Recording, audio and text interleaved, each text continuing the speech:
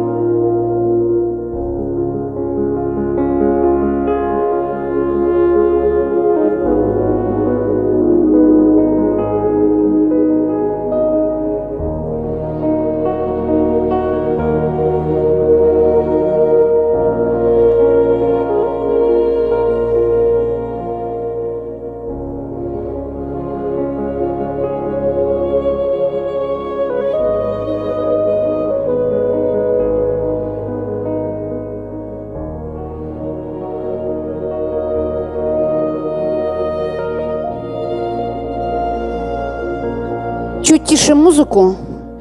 Тем, кому сейчас мест нет, просто стоим. Здесь только спикеры.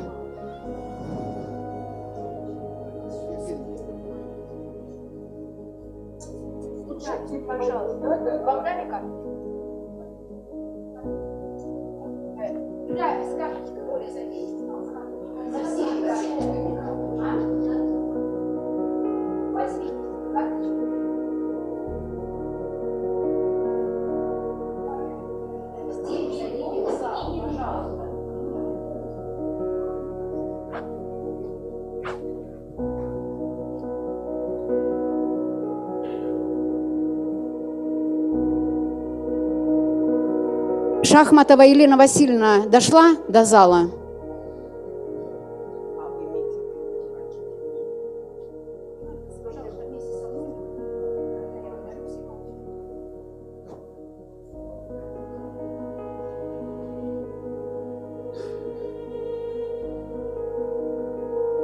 Спикеры, за свои слова, за свои столы садитесь, пожалуйста. Заходите в зал за 1 минуту до эфира.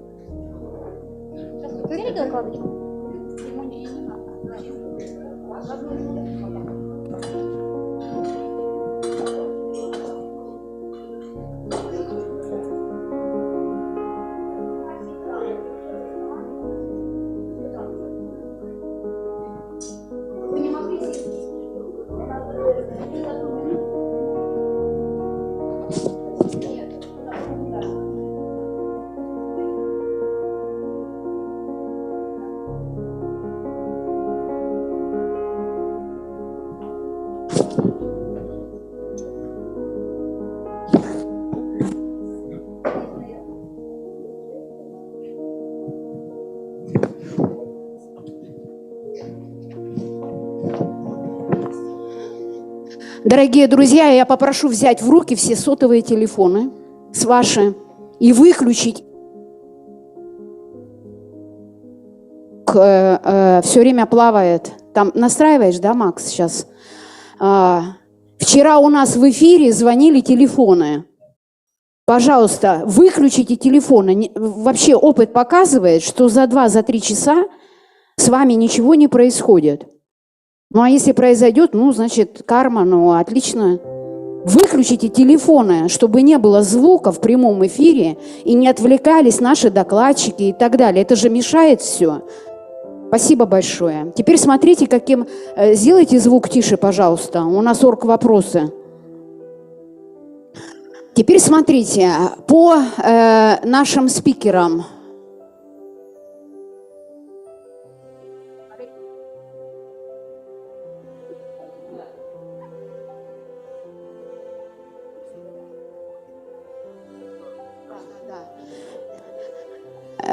Спикеры, посмотрите, пожалуйста. У нас главная камера по прямой трансляции будет в центре. Первая часть – это брифинг. И вы будете сразу начинать работать со своими участниками. Мы сейчас всех рассадим к вам за столы, не ожидая, когда я к вам подойду с микрофоном, и не ожидая, когда будет включен прямой эфир. Мы работаем в рабочем порядке, каждый. Вот как будто семинар вы проводите, да? Вы отвечаете, я сейчас расскажу, как это будет, вы отвечаете на вопросы и так далее. Вы работаете со своей командой. Люди, которые сядут сейчас к вам, они могут задавать свои вопросы. На всякий случай, если в прямом эфире будет заминка, вот я к вам подхожу к столу, например, здравствуйте, у нас стол психология. Это психология? Он фиолетовый?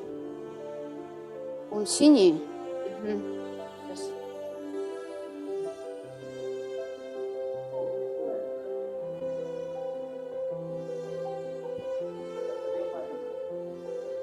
По флажкам. Мы смотрим по флажкам синий. Психология синий. Кравченко. Психология синий. Дорогие друзья, мы в прямом эфире, это небольшая репетиция, чтобы поняли все спикеры, господин Вольнов. Я вам говорю, потом в эфире будет хаос. Репетиция. Прямой эфир, синий стол, психология.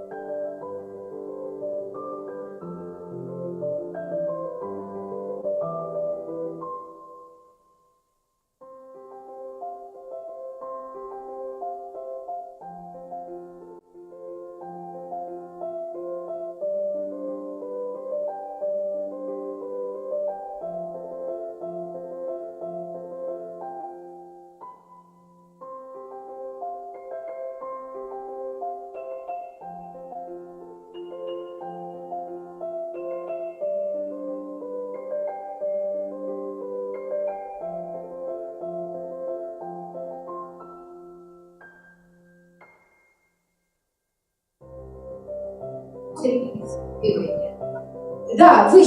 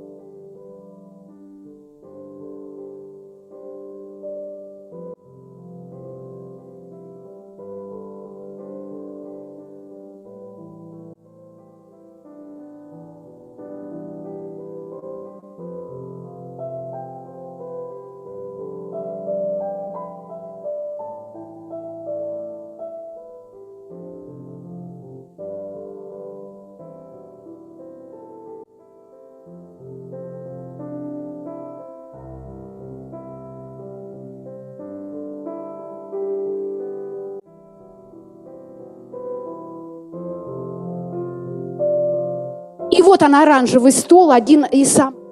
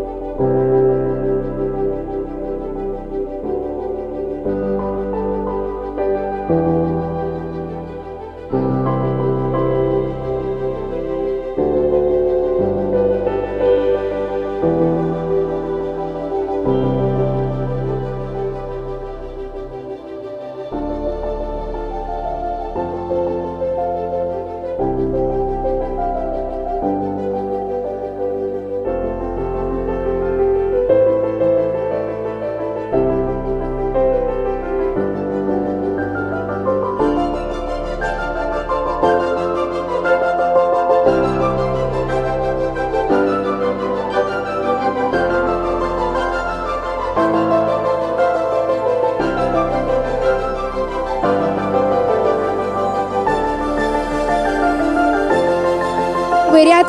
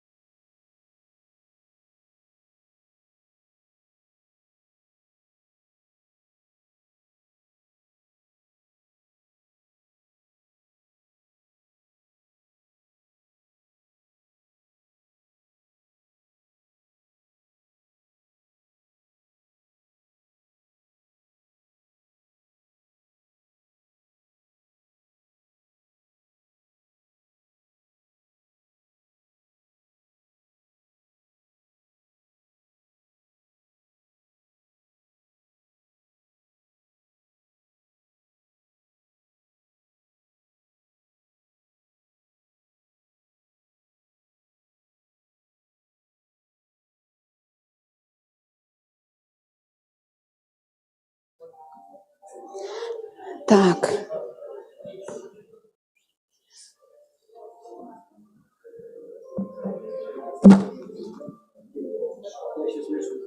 Я забыла про тебя, да?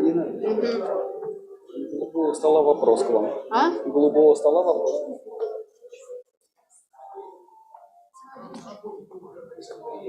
Да, обсуждайте. А чем вам заниматься? Вам делать нечего.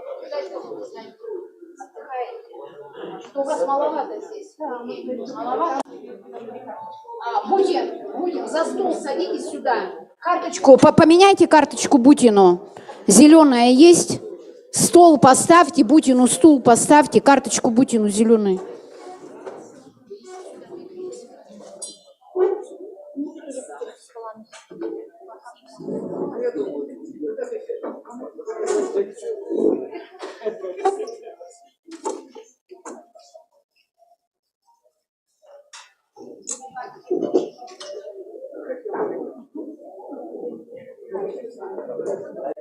Анна, куда мы сейчас такое было? Вот отсюда кружка.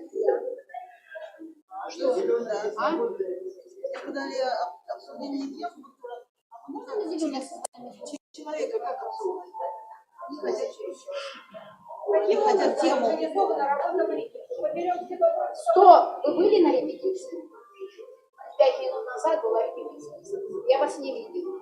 Ходить надо возле. А теперь просто сидим молчим. Какой? Андрей?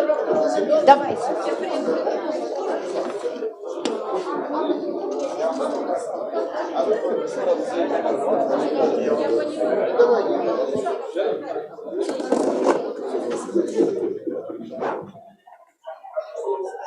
Калачакру подготовь после Гулешов. После открытия Калачакра Владимир Васильевич. У вас 5 минут.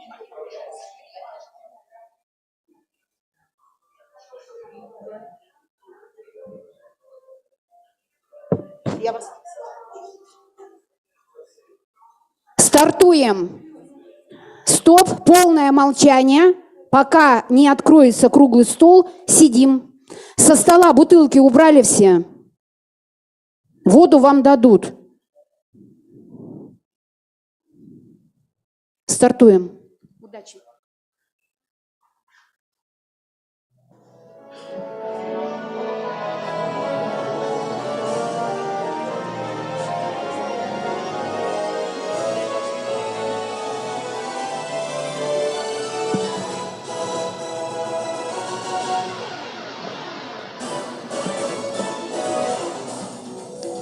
Добрый день, дорогие друзья, участники 7-го Международного Теософского Конгресса, посвященного Блаватской Елене Петровне. Good afternoon, dear participants of the Congress.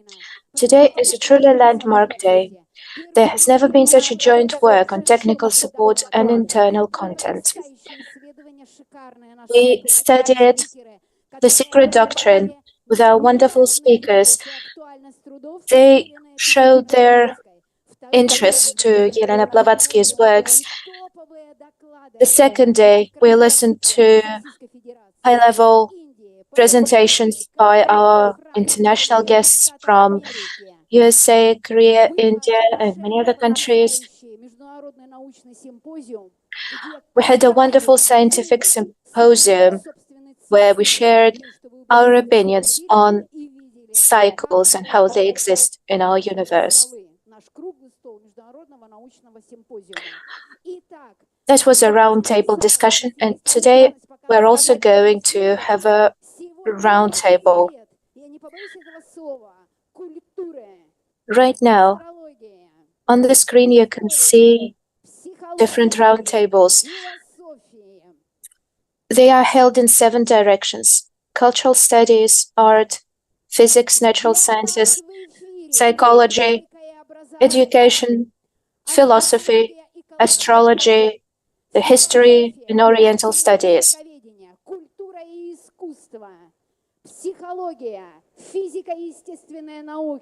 One more time, 7 directions: cultural studies, art, physics, natural sciences, psychology, education, philosophy, astrology, history, Oriental studies.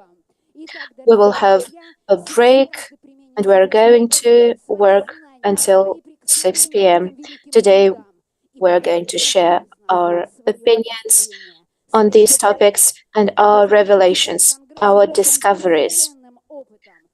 We'll share our experience because the individual work of each person, and this material is quite complicated. So this individual work, it reveals the best that exists in a person in all of his incarnations.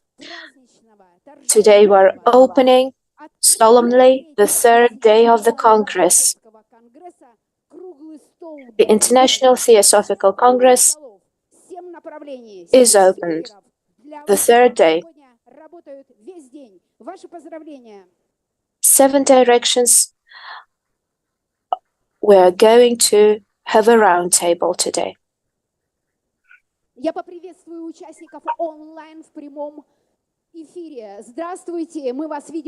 I welcome our guests who joined online.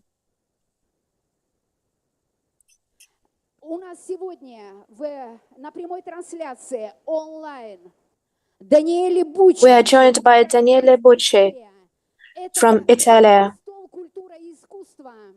He will be participating in the roundtable dedicated to cultural studies and art.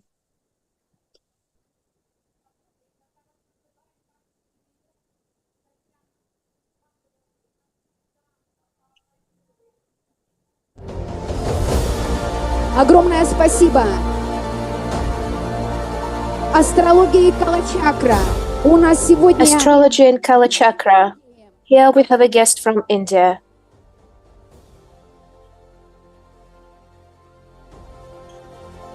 Мы приветствуем Václava Sandera. We welcome Václav Sander.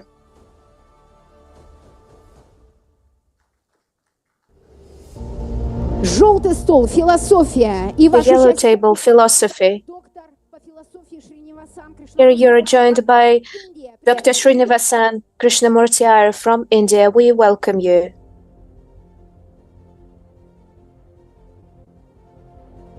Российская Федерация, кандидат физико-математических наук. Russian Federation, physical mathematical sciences candidate. Now he is in China. He is a participant of the green table.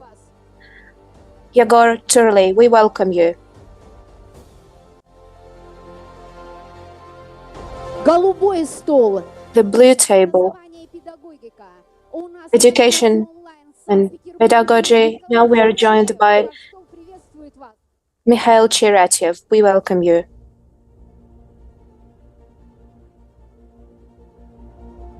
Огромное спасибо и вступительное слово перед тем, как Thank you so much. And before we start our session,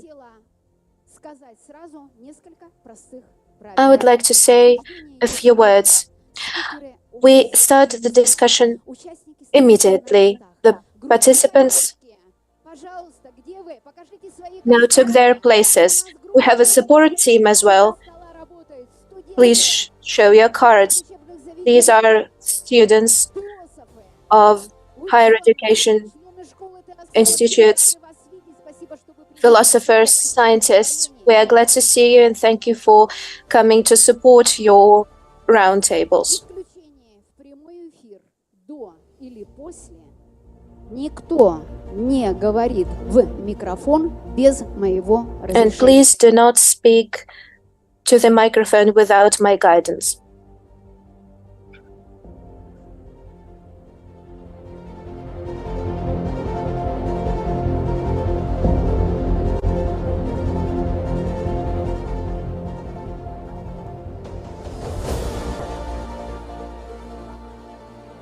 Итак, дорогие друзья, Dear friends, we will start with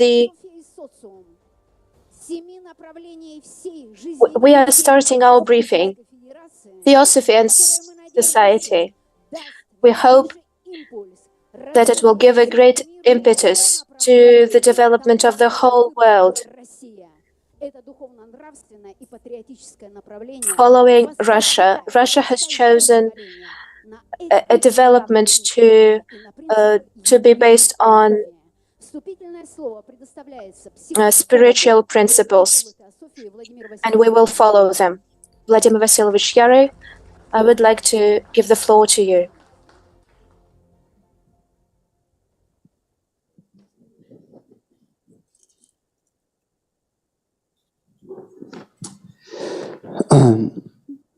Приветствую всех в этом третий день нашей работы. И сегодня мы попробуем раскрыть все-таки свой потенциал. So we are working the third day today, and we are going to discuss a lot of interesting topics. Елена Петровна Blavatsky, in her notes and Bureau of East, she gave thought for whole day. And let's use this thought. So people who question everything cause лишь антипатию. They cause only hatred, because people cannot avoid hatredness with people who are stupid. That's why we took this as a basis for development, for our atmosphere, this atmosphere for this day. We use this day like a black mouse. Black mouse symbolizes karma. So we make these other causes for world. If we have peace, we can make peacefulness for this day. Next combination of this week next week will be red wild animal. This red wild animal symbolizes saying of this fairy spirit we can make something good for creativity. This and whole month, this month will be. Let's make a circle on notes in this month. So this month take big hole and black dogs around this month, and black dogs symbolize strong people, and strong people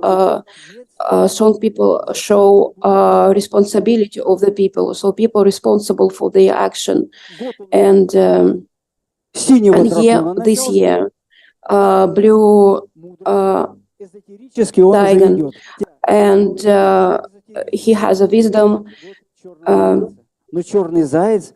And however, this year also symbolizes a black rabbit, and dragon makes synthesis. So these events we call this the VII Congress, synthesize as the beginning of a beginner for this day. Our spirit. So this action go from our heart, and let's keep this atmosphere peacefulness for the future. Let's take it as an example. We know like this is difficult. There is a question, and this question should be left for the people who are not wise, like somehow call them stupid, and this spiritual science for the peace can use like a probability for the future. Next guest.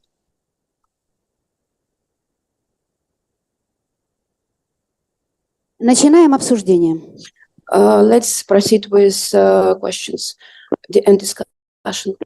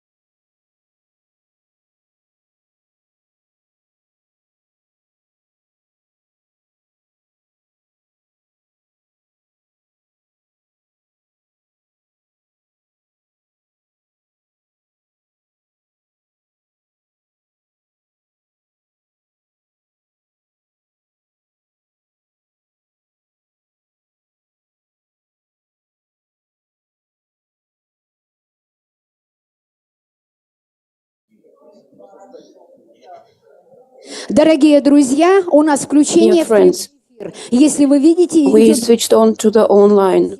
So as we see how people discussing a question. Please walk, people. And we see there is a lot of questions from the speakers and participants. Participants have a lot of answers. And online we begin with the blue table, psychology. Please applaud.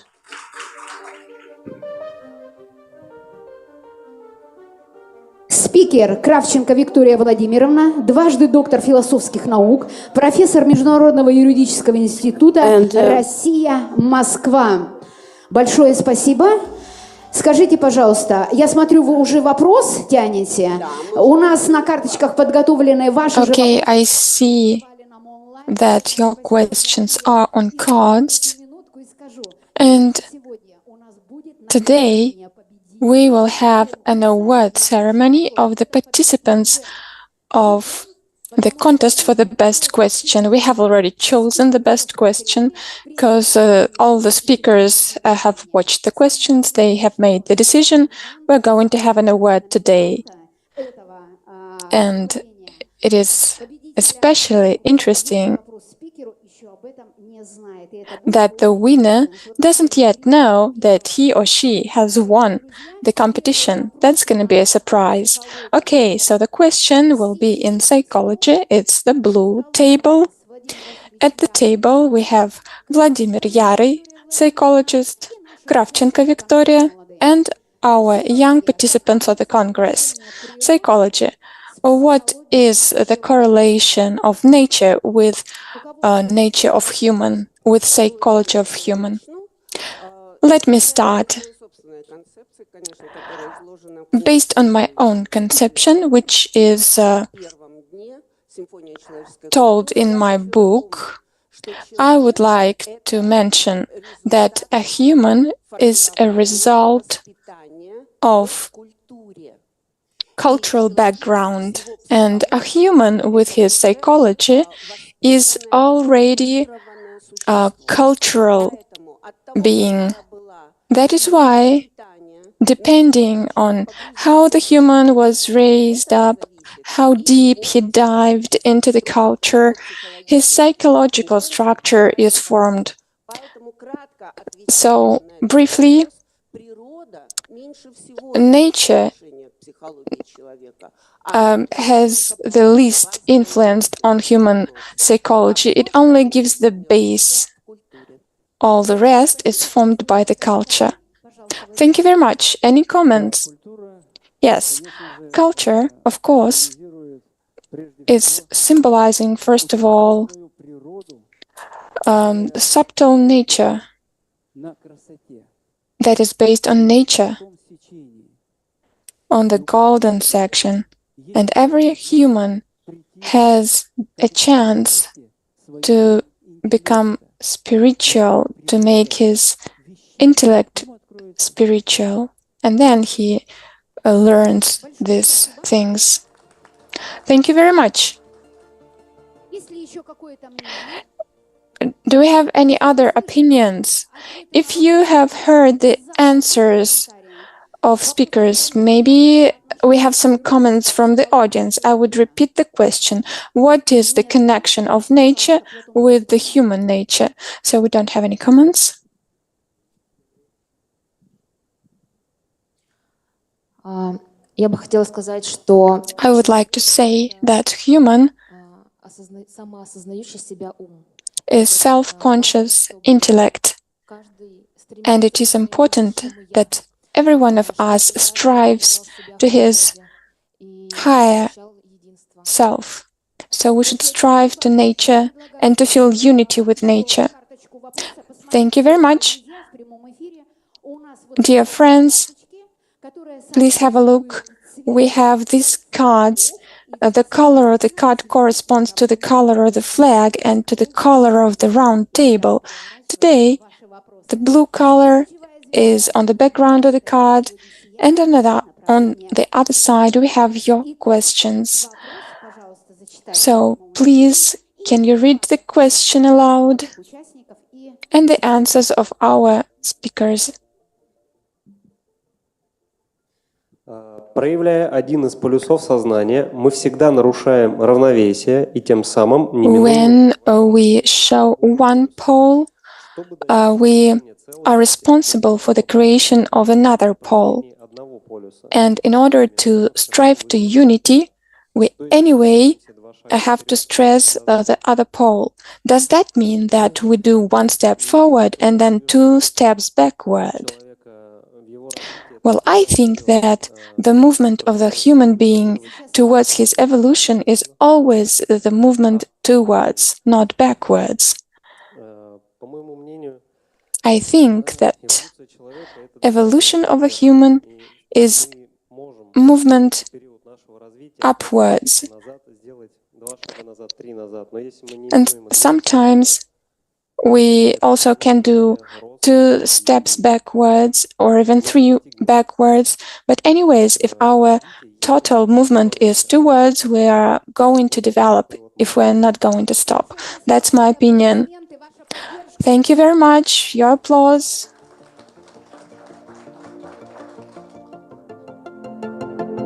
У вас есть что добавить, пожалуйста? If you have any comments, you're welcome. Well, I think that development of a human can be compared to the sinusoid. So there is the way up, and then after the way down. But anyways, gradually we still move up. It's like when we're climbing the mountain. Sometimes we can make a few steps backwards, but we continue our way, and finally we are on the mountain. Homeostasis is also a different way. Sometimes it's lower, sometimes it's higher.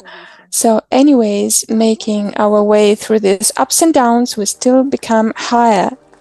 Thank you very much.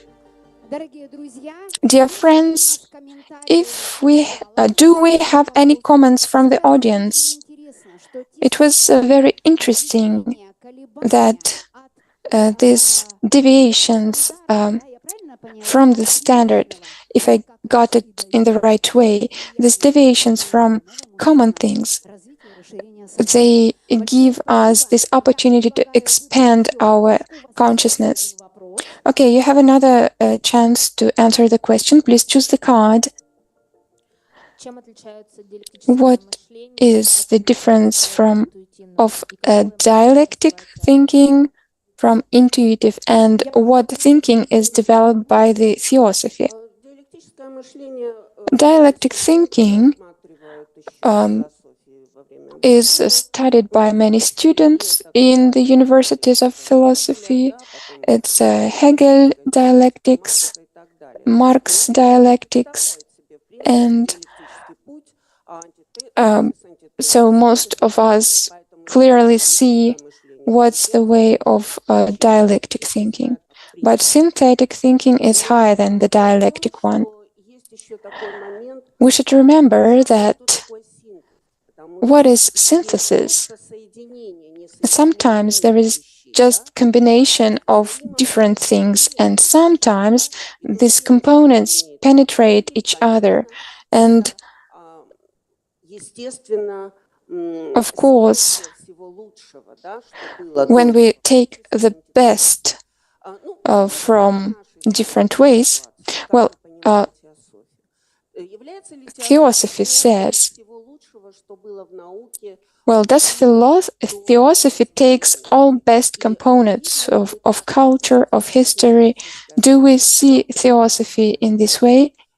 At the moment, I'm sure no. Unfortunately, at least I don't know any Theosophy people who worked based on the new paradigm, because I think that Elena Petrovna started to form the new way of thinking, and it is a very complicated and process full of contradictions. That's why synthetic thinking is the result of the new way of thinking, new science and new scientists. Thank you. Another comment from Mr. Yari. I would like to say that synthetic thinking is the most complicated of all ways of thinking, and it is so complicated because не исполняет указы, данные в этом учении. The human doesn't follow the instructions of the doctrine. As soon as we start following the instructions, we will have synthetic thinking. We have this secret doctrine of Elena Petrovna Blavatsky. Okay, I have a small comment here. There was a very interesting thought that at the moment we still don't have this theosophical thinking and consciousness that can work within the new paradigm. Please look at each other. We are working now in the new paradigm. We haven't ever had this round table since the times of Elena Petrovna. This is the new method. This is the Congress that unites scientists, researchers, and this is the research of one sloka gradually from the first sloka stanza and further on. This is the first experience ever. So, dear friends, I congratulate you with a new time, new paradigm, and with a new influence of knowledge that humanity can get right now. We are in the new epoch today.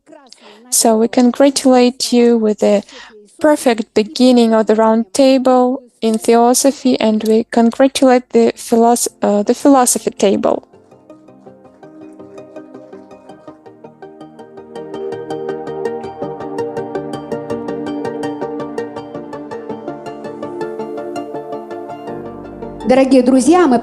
Dear friends, we continue green table.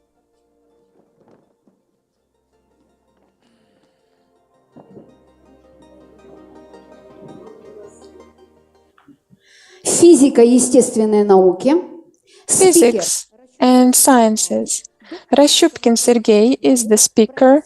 He is Doctor of Mathematical Science, Professor of St. Petersburg's University of Peter the Great, Russia, St. Petersburg. And we also greet everyone who has connected to our Congress online. Turley Yegor, please listen to the questions. We will be happy to listen to your comments. Hello, everyone. Dear participants, thank you that you have chosen this unique table, which is directly connected to the science and will tell us the new paradigm in order to implement the theosophical knowledge and sciences. I give the floor over to Rashupkin, and please choose the card. Dear friends, hello. We have an interesting question here.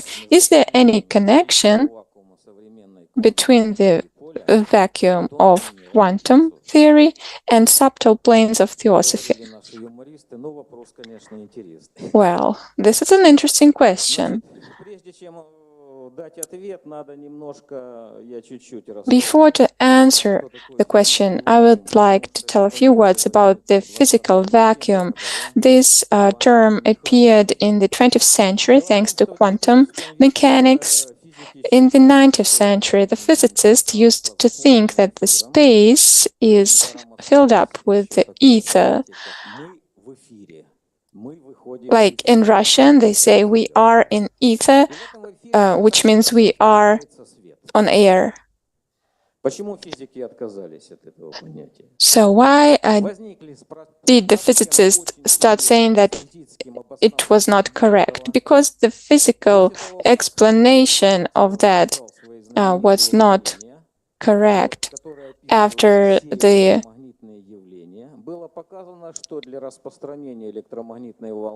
electromagnetic waves revelations, the new knowledge appeared, and the term of ether, as Einstein said, well, it stayed because we didn't need it anymore. And then later the quantum mechanics appeared, and we learned about the virtual particles. This is the fundamental things. The physicists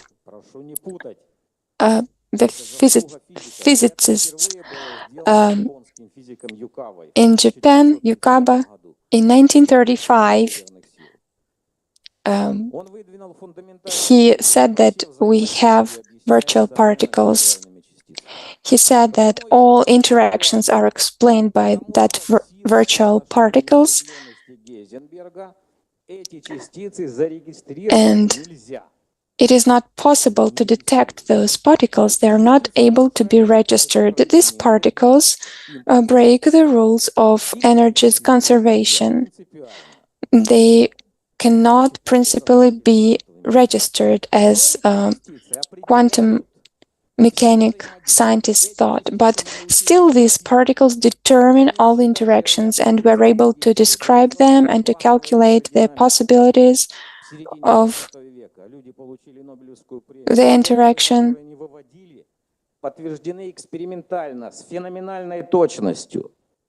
And those formulas were proved experimentally.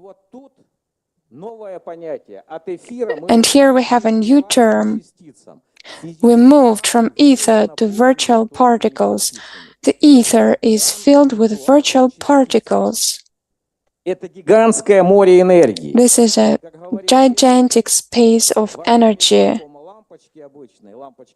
If we take the lamp and its vacuum, then the energy inside this vacuum will be enough to boil the ocean all over the planet.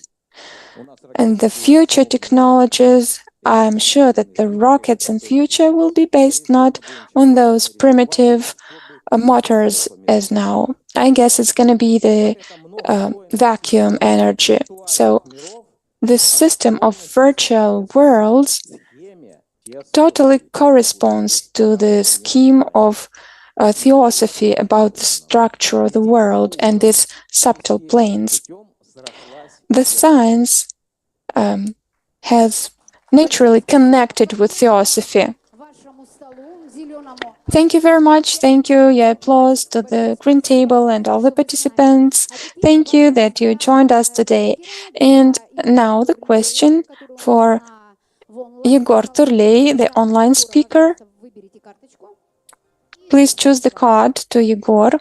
Известно, что пространство и время являются базовыми понятиями в современной физике. Существуют ли некоторые факты, которые свидетельствуют о том, что существует нечто более фундаментальное, чем пространство и время? Господин Турлей, если вопрос понятен, то, пожалуйста, ответ. Если плохо слышно, я повторю. Да, я думаю, что здесь можно вспомнить ту самую штуку. Well, I think today we can remember the sloka. Идет речь о великом дыхании, которое является... The great breathing was mentioned in the comment of the sloka. Возможно, то самое божественное дыхание, которое... I guess that this современной физике можно breathing, назвать, такой метафорическим языком современной физики можно назвать. Metaphorically we can call it также a vacuum breathing. И вот это самое дыхание является тем самым... I think that this breathing can be this addition. So what can we say? In modern physics, the theory of strings, колебаниях, о том, что непосредственно характеризует ритмы дыхания. Возможно, какая-то связь, когда будет... Maybe there is some connection here. And maybe фундаментальное, чем пространство и время. This will show something more fundamental, that space and time exist. This is the first that comes up to my mind. Maybe someone else is going to add something. Thank you very much. Thank you that you joined us today online. If you have any comments to this question, please, you're welcome. I think that the most fundamental terms of space and time are goddess and God. Goddess, time, this is, well, today it's Mother's Day, and space is the expression of Father's beginning, God. Thank you very much. Well, it's pretty interesting.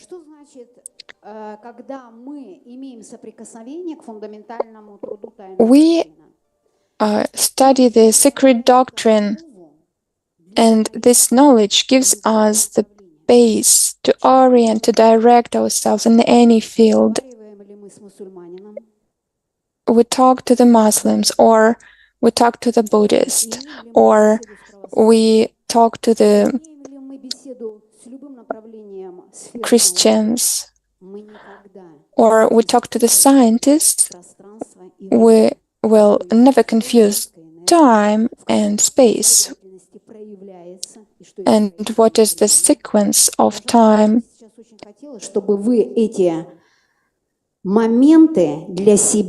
I would like that every table analyzes these things, because next round we're going to have the cross discussion, and the questions that we had today, they are,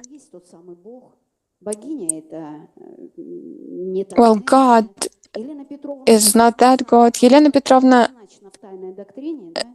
mentioned that in the Secret Doctrine, and the teachers confirmed that in Agni Yoga and in other fields. So please today correspond to the Theosophy, okay? Please applause to the questions. If there are any comments at the table, you're welcome. Space and time. So we are talking about space and time. We know that there are 3 dimensions in physics, and the 4th one. And the 5th and the 6th dimensions are our mental energy. With this dimension, we can go beyond space. We can travel in space, actually, and Helena Blavatsky wrote about this. Using our mental energy, we can do that. It also allows us to look at the Akashic writings and see what was written in the past. So this is how we go beyond time. Thank you so much.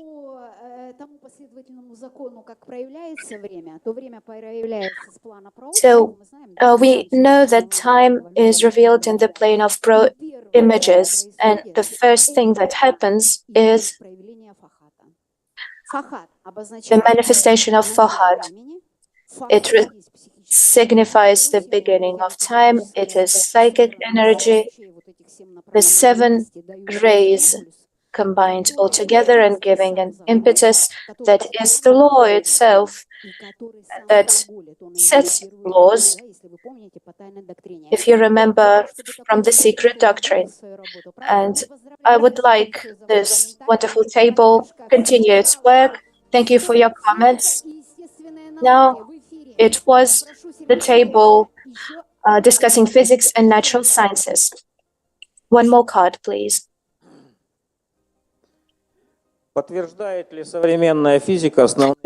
Does modern physics confirm the basic principles of theosophy? If so, give examples.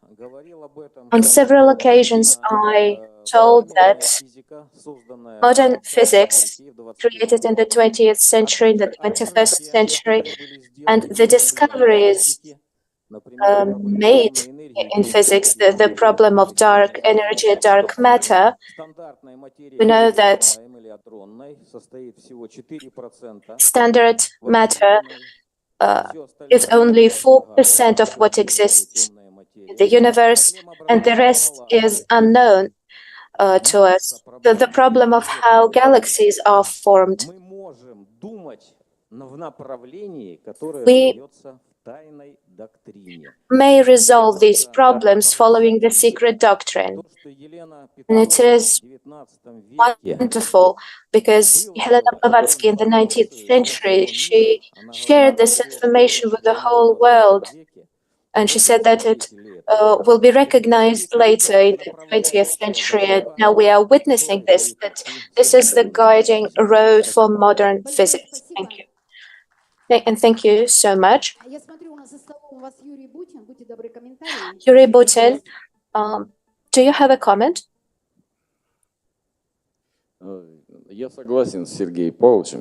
I agree with Sergei Pavlovich that the future of science is in theosophy. Thank you.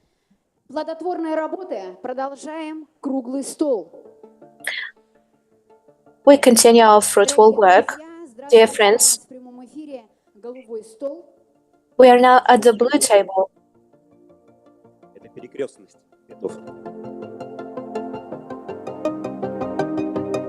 But the microphone is yellow, so we kind of combine the colors here.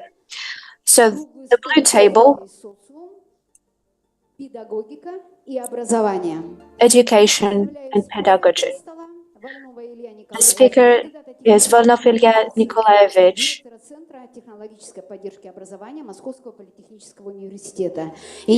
He is PhD in Technical Sciences, Associate Professor Director of the Center of Technological Support of Education of Moscow Polytechnic University, and Vladimir Chernov, Doctor of Science in Economics, PhD, Professor of the Department of Finance and Credit of Nizhny Novgorod National Research State University, named after Lobachevsky, Russia, Nizhny Novgorod.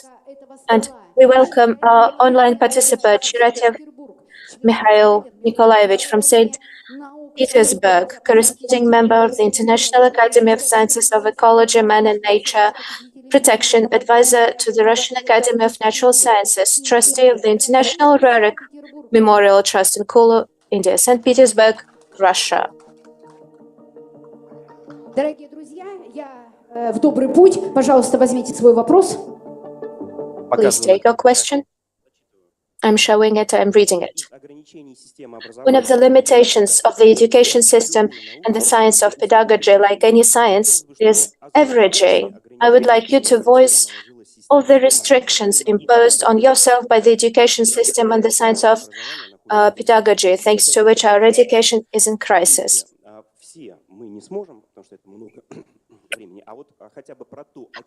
I would like to say the following. I would like to comment on averaging. In discussing the education system, we are talking about individual trajectories in education. In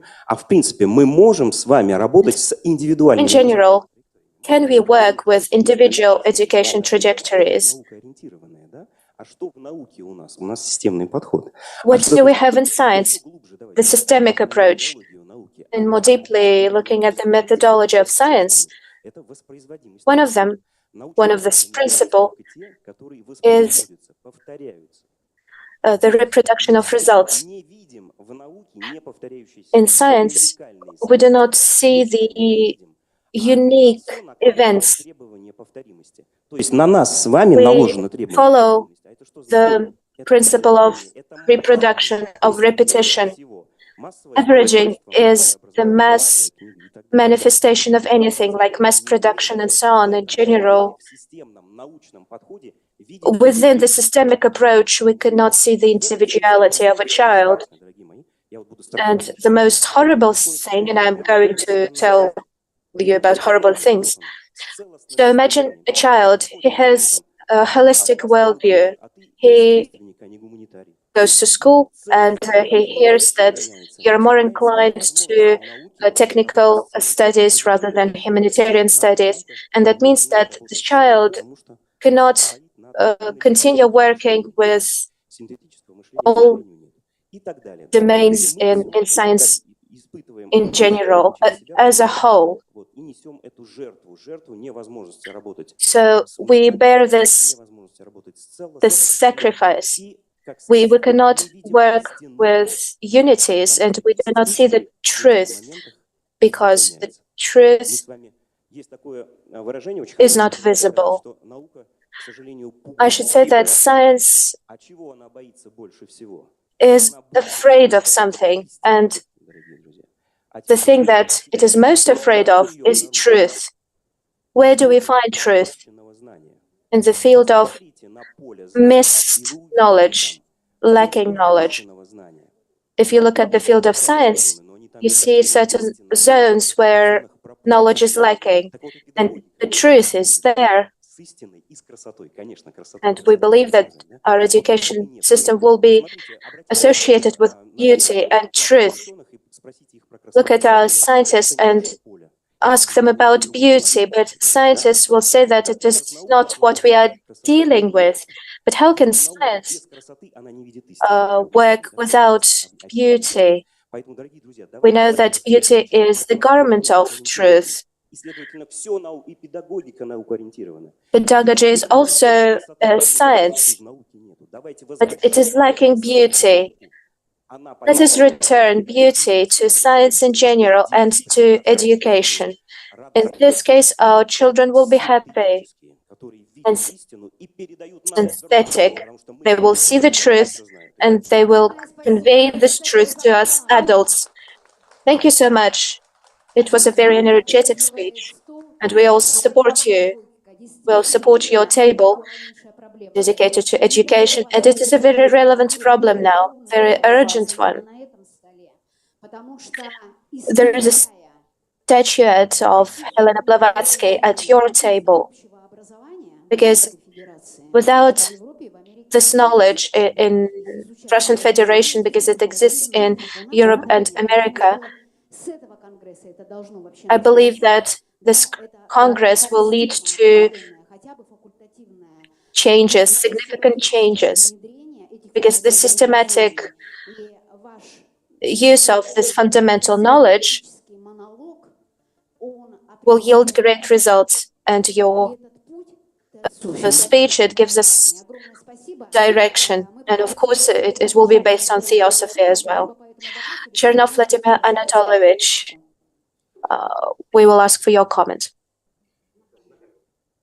Какие вы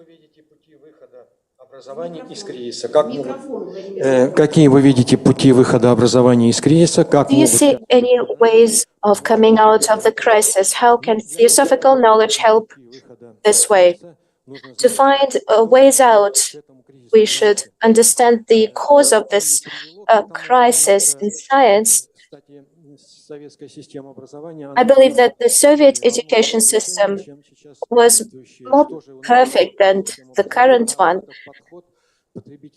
and the approach based on a consumer and not a creator was actually hindering the progress.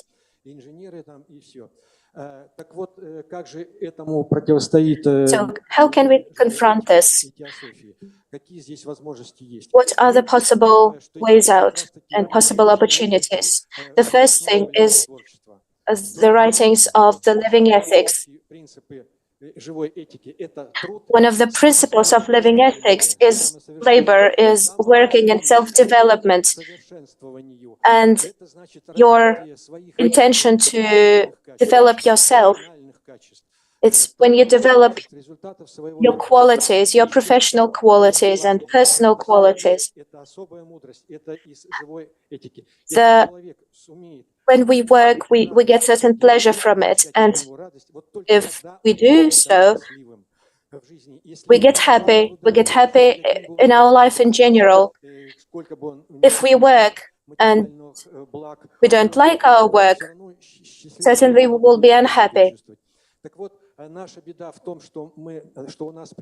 So the worst thing is that we teach our children to consume and we estimate people according to their level of consumption. The more I consume, the more luxuries I have, the richer I am, then I should get more respect.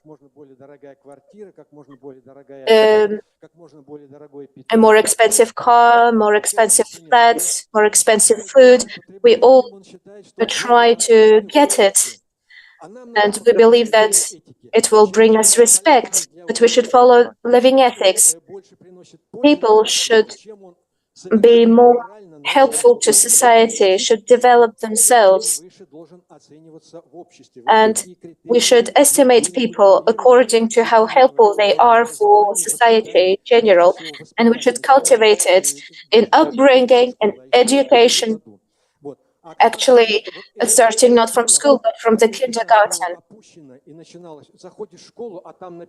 When you enter the school, tolerance comes first place.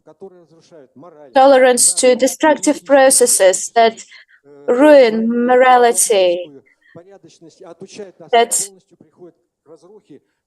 leads to chaos and to the destruction of the foundations of our society. Living ethics reads, there is nothing worse than a crowd of people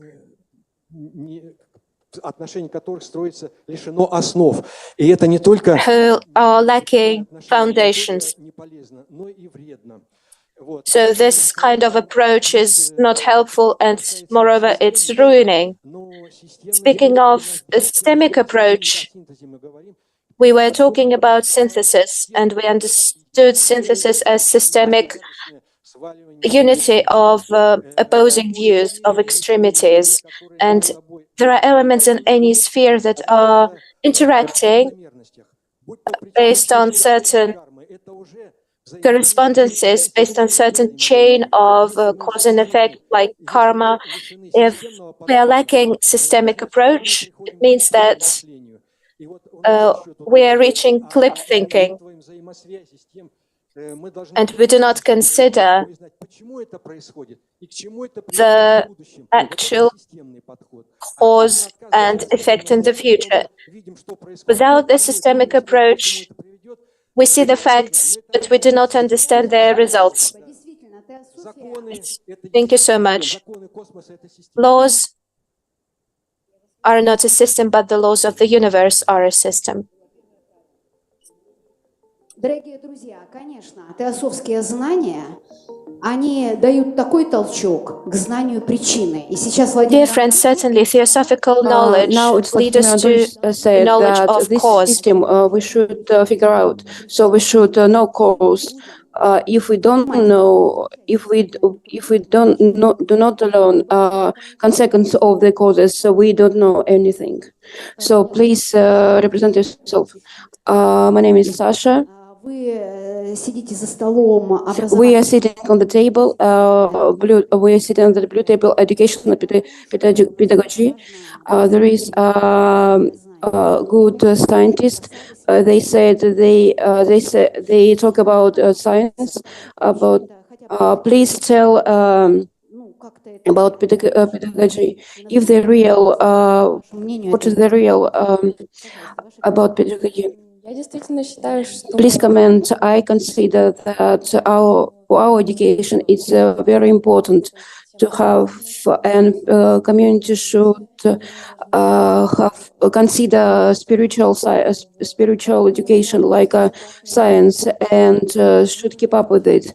And I completely agree with honored people, and almost completely maintain his view. And dear friends, you have one more question. Please take the card. Please, I want to proceed with this again. Пожалуйста, покажите карточку в эфире. Please show online card. A card. Read the question. The main problem of pedagogy in this is the solution of what good question. This. Владимир Анатольевич. Чем он закончил, он сказал, что мы должны знать причину того, что мы имеем. We should know the cause of what we have, and what crisis in education is education. Education go from the word from educate. We live in a community of consumption. Ideal in this community is consume. So far, if we don't have ideal, so we don't have ideal like idea which should fix the criteria of for ideal, then our problem will be overcome. A problem will be overcome, like educational problem, another problem. So we should go to the ideal and realized in our community. Thank you very much for this table, and good question, good comments, good answer. Thank you very much for Volnov and Shirokova, Chernov. Богомоловой. We heard that the causes for the system gives образовательную систему. For common education. It's real. System is real. И круглый стол Theosophy и социум продолжает. So round table continue its work. Applaud from the speakers. Участник этого стола. We have online. Михаил Николаевич Черятин. Чернова. Вопрос для Черятина. Чернов, have a question for Черятин. Известно, что главная проблема There is known the main problem of pedagogy is the solution of non-standard tasks. What would you suggest? What method in solution solving non-standard tasks? The method is described in the books of living ethics and secret doctrine can help in solving non-standard tasks. Mikhail Nikolaevich, if you understand the question, please wait. While you wait, while clubs and raise hand, so you are participant another table. In a few minutes, so we have table astrology. Please, Mikhail Nikolaevich, if you are ready. Yes, I'm ready. It is known that the main problem of pedagogy is the solution of non-standard tasks. What would you suggest? What method of solving non-standard tasks? The method of described in the books of living ethics and the secret doctrine can help in solving non-standard tasks. We wait, dear friend. Yeah, do you hear me? Hello, do you hear me? Михаил Николаевич, во-первых, у вас не русский язык. Внизу программы Zoom, вы были на репетиции. Выберите русский язык, вас не слышно. Please choose Russian at the bottom. In the Zoom, hello, do you hear me? Желательно. You have 30 seconds. Please fulfill your answer in 1 minute. Thank you very much for this question. Standard in all spheres of our community. Thanks for we have a basic for the intellect, and science is based on the science, on classification or differentiation of systematization of science. So a system of systematization is the basis. Living ethics and a secret doctrine tell about inner of the human and tells about inner human, which can quantitatively say about different part of the spiritual mind of people. So this step is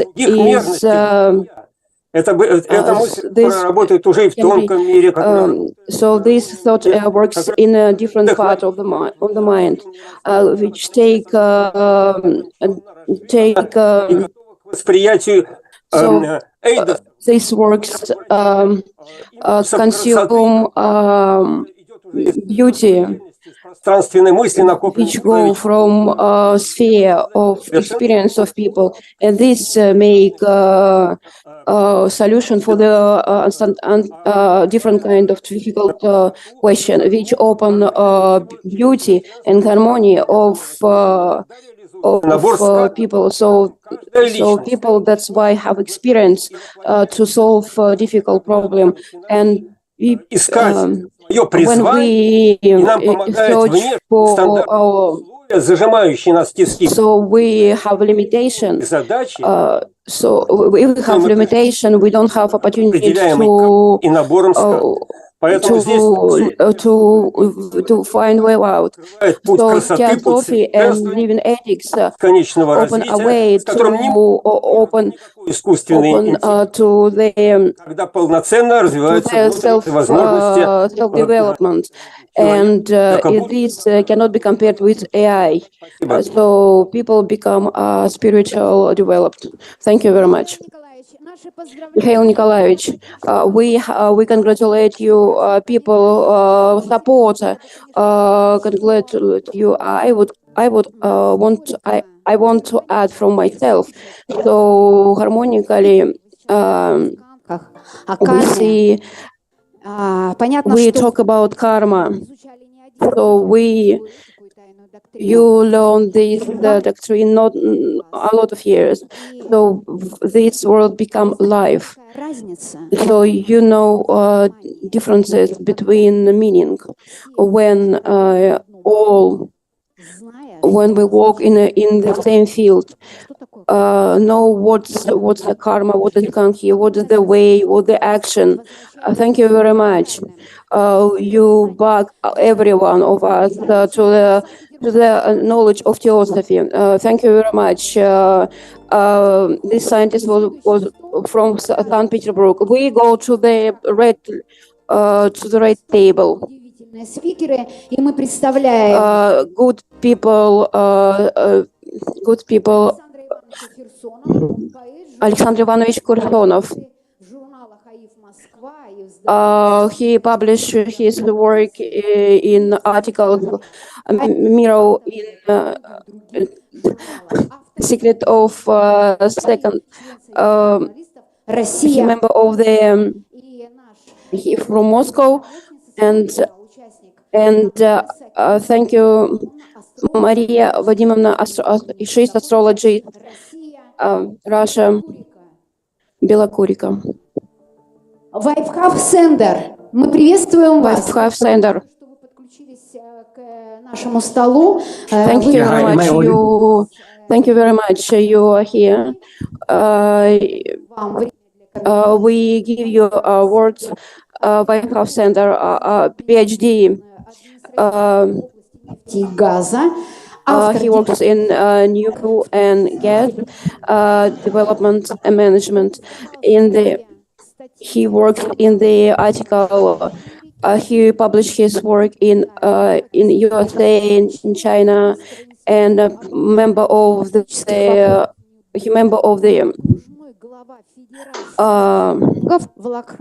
he works in astrology in Lucknow, India. Thank you very much. You here, and Alexander Ivanovich, take a card. Пожалуйста, в эфир покажите. Зачитываем вопрос, спасибо. Please read the question. Astrology and Kalachakra are different ways of cognition. What their difference? I can answer them. Oh yes, a question. Question is very interesting because give opportunity to thinking how astrology represent in Kalachakra in a system of Eastern and West. But the link between them have to be. If we consider the structure of Kalachakra, we can see circle of zodiac. This is the first sign. we should pay attention to. And differences are big, but not everyone astrologers can understand this. Can understand people from different knowledge or from different part of the world, and in another way, who work in people who work in theosophy, scientists who work in theosophy, they can understand astrologists. So we have so differences is big, but common between them, astrologists and people who learn theosophy. So in this event, I found one important moment which connect astrology and astrology mandala, which is close to the Kana chakra. This is the Western understanding of West and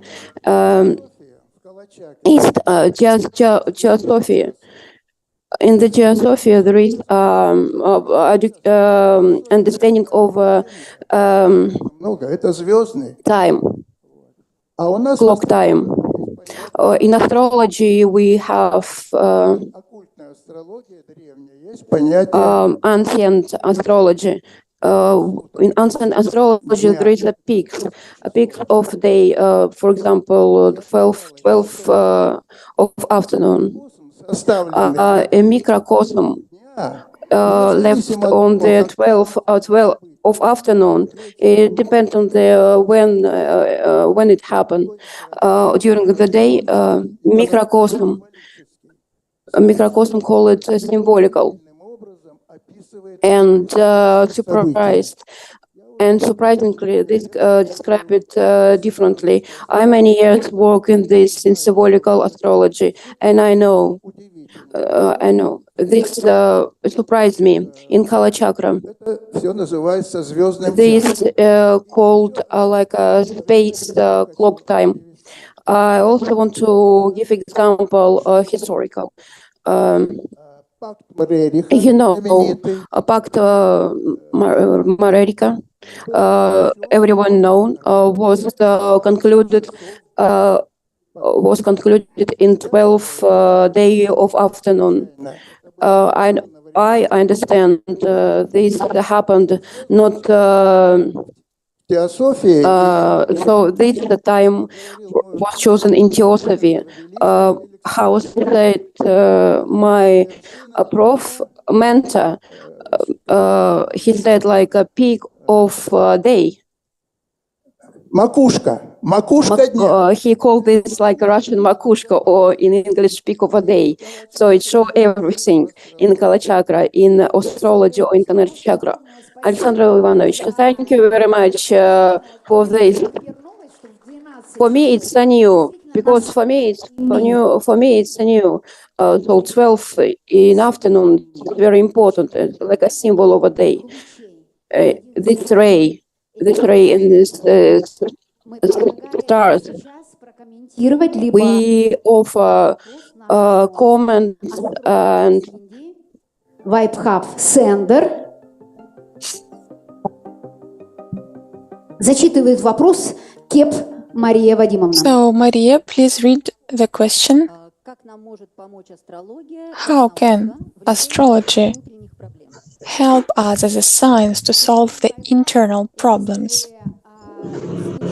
Mr. VIB Hub, if you heard the question correctly, yes. Can you comment on it? How can astrology as a science help? I'll begin my comment. Let me begin by saying that yesterday there was a tragedy when a temple was demolished by Pakistan about, at Kashmir. Yeah. So I'm going to speak on the subject that you asked. Am I audible?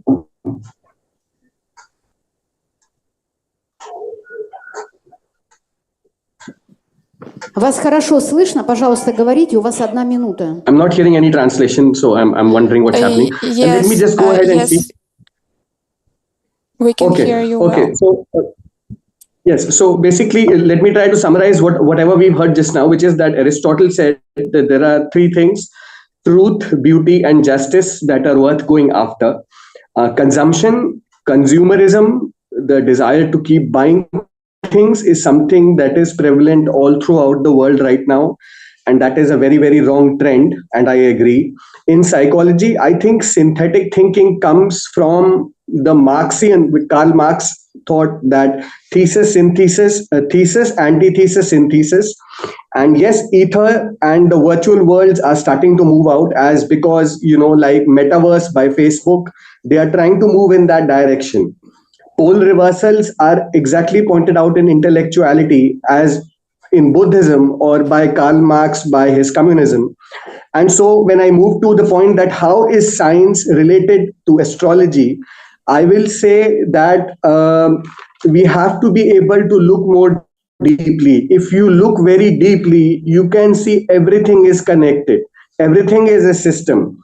Andrei Tarkovsky once said, an artist never works under ideal conditions. If they existed, his work wouldn't exist. For the artist doesn't live in the vacuum. Some sort of pressure must exist. The artist exists because the world is not perfect and would be useless if the world were perfect. And so he has and said, as man wouldn't look for harmony, but would simply live in it. Art is born out of an ill-designed world. This is the issue in Andrei Rublev. Okay, I'm being heard. Yes. So as I move forward, how science and religion combined can be understood if you look deeply in the fact that in the Caucasian mountains today there is a synthesis as well as a divide, and that is happening, as you can see, in Arvind Adiga, whose last name comes from Adiga, which is a part of Caucasia. And there was Jamal Khashoggi, who was killed, and you know that Khashoggi is also a type of a language and people in Caucasia. And there's Dagestan, where you had riots sometime back right there in Russia. So what I'm saying is, if you read the news very carefully, you can look into the depth of the problems out there.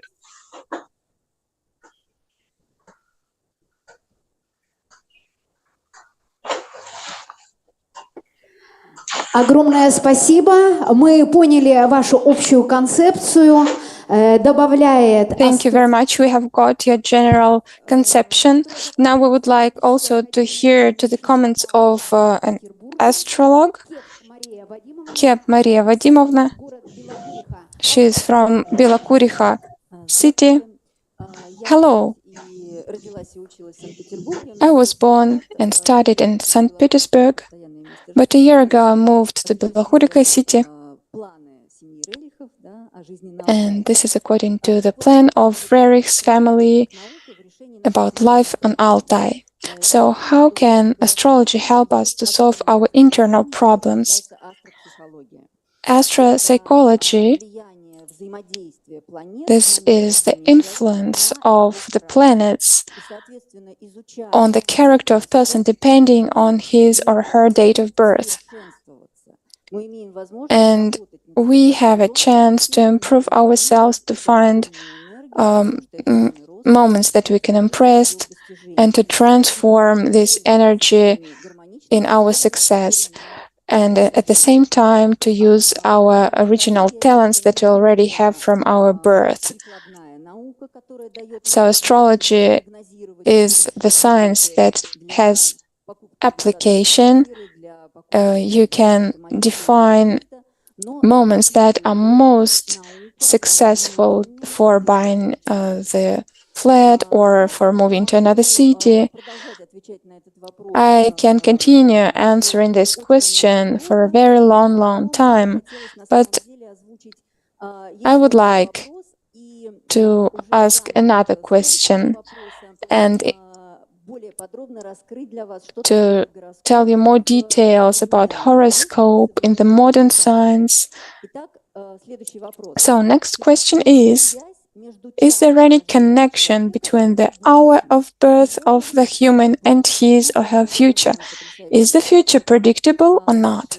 This is a brilliant question that our audience made, because here I can briefly explain what is a horoscope. At the moment of birth of a person, the sky is opened up above our head, and the projection of zodiacal circle is our original data. It's like the instruction for the human in our reincarnation. And the planets in zodiac, this is the character, our motivation, and the line of horizon. It is also projected into zodiac, and it depends on the hour of birth of the person. So if the person knows his place and time of birth, then we're able to make the professional horoscope that's going to be different from the natal card. And we will see the events that can happen to the person during all his life, and we will see the geographic coordinates of them. Our astrological school in St. Petersburg has a difference from all other schools because we work with the local map. It is connected to some certain coordinates and place of birth of the person, and you can predict different events in different places. And of course, I'm going to relocate. When I was going to relocate from St. Petersburg to the Altai city, before to do the relocation, I chose the best place and date of relocation. Because if we make our decision in a good period of time, when we're relaxed, it's a good decision. If you make a decision during stress, when we are unhappy, then we will be unsatisfied with those decisions. So everyone has a horoscope, but not everyone knows his or her horoscope. So I wish every one of you knows it and use it. Thank you very much that today you gave us another potential opportunity. I remind you that you can ask our speakers questions at any time. We are open for the whole community, and the roundtable is working for you. We congratulate the table of astrology. Thank you very much. Thank you for your answers, for your comments. Vaphlab Sander, you mentioned Tarkovsky, and of course I would like to tell the story about Tarkovsky. Once Tarkovsky was asked to pass a psychological test and to draw a line on a circle. Tarkovsky turned the paper and he drew the line. This is the answer on those questions. Tarkovsky is a genius. He went out from the sphere and he connected the polar things. He understood both astrology, philosophy, art, and he gave a brilliant basis for culture in his movies. And of course, he knew the Asian studies. And he was a very talented philosopher. Thank you for mentioning this Russian person. Okay, we pass to another table. Philosophy table. This is the yellow table. We greet the yellow table of philosophy.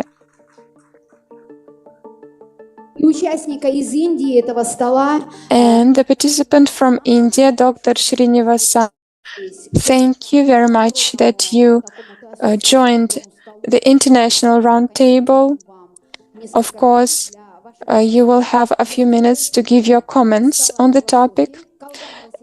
And now Kolganov Sergei, the candidate of philosophy, science Professor of University, Moscow, Russia.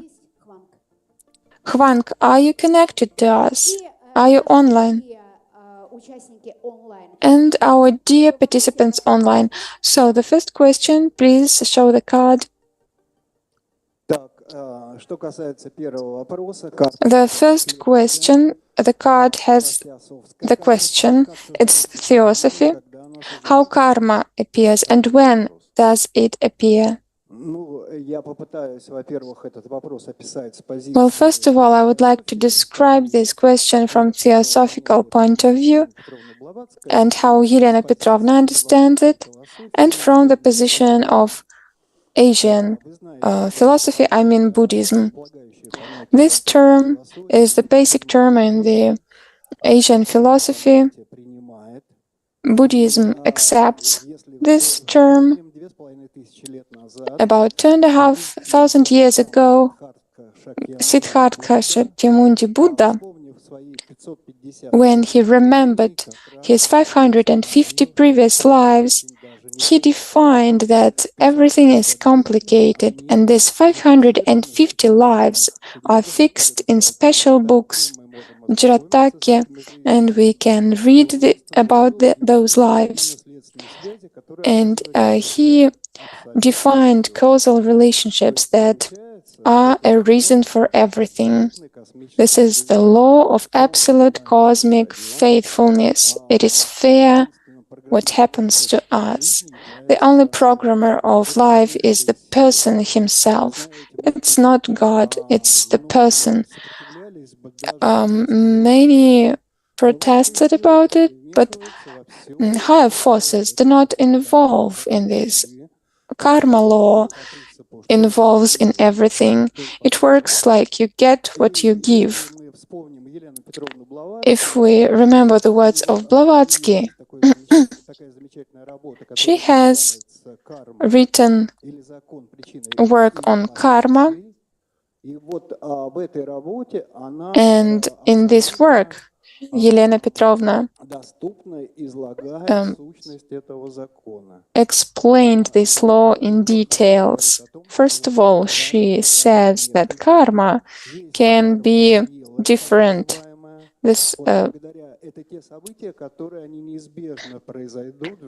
For example, there is kind of karma that includes events that anyway happen in life. And I guess if not this karma, then astrologers would have a hard time. This type of karma is in life all the time, and it defines almost everything. Not everything, but a lot of things, like the durability of life, relatives and society, structure of brains and nervous system. Well, it's hard to say what it doesn't determine. Then there is the second type of karma. We call it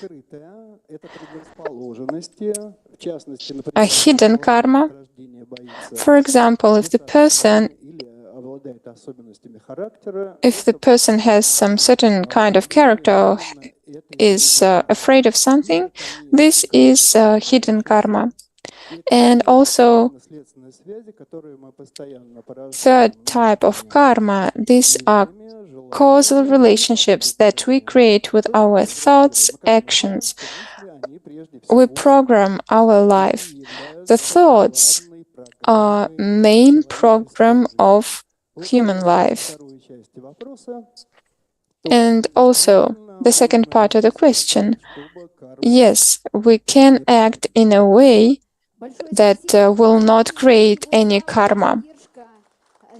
Thank you very much. Show your support to the yellow table of philosophy.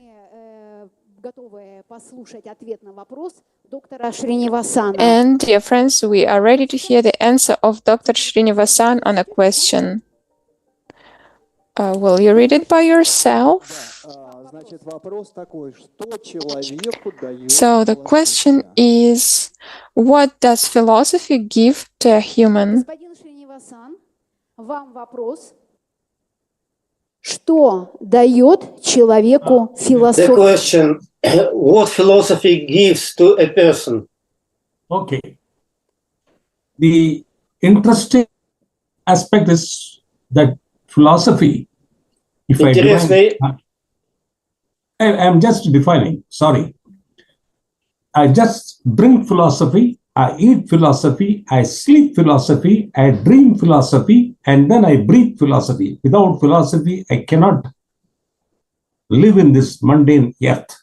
Philosophy illuminates and helps us to ponder and create the boundaries of what we know in science, religion, technology, and other aspects of philosophy like epistemology, metaphysics, and ontology, soteriology. So to say, philosophy is a very interesting subject for us. If someone finds it very difficult to, say it is a dry subject. Maybe it is dry, yes, I agree. But if only you nurture a rose plant, you water it, you cultivate it, and then see the flower blossoming with yellow color, then immediately you get the question of finding the truth. How this rose is yellow, how this rose is blue, how this rose is rose. So many questions are there. So it illuminates. Not only that, philosophy leads us to the question, why is philosophy more important? It will help us in our day-to-day life. If only we understand, according to experts, these are all told that philosophy is philologos, to find out the truth from everything, even in every aspect. And that is what I just wanted to, ascertain that philosophy gives to a person about what we need, how we go about it, and then how we work about it. Thank you. Доктор Шринивасан, огромное спасибо. Великолепный стол «Философия». Поздравляю. Thank you a lot, Dr. Srinivasan. Very good answer. Вы можете сказать пару слов, пожалуйста. If you have some comments, please say a few words. Елена Петровна Блаватская в инструкции к ученикам внутренней группы Елена Petrovna сказала такую вещь, что если told to her disciples, if it would be possible to make a bridge through the fourth dimension, позволяет наводить вот этот самый мост через четвертое, через радужный мост Антахараны. So this bridge was called Andakarana, like rainbow bridge. So this bridge would allow us to go deeper and to help us to achieve the truth. That's why the secret doctrine is called the synthesis of religion, philosophy, and science. Congratulations to the yellow table of philosophy. Вопрос такой, что значит идти в ногу со временем? What does it mean to go in line with the time? And do we go like this now? To go in line with time means to go in a very meaningful way, being conscious, to respond to all demands of the time. Вторая часть, она требует немножко больше конкретизации, то есть кто такие мы, да? And what who we are, and describing who we are, I would like to say that we are the inhabitants of our planet. Поэтому мы наблюдаем, что происходит вовне, очень много боли, зла, агрессии. And unfortunately, a lot of pain, a lot of aggression around us. Жители страны Россия. And next, it's inhabitants of our country, of Russia, and maybe being inhabitants of our country, it's a bit easier, because we live among the values which are more close to our souls. This is family, spiritual qualities, compassion, the work for the common bonus. And the third category of we is those who have got together in this hall. And these 3 days of our Congress show that we are going in line with the best values of our time in terms of spiritual aiming. And this Congress helps us a lot to achieve our spiritual goals. And it's very important to be able to apply the knowledge that we are acquiring during this Congress in our everyday life through the friendship, communication. Wish everybody happiness. Thank you, Lord, Dr. Srinivasan, for your answers. And now we are going to the next table. This is history and Eastern science. Я вас знакомлю со спикером. Спикер Олег The speaker is in charge of the sector of scientific work of the University of Scriabin. He's a philosopher. He studied in Yerevan University, also in St. Petersburg University after Lomonosov. He lives in Moscow now in Russia. Наш прекрасный гость, участник, спикер Голенищева-Кутузова Вера Евгеньевна. Another guest and speaker is Golenisheva Vera. She's been working for 20 years in the department of Rerich in the Museum of Moscow devoted to Rerich. And she has a lot of publications, and also she's editor of almanacs devoted to psychic energy. And I would like Oleg to open the first card. Красношапошников или желтошапошников, южного и северного учения или школ в чем? В чем различие? What is the difference between the schools of red caps, yellow caps? В целом здесь речь пойдет об истории и философии буддизма. Here we'll talk about the history of Buddhism. С чего все начиналось? Да? Вот, Where did it all start? к лицу с страданием его First, экзистенциальный опыт. for example, when a person faced the pain, the sufferings, the old Buddhist poet, in translation by Balmont, he saw the sufferings of people. And he said that I would search for one noble law which would help protect people against sufferings. And Gautama Buddha discovers, presents to us 4 noble truths. In Sanskrit, everything is suffering. There is no soul of Atman around us. And to get rid of the suffering, he is saying it's important to identify the cause of suffering. And the cause of suffering is avidya, ignorance. And it doesn't mean that people do not know some facts, but it's ignorance of the spirit.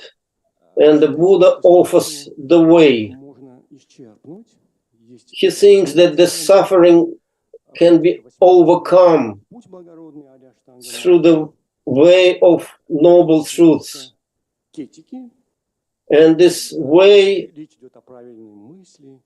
is regarding ethics, right deeds, right speech, right thinking, right efforts, and another dhyana ethics.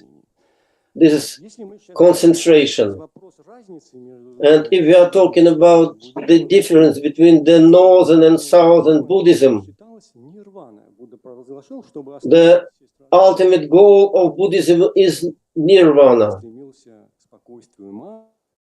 This is calmness of mind, to be able to reach nirvana. And nirvana gives to mankind happiness. Nirvana is the highest happiness. And a lot of disputes around what does it mean, nirvana. In the translation, nir is absence, and vana different thoughts, so absence of thoughts. And many think that nirvana is the highest goal of Buddhism. But my point of view, this is the mean. And the goal is the bodhi, is enlightenment.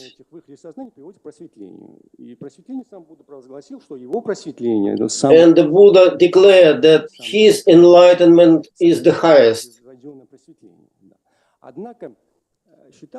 But it's considered that the Southern Buddhism, in search of nirvana, means like individual search for happiness. And the Buddhism of Mahayana extends the Buddhism.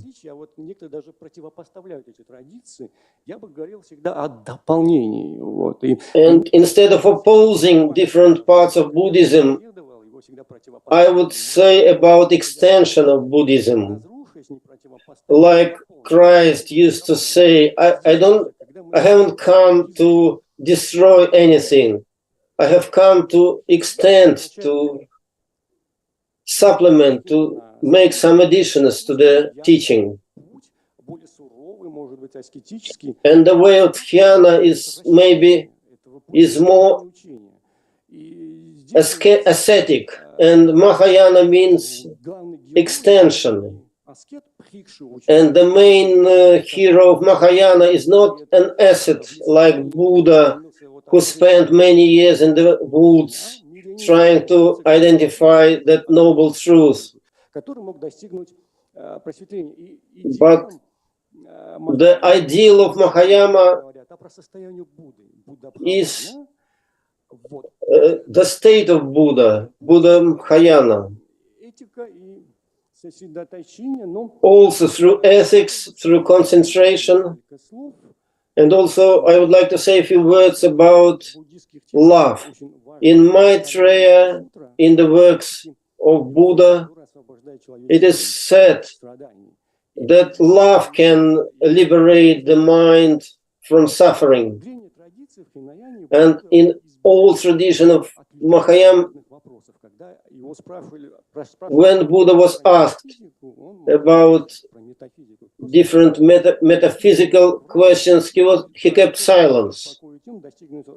He just talked about keeping silence, calming one's mind. And in Maitreya, there is another bodhisattva who could be the follower of Buddha. And those bodhisattvas have their own locus, their worlds.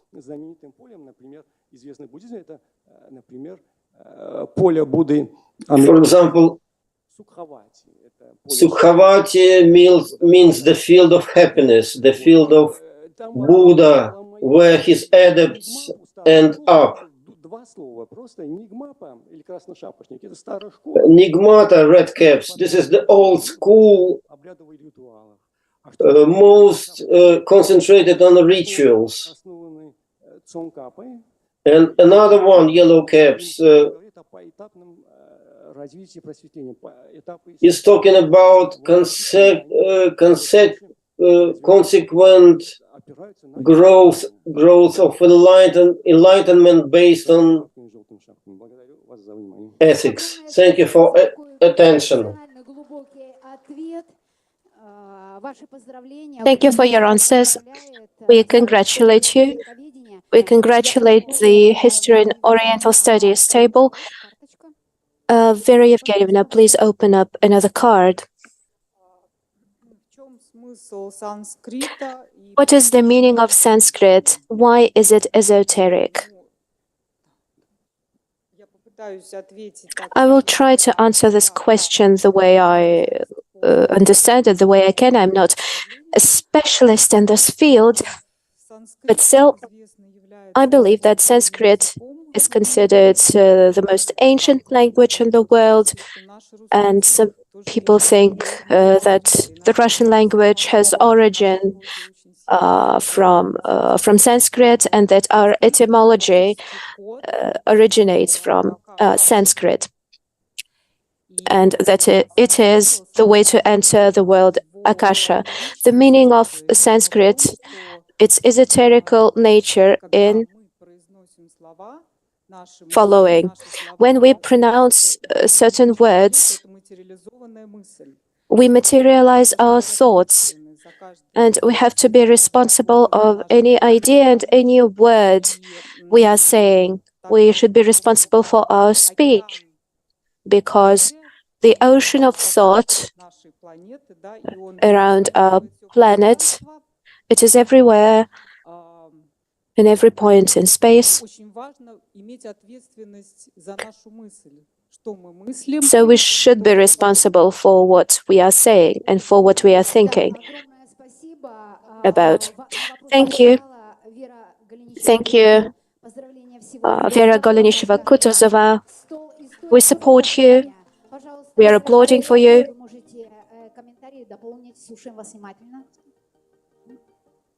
Да, конечно. А сколько времени? У нас 2 вопроса, 1 минута. Хорошо. Arek Gaikovich, do you have any comments?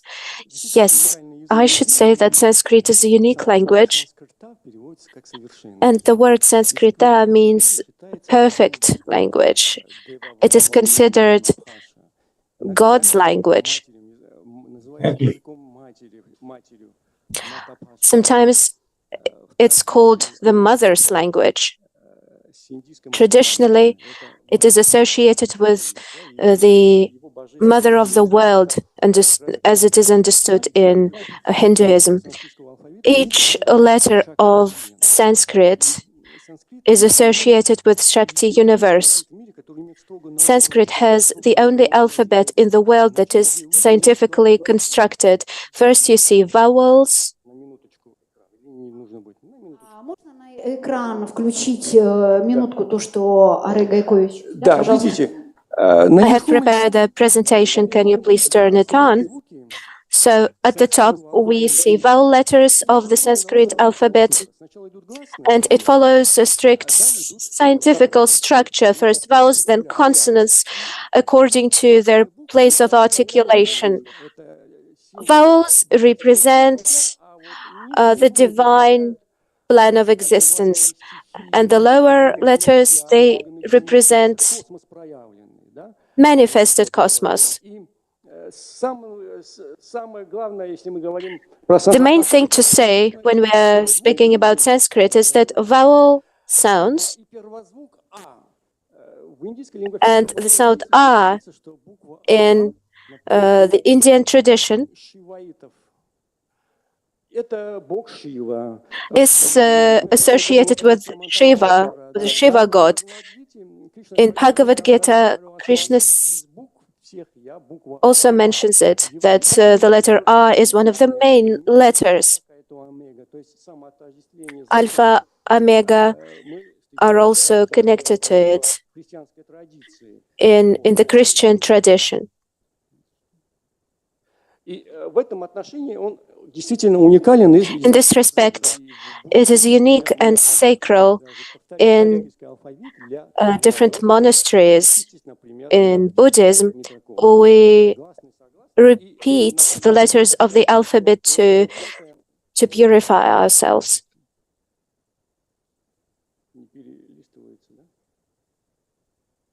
Да, сейчас. Да, смотрите, и вот самая главная молитва, которая есть в индийской культуре и в One of the учении, main prayers in Indian culture and in living ethics, Aum, these three sounds, they represent vowels, A, U, while M isn't a labial sound. It is just some nasal shade of sound. In linguistic tradition, it's not even considered a consonant, because we know that consonants represent manifested universe, and Aum is a sound that is associated with a higher, sublime Trinity. So there are many profound ideas in it. So A, U, these are open sounds, while M united these two sounds inside.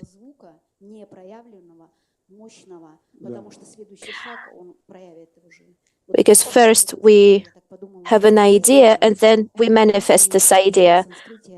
You mentioned that M is not considered a consonant in Sanskrit. And the way you pronounced it, it was pronounced inside like a musical tone, pronounced from the inside, from heart. Thank you. Yes, I mean, when we pronounce consonants, there is some hindering for the flow of sound. The upper palate represents sky, and the lower one represents earth. When we pronounce M, it is something in between. It is neither the sky, it is neither the earth, it is something in between. So Aum represents the divine nature of a person. Thank you so much. It looks simple, but I believe it is very profound in nature. And one more card, please. Давайте позволим, да, ей прокомментировать. Вопрос, в чем тайна Тибета? Блаватская обладала тайной знаний, которые... What is the secret of Tibet? Blavatsky possessed the secret knowledge hidden in Tibet. So your answer to the question, what is the secret, the mystery of Tibet? Did Blavatsky represent the secret knowledge hidden in Tibet? I believe that she did, undoubtedly, because Helena Blavatsky is a great personality.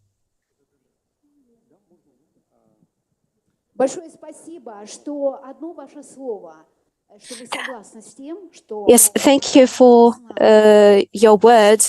So thank you for affirming it. Some teachers said that Blavatsky was the only person who knew it. Secret Doctrine and other writings by Helena Blavatsky, they shed light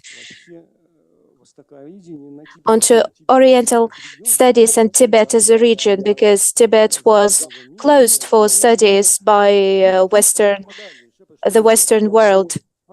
India was colonized by England for a long time and was isolated from the whole world.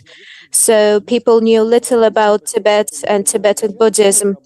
Many English people working at universities, philologists, they were trying to study this material.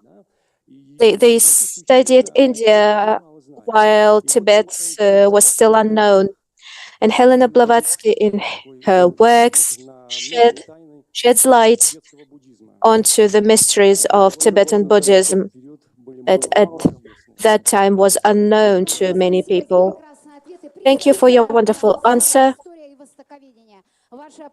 And thank you to the whole table discussing history and Oriental studies.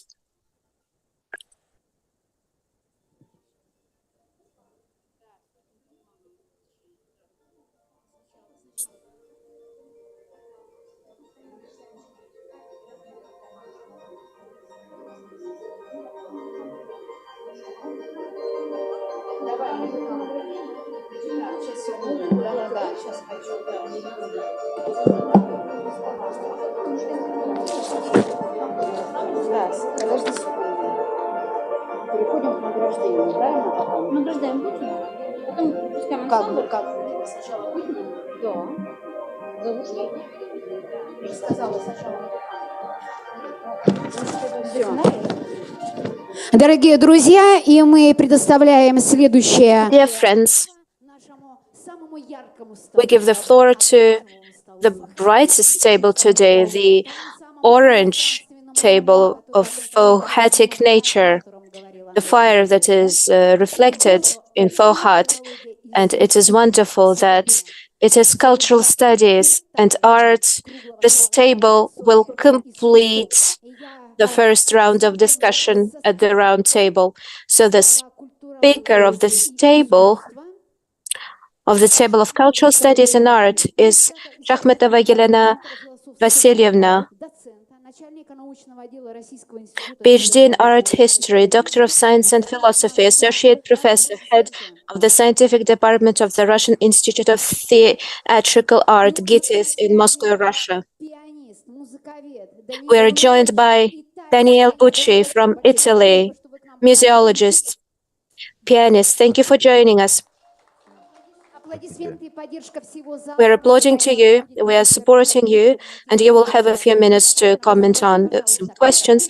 Elena Vasilyevna, please open up the first question, the first card. What is the difference between culture and civilization?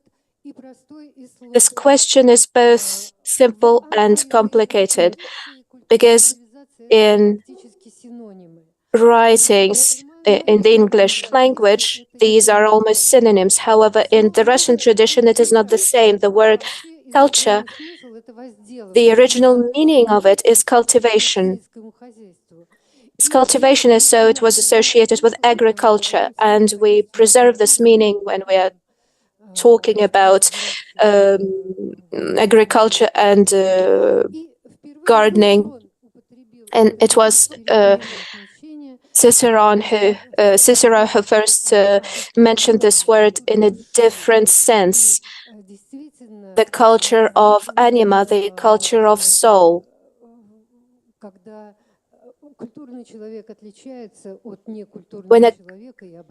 What is the difference between a cultural person and a non-cultural person? We are going back to the difference between culture and civilization. I would like to remind you of the book by a Russian philosopher, Danilevsky, who was the first to oppose these concepts in his work, Russia and Europe. This book was written in the mid-19th century. He said that culture is different, it is not single, because before Danilevsky, it was considered that there is only one culture, European culture, and Europeans justified their colonization policy this way. And Danilevsky said that European culture is not the only culture that exists. There are local cultures. And he listed them. Then Spengler wrote his famous book where he opposed culture and civilization. And he said that civilization is the last stage of culture. We were talking about the consumptionism. And this way of life is associated with civilization. And what is culture? Culture is light. It is the creative nature of a person. It leads to evolution and to what Blavatsky mentioned. She said that we should all become brothers, we should all become united with the sacred civilization. задать вопрос, пожалуйста, карточку. Озвучьте в эфире. Итак, what brings a closer to reality does knowledge of theoretical works bring this process closer, and how does this affect on creativity? Daniele Bucci, do you understand this question? We can promise online знания, knowledge of theosophy and how it influence on Здравствуйте, спасибо огромное за возможность принять участие. Я мог бы ответить и сказать более точно по-английски, если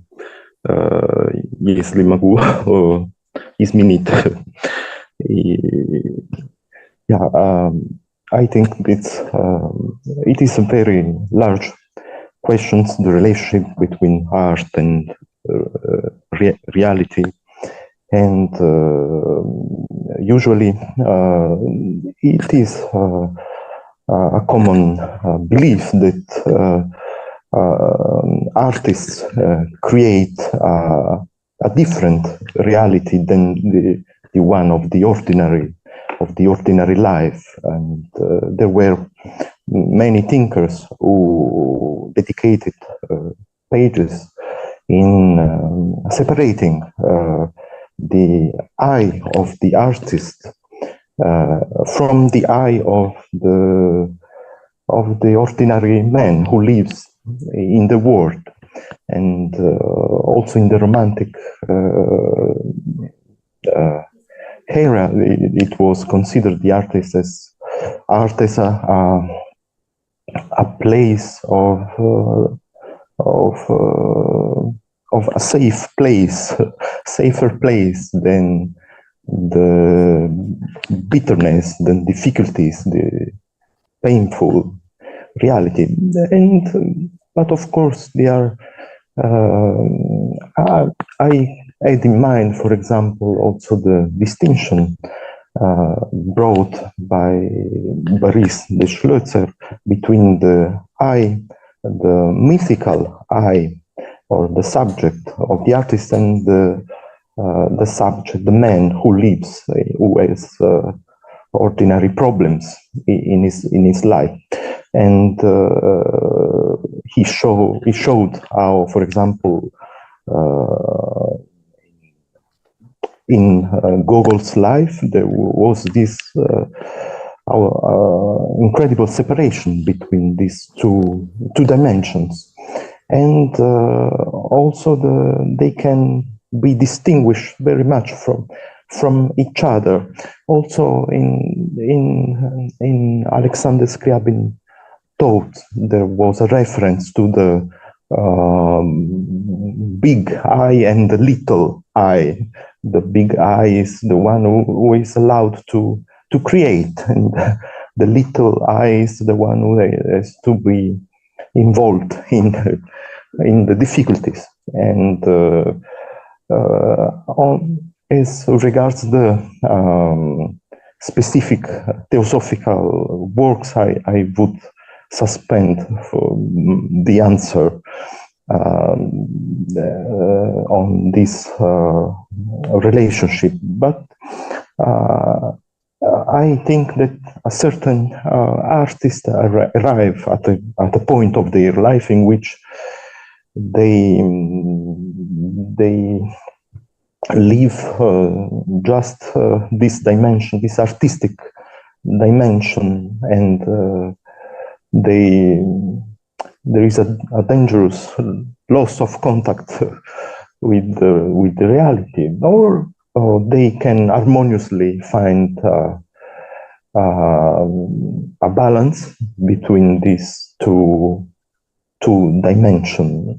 And of course, the artists want to meet the reality and to open together with the audience, with the public, new perspectives in life, and contribute to to humanity too, and to the refinement of the skills of the humanity. So, спасибо за внимание. Даниэл Бучча, музыковед, музыкант, Италия. He is musician, Italy, for us. He said important word. Open his potential. This is a big opportunity for human mind. I will promise young lady, take that. Yes, culture is currently scientific oriented, but culture should unite all sphere of knowledge and religion and philosophy and science and art. Can philosophy help to move from science-oriented culture to truly synthetic culture? And for this to happen, what steps are necessary for this? I am Efimova. I am from St. Petersburg. I prepared answer for this question. Theosophy can explain this because Theosophy is diving wisdom, because this diving wisdom can develop scientific knowledge. In this knowledge, our modern community should develop. And this question, and for this, can we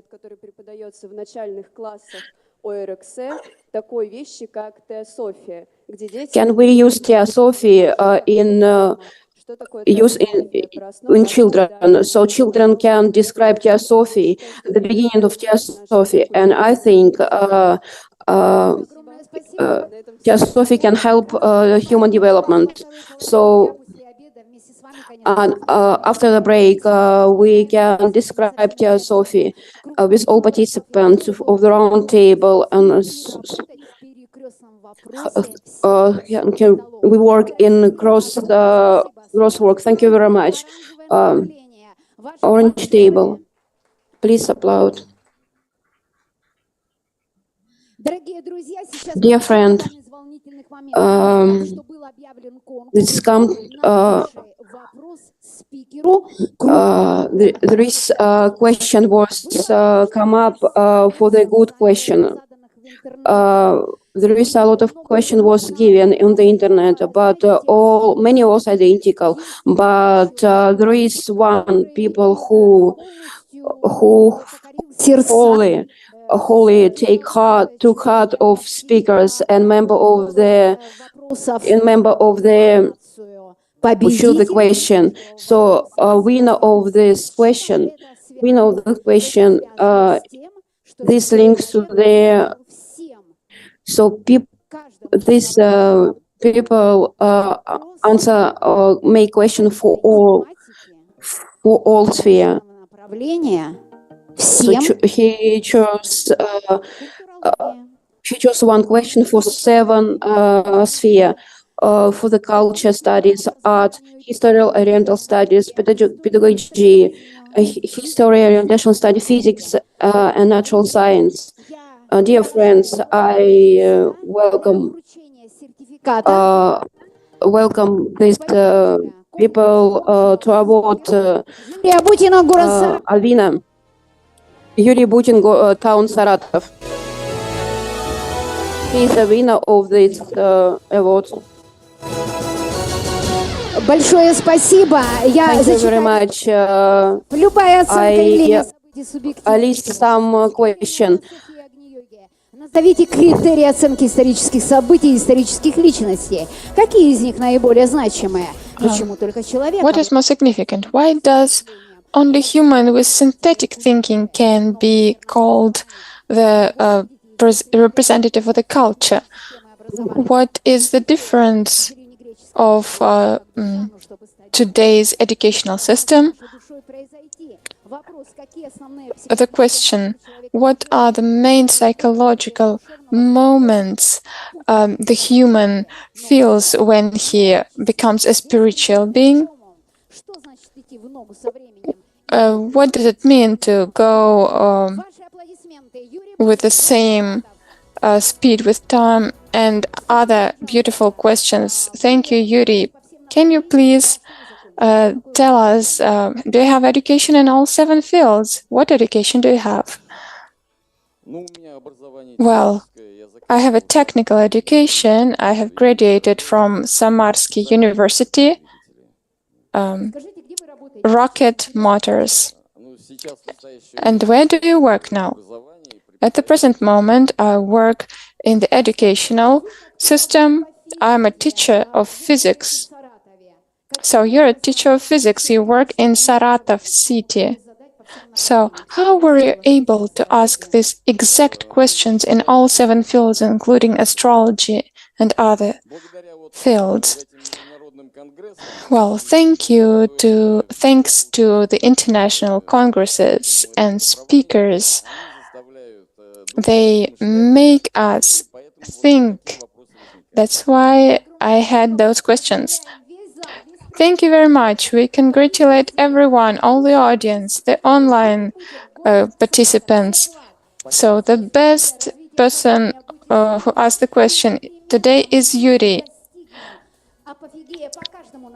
I am sure that in future we are going to find the best decisions in all 7 fields. Thank you for your active participation, for your knowledge that you give to the world. Thank you so much.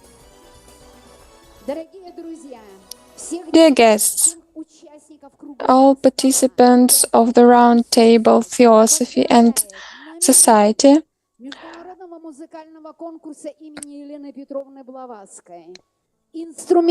today you have a present in music. This is the musical school #1, Russia, Engels.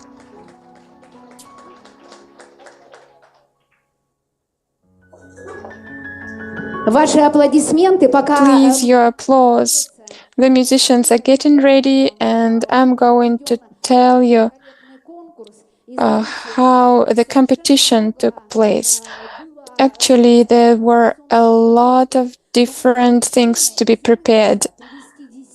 But this decision to bring the children from Engels to the Congress, the parents of these children who made all this way, who brought their children over here, and also the director of the school, the head of the musical band, they all did a great thing. And I guess that not only for this center, but for the whole world who is watching right now on air with English translation for all countries of the world, we show that this young generation has such a talent, has great parents, has great teachers, and this is the true future of Russia.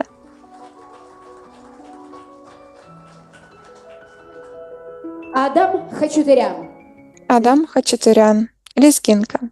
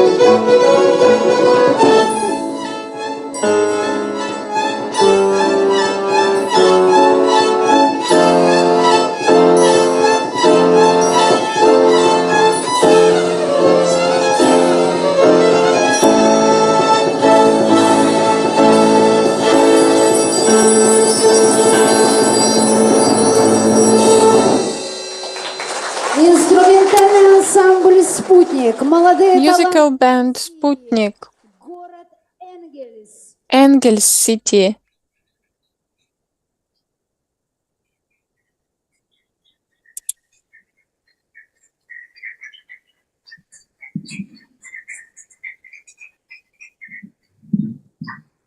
Дорогие друзья, а мы Dear сейчас friends, приглашаем всех, now we invite everyone, the guests who are online and the roundtable participants, our musicians. We start our award ceremony of the International Musical Competition dedicated to Елена Petrovna Blavatsky, профессор, действующий член Российской академии professor of Academy of Russian Science, имени Вишневского, head of musical, певица оперная и, a конечно, musician, международного музыкального конкурса 7-го международного теософского also head of the contest, Любовь К Kazarnovskaya. сожалению, Unfortunately, she has today не успевает к нам some business in Yaroslavl, so she cannot be physically here. But of course, she wanted to tell you a few words. Dear friends, dear participants of the Congress, participants of today's competition, of this event that is devoted to light and to joy. Unfortunately, I am in Yaroslavl right now, but I would like to greet every one of you and to bless you and to wish you success. Dear friends, those who really serve for good energy, for light, I wish that every one of you gets a great spiritual job now, because the creativity is an endless journey of improvement. It's endless improvement of yourself. So I congratulate everyone, and I'm happy that there is such a congress that is connected to the spirituality and all beautiful energies of the universe. I hug you. I wish you light, good. Thank you, Любовь. В этом году большое количество участников конкурса, Many participants of the competition in this year from Moldova, Latvia, Russian Federation, Great Britain, from different Russian cities such as Nizhny Novgorod, Krasnoyar, Pskov, Novosibirsk, Berezniki, Balashikha, Vladivostok, Moscow, Stavropol, Dolgorukova, Karlovka, Donetsk, Saratov, Krym, Sergeyev Posad, Engels, Lindena, Volosovo, Simferopol. We congratulate all the cities participants of the musical competition. Please, your applause. A very large number of participants of state institutions, of musical schools showed great performance. Unfortunately, I am not able to read aloud all this list because it's 2 pages of the participants. Different musical schools and universities that gave their wish to participate. So I congratulate all the institutions, all musical schools all over Russia that you were able to take part in this wonderful competition. Please applause to all the participants.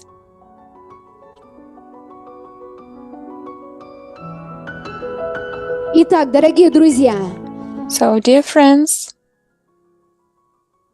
мы поздравляем сегодня тех и вручаем today we congratulate the participants of an international musical competition in the name of Blavatsky, and I call Gvozdeva Svetlana, Korovenko Matvey, Moscow, Molchanov Sergei, Yefremov.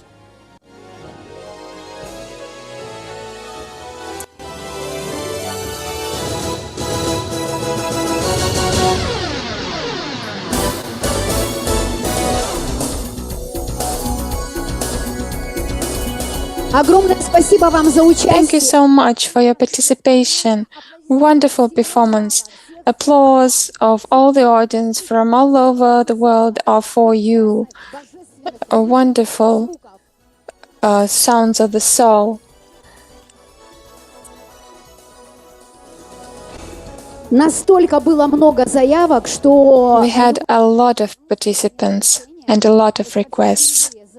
So this is already the 7th Congress, but it was the first time when we decided to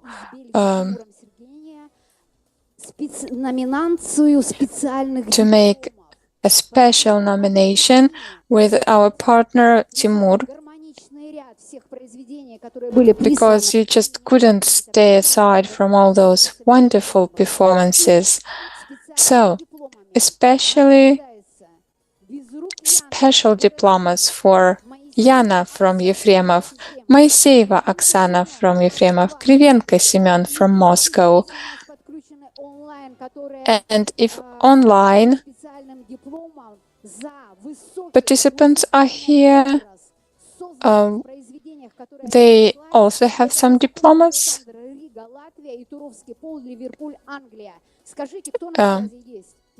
Is any one of those winners is online? Please help us. The technical team. Is any one of those people here?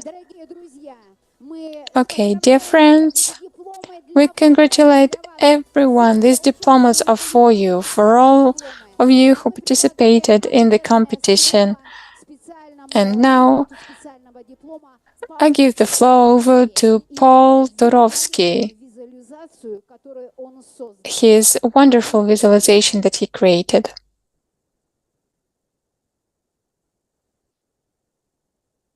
Paul Turovsky, we congratulate you with the nomination of a special diploma for the wonderful visualization and creativity.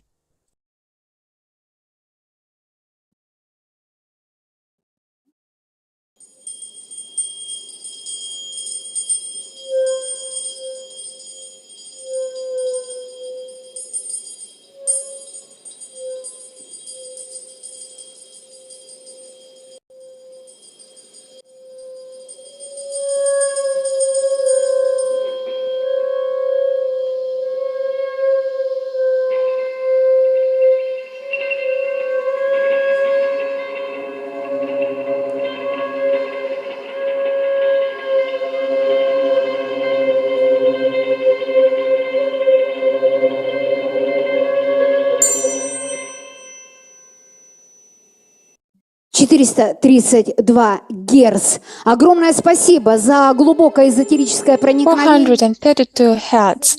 Thank you for this visualization. It's almost the visualization of the secret doctrine.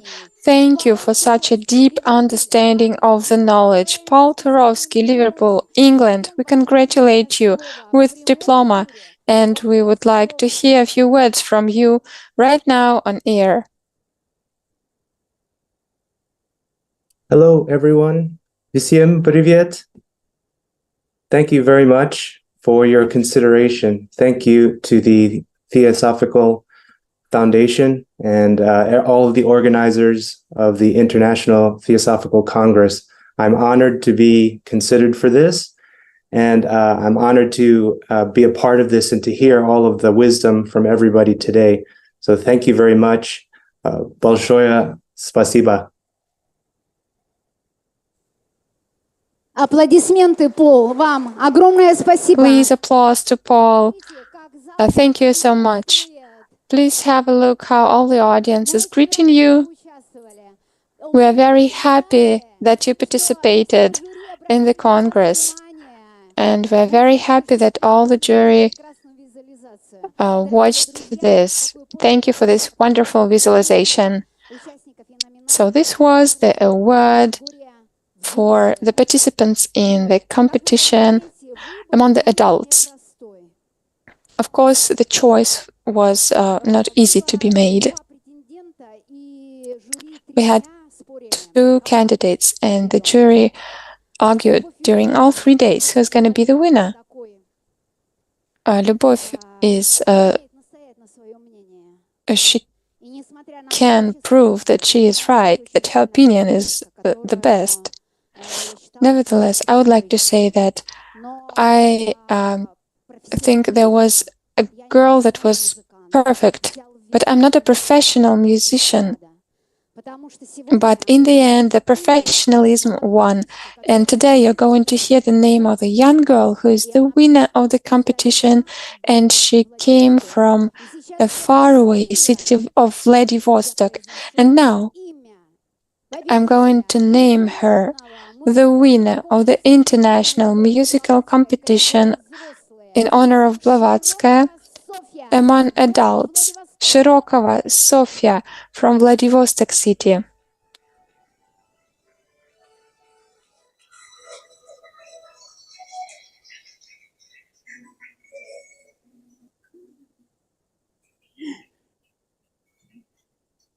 Здравствуйте. Очень рада вас увидеть. Вы невероятная красавица. Hello, I'm so happy to see you personally. You're so beautiful. And we're going to hear your words.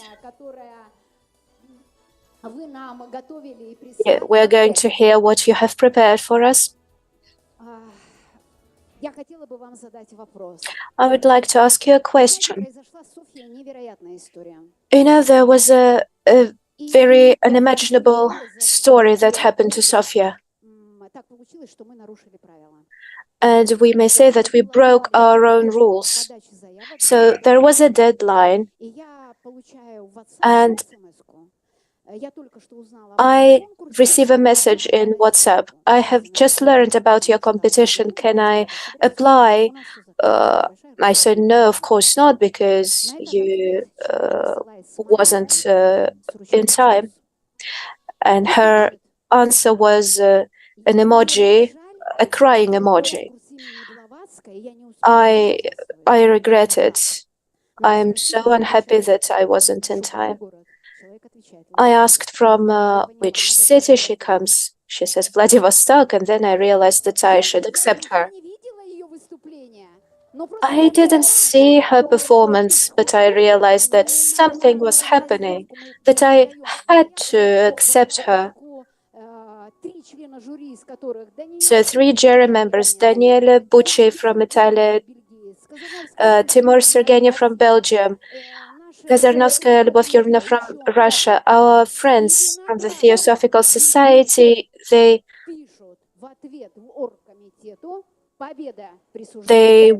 all decided that Shirokova Sofia was the winner.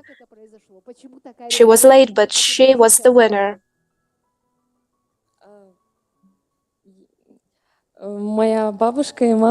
My grandmother and my mother are interested in Blavatsky's works, and when I saw in social media that there was a competition, I realized I wanted to apply, to participate, because I respect Scriabin works. His works are dedicated to the sublime world, and I am so thankful to all the organizers of this Congress and all the participants for your wisdom. Thank you, Sofia. Thank you for applying. I wish you the greatest success in your creative activities. And I wish that you, your mother and grandmother will continue study Helena Blavatsky's works.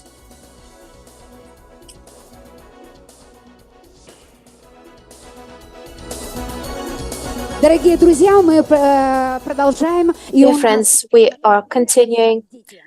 And now the children nomination, the children category. The special diplomas go to Gorina Darya Sergeyev Posad, Lisova Darya from Simferopol,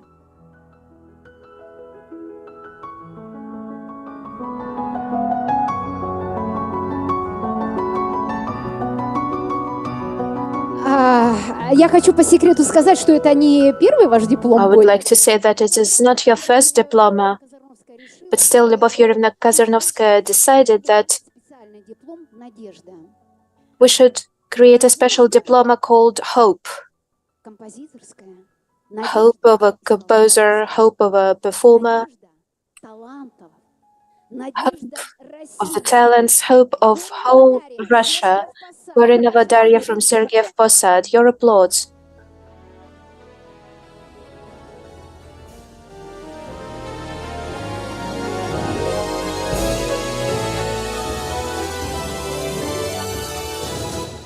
Мы широковое выступление сейчас. София Широкова. София Широкова. Мы вашим выступлением, которое победило во взрослой категории, поздравим. Your performance won in the category of adults, and we would like to congratulate all children with your performance. We are listening to Shirokova Sofia's performance.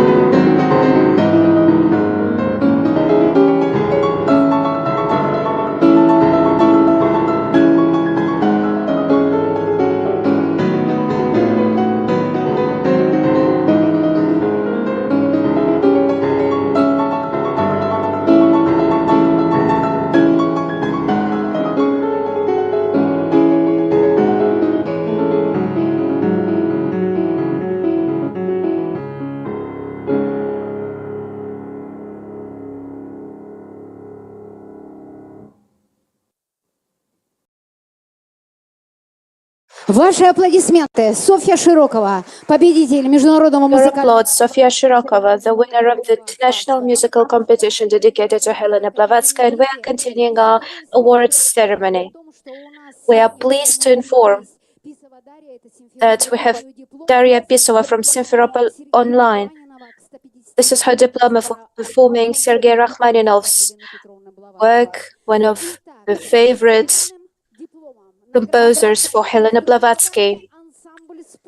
the instrumental ensemble called Sputnik, Children's Art School, #1, named after Frolov, Russia, Engels.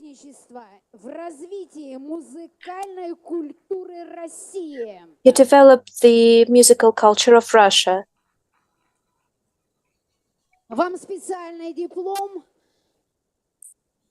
You receive a special diploma.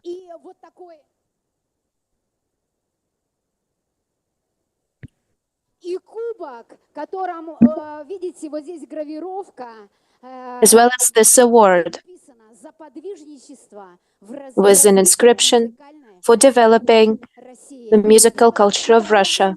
We congratulate you on this wonderful present, and you represent here a gift yourself, of course, your musical ensemble, and the award also goes to the head of this team. Ваши аплодисменты. Огромное спасибо. Thank you so much.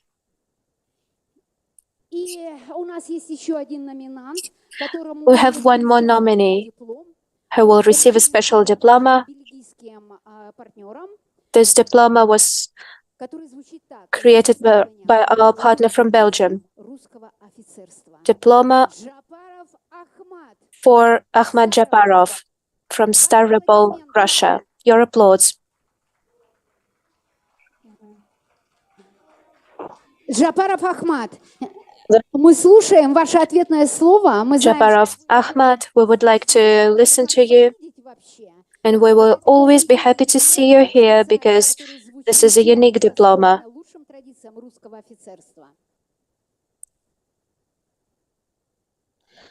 Здравствуйте, спасибо большое, что приняли меня. Hello, and thank you.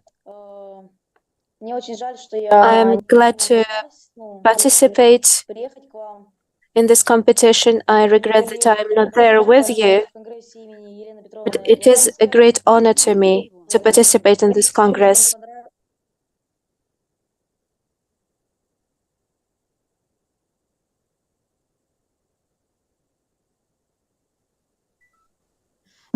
Ахмад, включи видеокамеру. Включи видеокамеру. У тебя выключена видеокамера. Джапаров Ахмад. Включи видеокамеру. Please turn on your camera because we cannot see you yet. Я включил. Но нет. Может быть, микрофон вы включили? Вот сейчас включено. Пожалуйста, говорите. Здравствуйте. Спасибо за то, что... Again, hello. Thank you for having me here. I'm glad to participate in the competition dedicated to Helena Blavatsky. I regret that I'm not there with you. Still, I learned a lot. Познакомился со многими участниками со всего мира, со всей страны. And I knew a lot of people from different parts of the world. And thank you. I'm so glad to hear the words of children here, of children participating in this competition.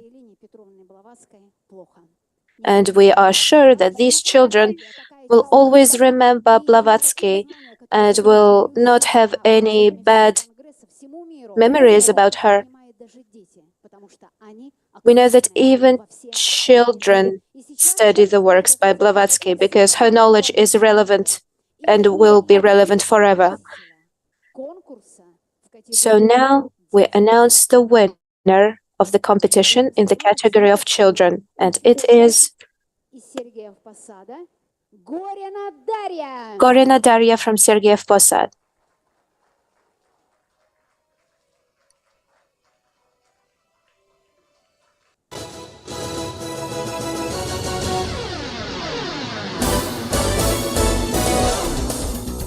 Огромное спасибо, что вы приехали. Здравствуйте. Thank you for coming here. Hello. I'm glad to see you in person. So you know how many times I have listened to your performance. How many do you think? Maybe 3? No. I listened to it once, then I thought that, well, a girl is playing, is performing. And then I realized why you were the winner.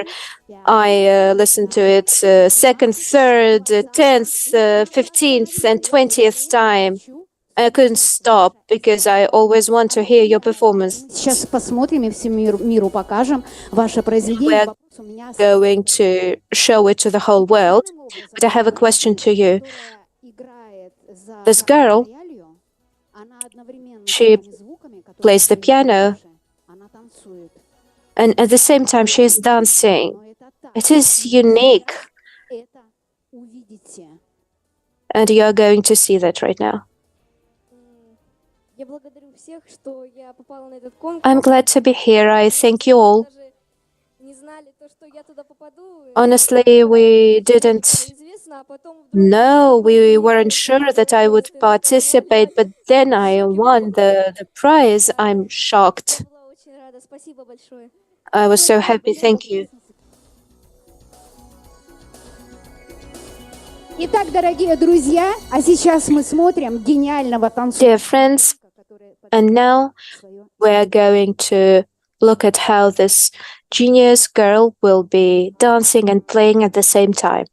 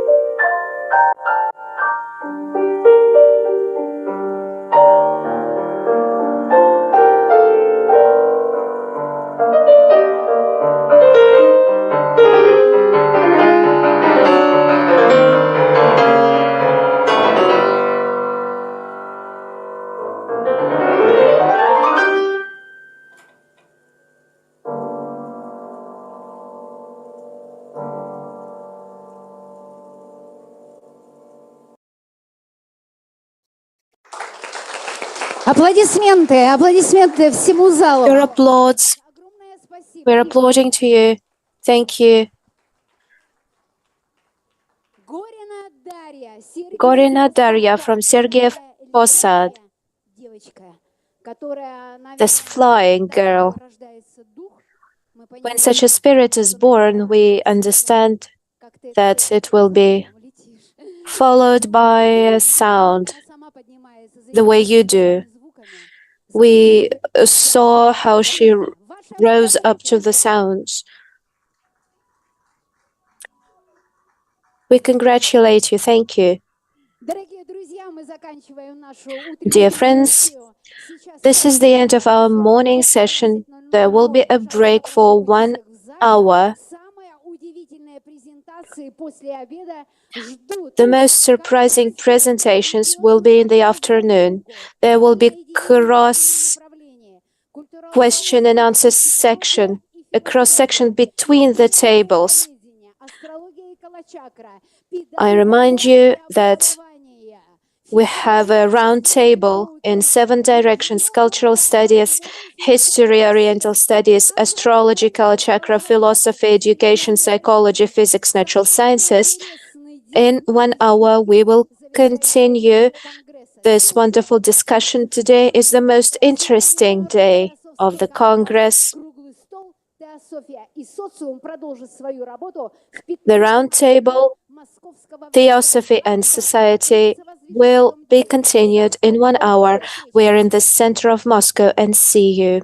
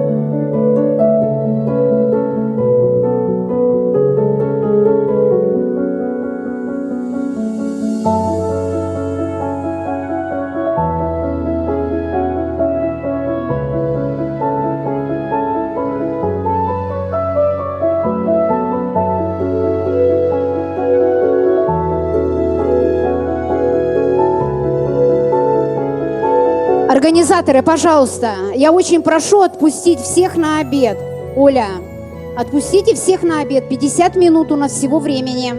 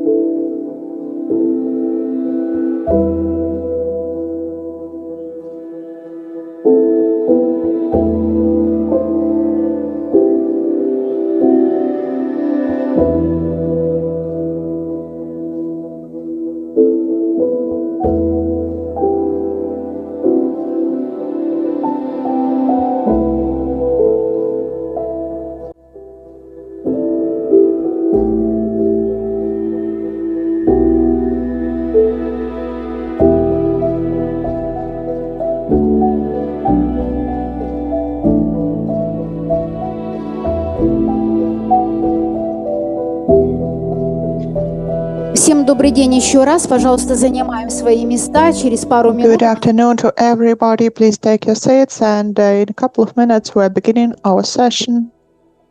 Занимаем свои места. Please take your seats kindly.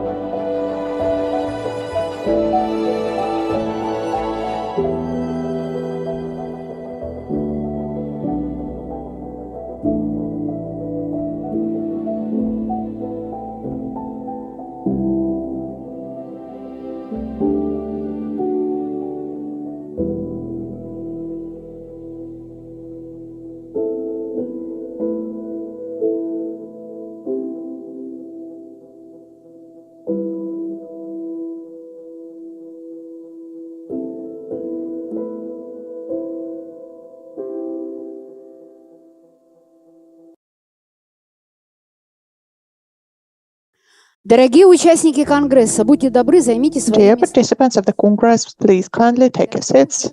Dear participants of the Congress, kindly take your seats.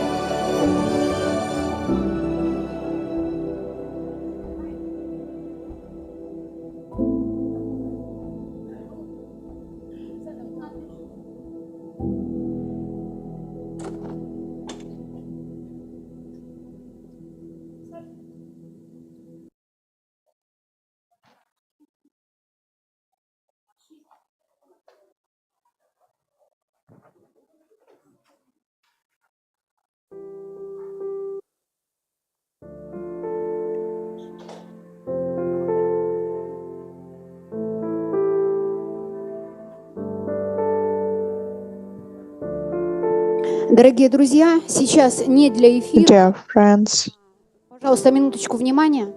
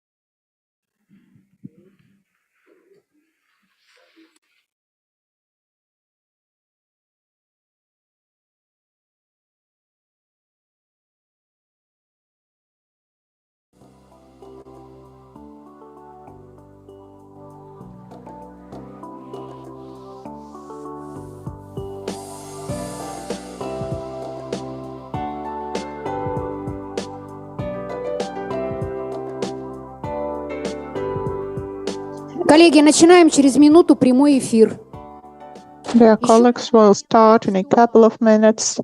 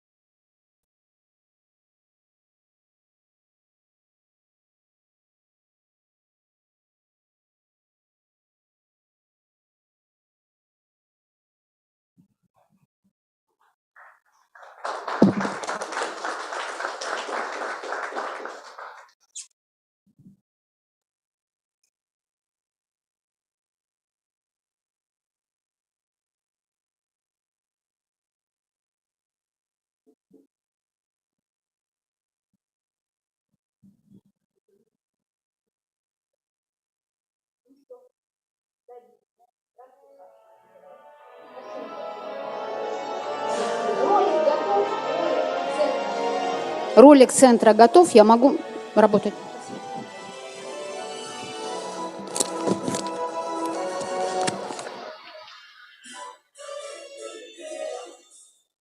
Звука нету. Звука нету никакого. Микрофон больше звук дайте.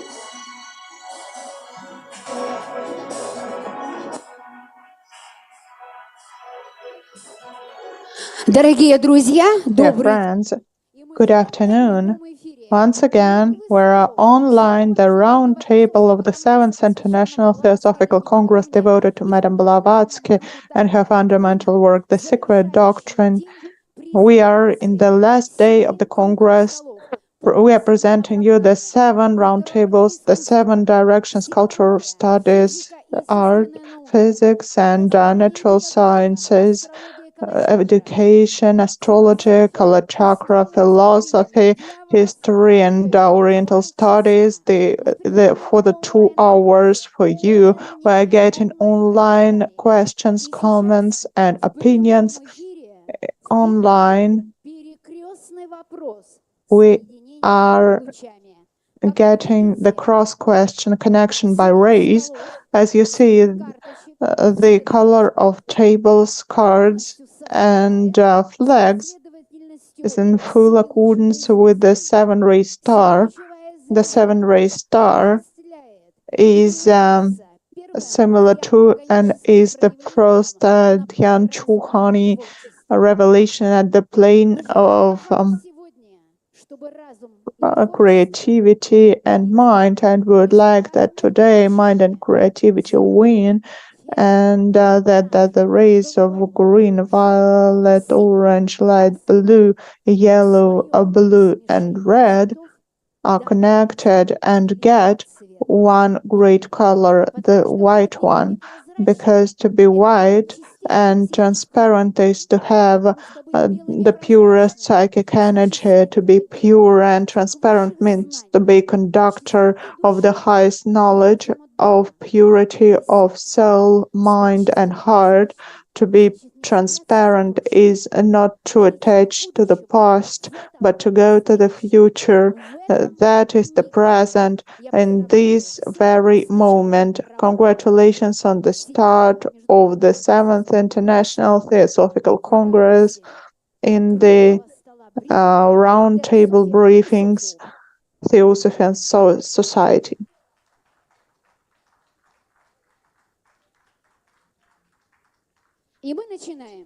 We're starting. As you know, the best effect of knowledge expansion is and there were many unexpected moments. You were so good in all the situations you were in at the intellectual and spiritual level that I think that is a very professional actions from the point of view of every participant, and we are beginning from the first point, from the 7-ray star that starts its development. The first ray, the sun, the energy of Fuha, the psychic energy, it falls into space, and similarization of this Fuhatic ray is the orange table, culture, studies, and art. Hello, dear friends. Happy to see you after lunch. Elena Shakhmatova poses a question of the team of their table to another table. We are posing the table to psychology. Can theosophy be a method or a means of psychotherapy?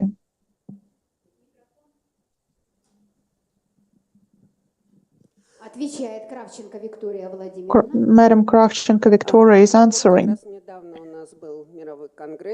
We've just had the Global Congress of Psychotherapists, and I had the religious-oriented psychotherapy section there.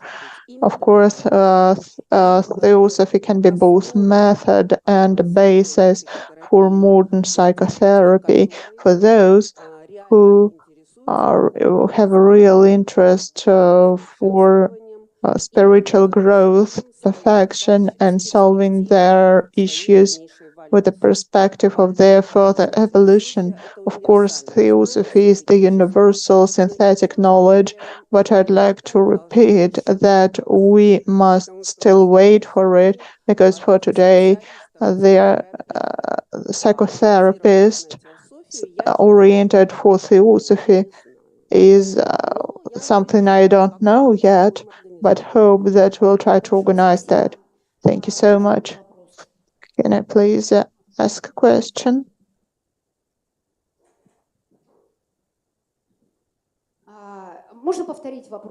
Could you please repeat the question?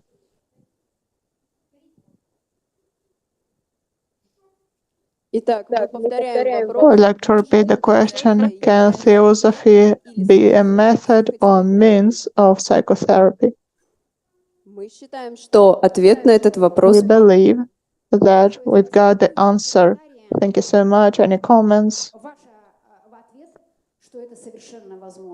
Your answer is that it's absolutely possible and that it's already been implemented or starts implementation. It will soon be implemented. Okay, let's applaud, because Madam Kravchenko is sure that we'll have that soon, and we'll gather and ask how it was implemented. Thank you so much for your assuredness and for your loyalty. Thank you. Applauds.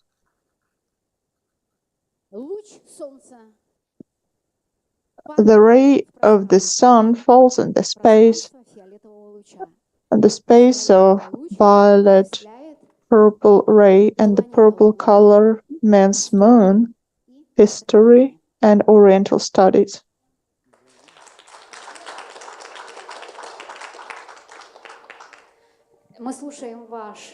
We are listening to a question. Our question is addressed to philosophy, and the question is the following. What is love from the point of view of philosophy, and what is the role it can play in the spiritual life of a person? The table of philosophy, yellow flags.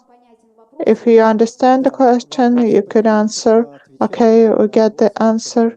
And Mr. Viktor Makarov is about to answer. Hello, dear friends. The question of love touches upon hearts of all the planet the most, and it's most complicated to attain this love. Love is the highest sensation available to human being. We often think that attachment and love are the same, but attachment is about soul and love is only about the spirit of the heart. These are different levels of development of the human being. In order to get to this level, we need to proceed the evolution. If even once in the evolution a human being has attained love, he'll never lose that. As the child who's learned to ride a bicycle keeps this knowledge. We never forget love. Love does not go. The more we give to get the level of love, the more we get from the universe. That is why the second part of the question is about love helping to create, to transform our being, our lower energies. That is a necessary vector of our development. Without that, we cannot become a true human being, and that is why we've come to time when we have the culture of spirituality and love. Thank you so much.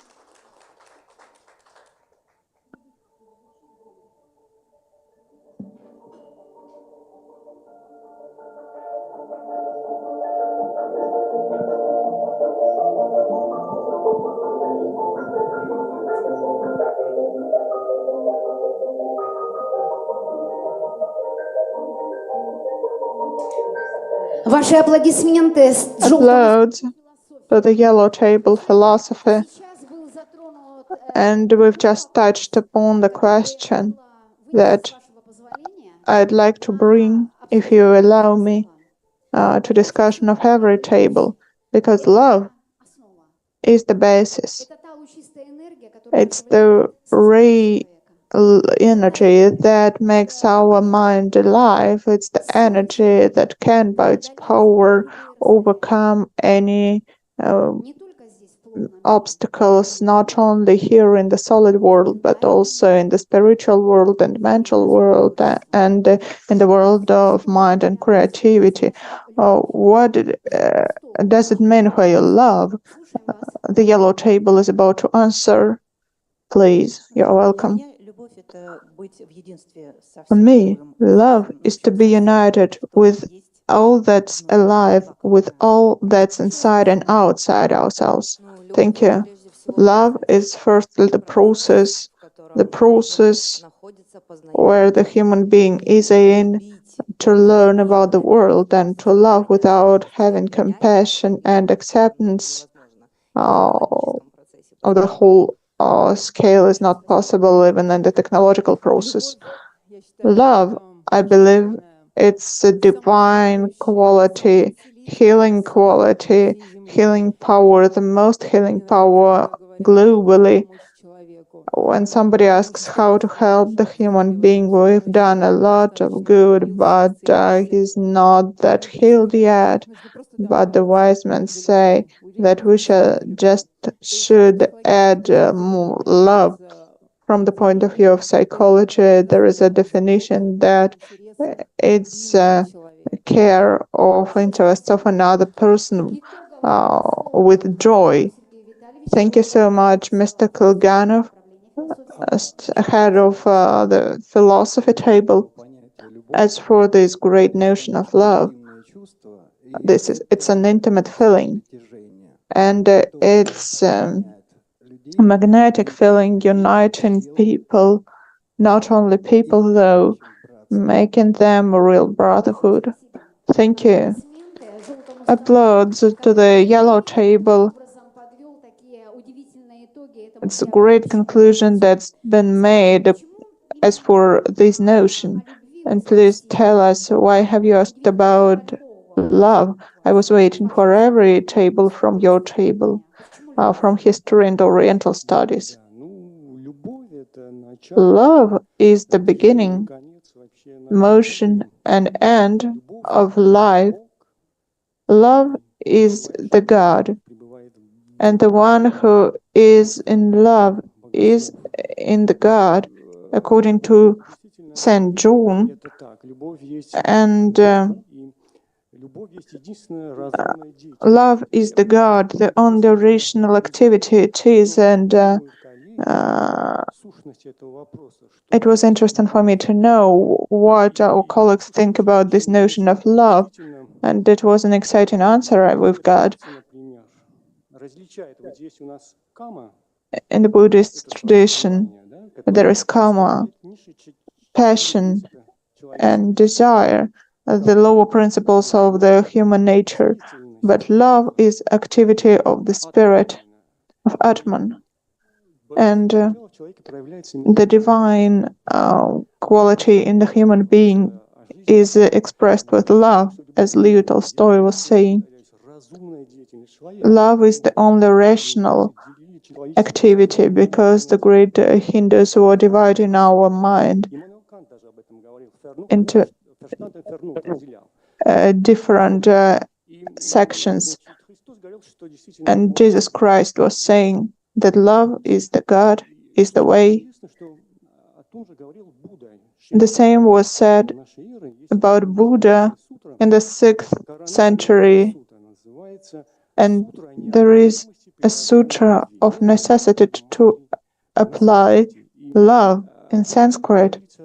Its sutra means that Buddha was saying that emotions help us overcome the emotions, because they are cliches in our mind, avidya, ignorance, and there are also anger and other negative qualities, avarice we have, but they are subject to control from the higher feelings, love, for instance. And if we understand the notion of love, then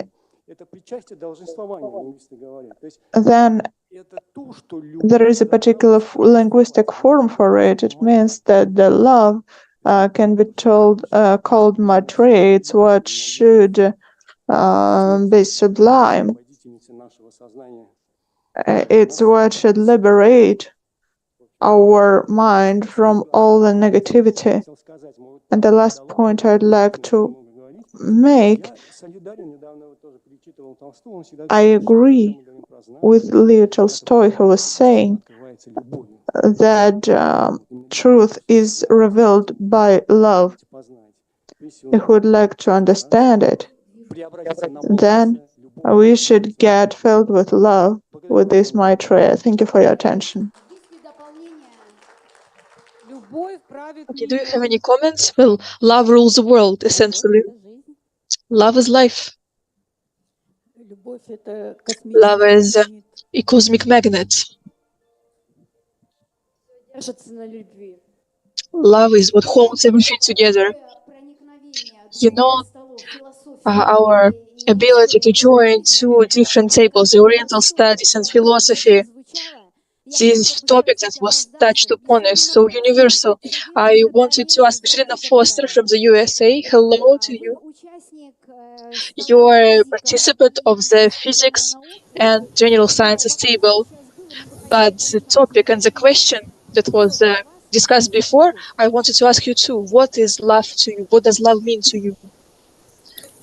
Love to me is part of the body of God, whatever you want to call God, the source. And it's the mother. It's the essence that is the substance of the universe from which all of us are made. And when we look into the face of love, we look into the face of the divine, we look into the face of the infinite, which dwells within us.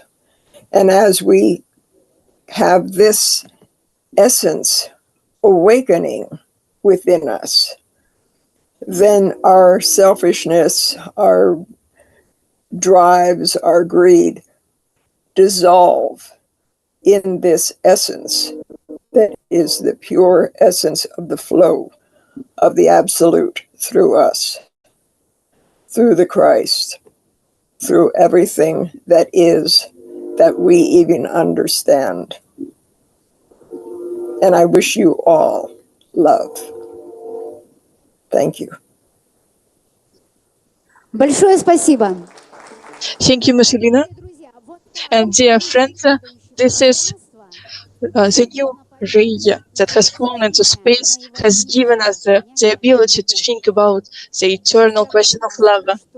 So congratulations on your ability to intuitively, find these great terms and discuss them. Please applaud each other.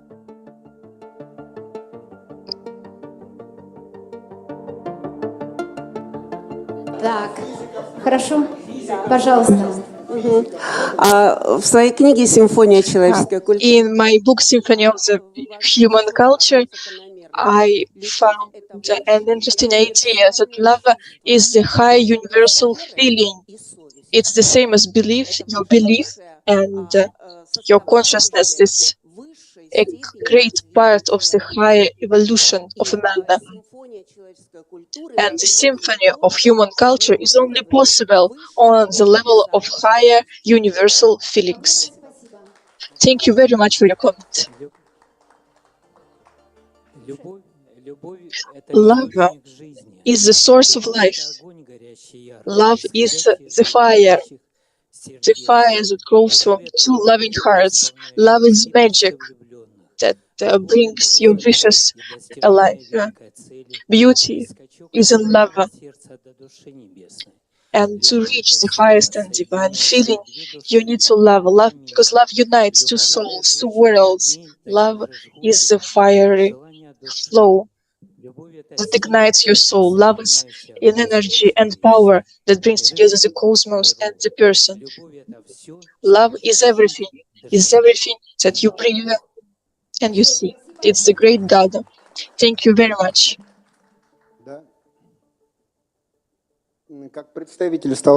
And as a representative of the physics table, I wanted to add that love is, before we've said many poetic words, and I would, as a physicist, I'd like to add that love is the higher psychic energy that influences matter, and is known that the Masaru Emoto, the Japanese scientist, has conducted several researches when he tried to take different feelings, love, anger, and to influence the crystals of water, and then the crystals of water took different forms. And for example, when they tried to influence the crystals of water with higher feelings like love, those crystals had a beautiful form like beautiful snowflakes. You can Google Imasaru Emoto on the internet and see this experiment. I won't, cite his findings. And if you take a crystal of water and you influence it with negative feelings like anger, then the crystals of water form something very unpleasant. They had chaotic structure. So this is, I think, a direct proof that love has a direct influence on matter. If somebody loves, and we as people consist 70% of water, so when somebody loves you, your inner water crystals become beautiful, and if you are not loved, you become to distract yourself. Thank you very much for your insightful answer. And I started to think about the snowflakes that you've mentioned, about their forms, about how they're influenced by lava. And we know that the structure of snowflakes is identical, their main structure. Of course, they're different. There are millions and billions of snowflakes. They have the same source. They form the symbol of the seven star, the symbol of Helena Blavatsky. Владимир Ярый. Владимир Ярый. Любовь — это открытое сердце. For me, love is an open heart. It's the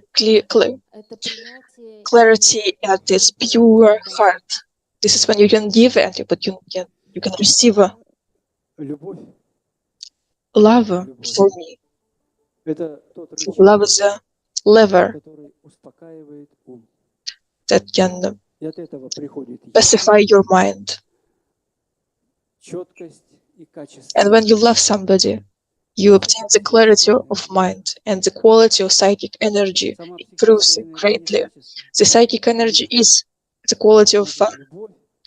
Then love is the igniting power. The igniting power that gives us an impulse to go somewhere towards our desires. So thank you very much. The astrology table. Hello. The astrology table also wants to participate in the discussion. Of course, love is an energy. Love unites all seven principles if we talk about theosophy. But if we look at love from the point of view of astrology, it's a formula. The fifth and the seventh dome of the horoscope, they influence each other and they connect. So how one person is attracted to another. So each one of us, an individual, depending on the time and place of our birth, has different attributes of love. And love that happens between two people is basically the connection between the fifth and the seventh house of the horoscope. If they're fulfilled, your love will be strong. So thank you, and we hope that the love will fulfill all of our horoscopic houses. Talking about love, I would like to add, and I would like to cite Vladimir Mayakovsky, my favorite poet. And if you know about him and his biography, he also had the gift of clairvoyance. So he said once that love is a heart of everything. So can you imagine the heart of everything, of the whole universe? You don't have necessarily to love, we don't talk about the love between a man and a woman. Love can take different forms.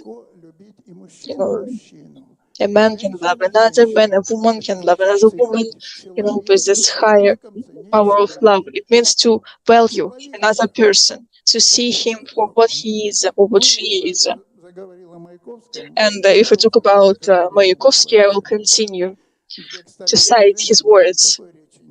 And in this verse, he doesn't speak about any women, and yet he died because of a woman.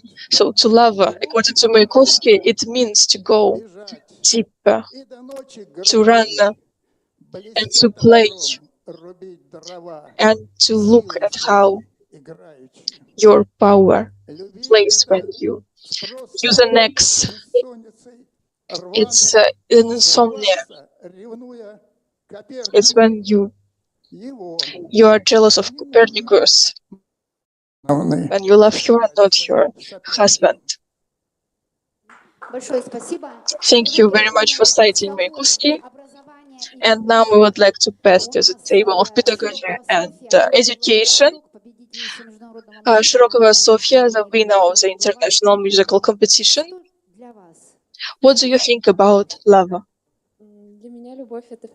For me, love is music, of course, because music warms our hearts. It expands in the space and fills our life.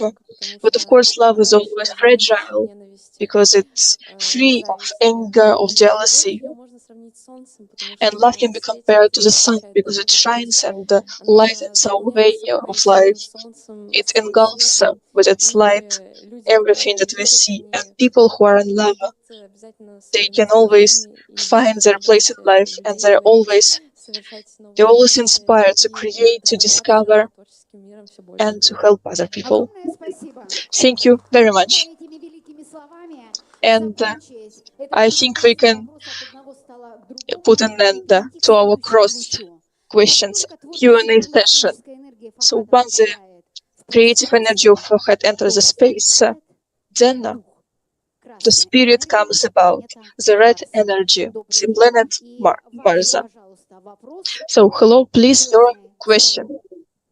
Our question goes to the philosophy table. How a person can learn about the list of his karmic deeds, because we've talked about theory plenty today, and now we want to talk about the practice.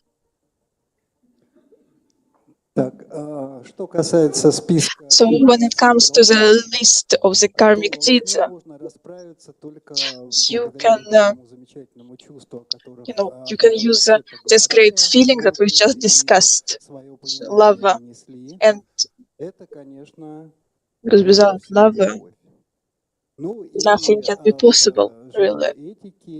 And in the life ethics, there is a term that when you're going towards something, when you're an ambitious person, you don't need to be afraid of the karmic deeds, because in the future, you are good, and all your karmic deeds, they are in the past. Okay, thank you very much. Okay. So, does anybody else from your table have any comments or opinions or something to add to this question? I would like to add that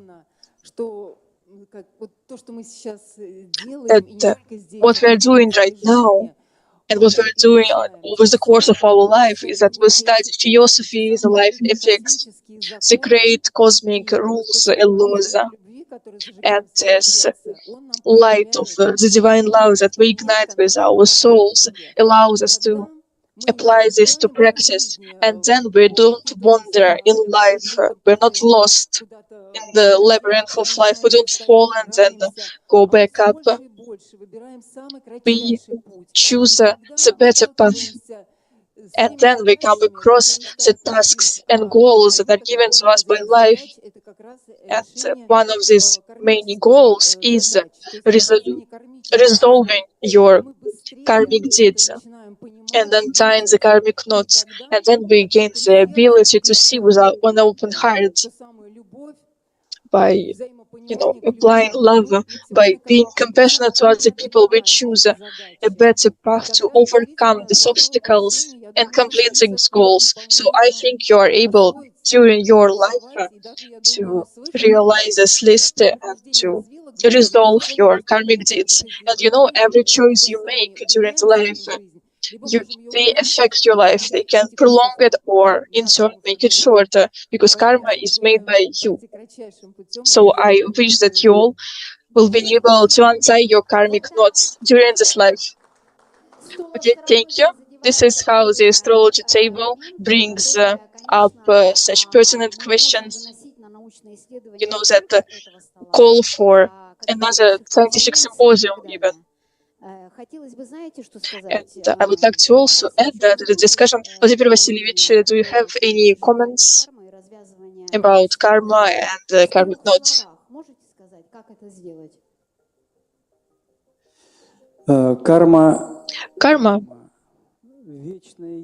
Karma is an eternal thing, and it's impossible to resolve your karma once and for all. You can change it. You can change your outlook on life and thus change your karma.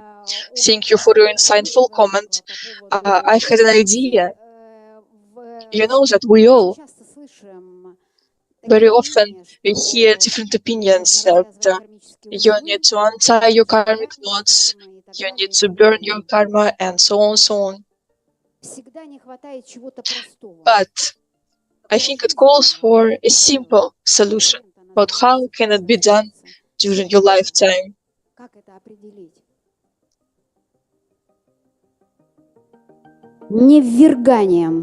And I think that if you plunge in the situation, if you accept the idea and you say goodbye to it, any idea and any thought, if you accept it truly, and then you let go of it, and it doesn't matter if it's a meeting of a person to person or if it's an event,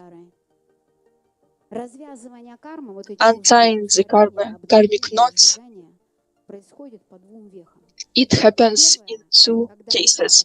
First, when an encounter ends in a heartfelt connection in love. This is like a line that doesn't have an end. And the second is when a person renounces his selfishness for the greater good. This, unfortunately, practically doesn't happen. And this is yet one of the greatest aspects of renewing your karma. So thanks you very much. Thank you to the table. Do you have a comment to add? The thing is that karma isn't good or bad. It just is. It exists. It's a cause and effect. And if we speak about the karmic deed, this is like a condensation of the low vibrations. And it can be burned by higher vibration, which is the spirit or love. So it's very easy to renew your karma just by going to the higher vibrations. And how can you do so? Like, what can you do right now to go to a higher vibration? Well, you just need, for example, to be happy. No, to look at the yellow color, to look at the smile of a person, and just be happy. Just to be able to see, to find at this moment. Just find something that makes you smile and makes you really joyful. So the ability to find something that makes you happy, a source of happiness. Thank you, thank you. Please applaud this great question and this great answer. And now we are going to the next ray, the ray of the spirit, which touches the Buddhic state, or the yellow ray. The yellow ray of Buddhi. Buddhi is wisdom.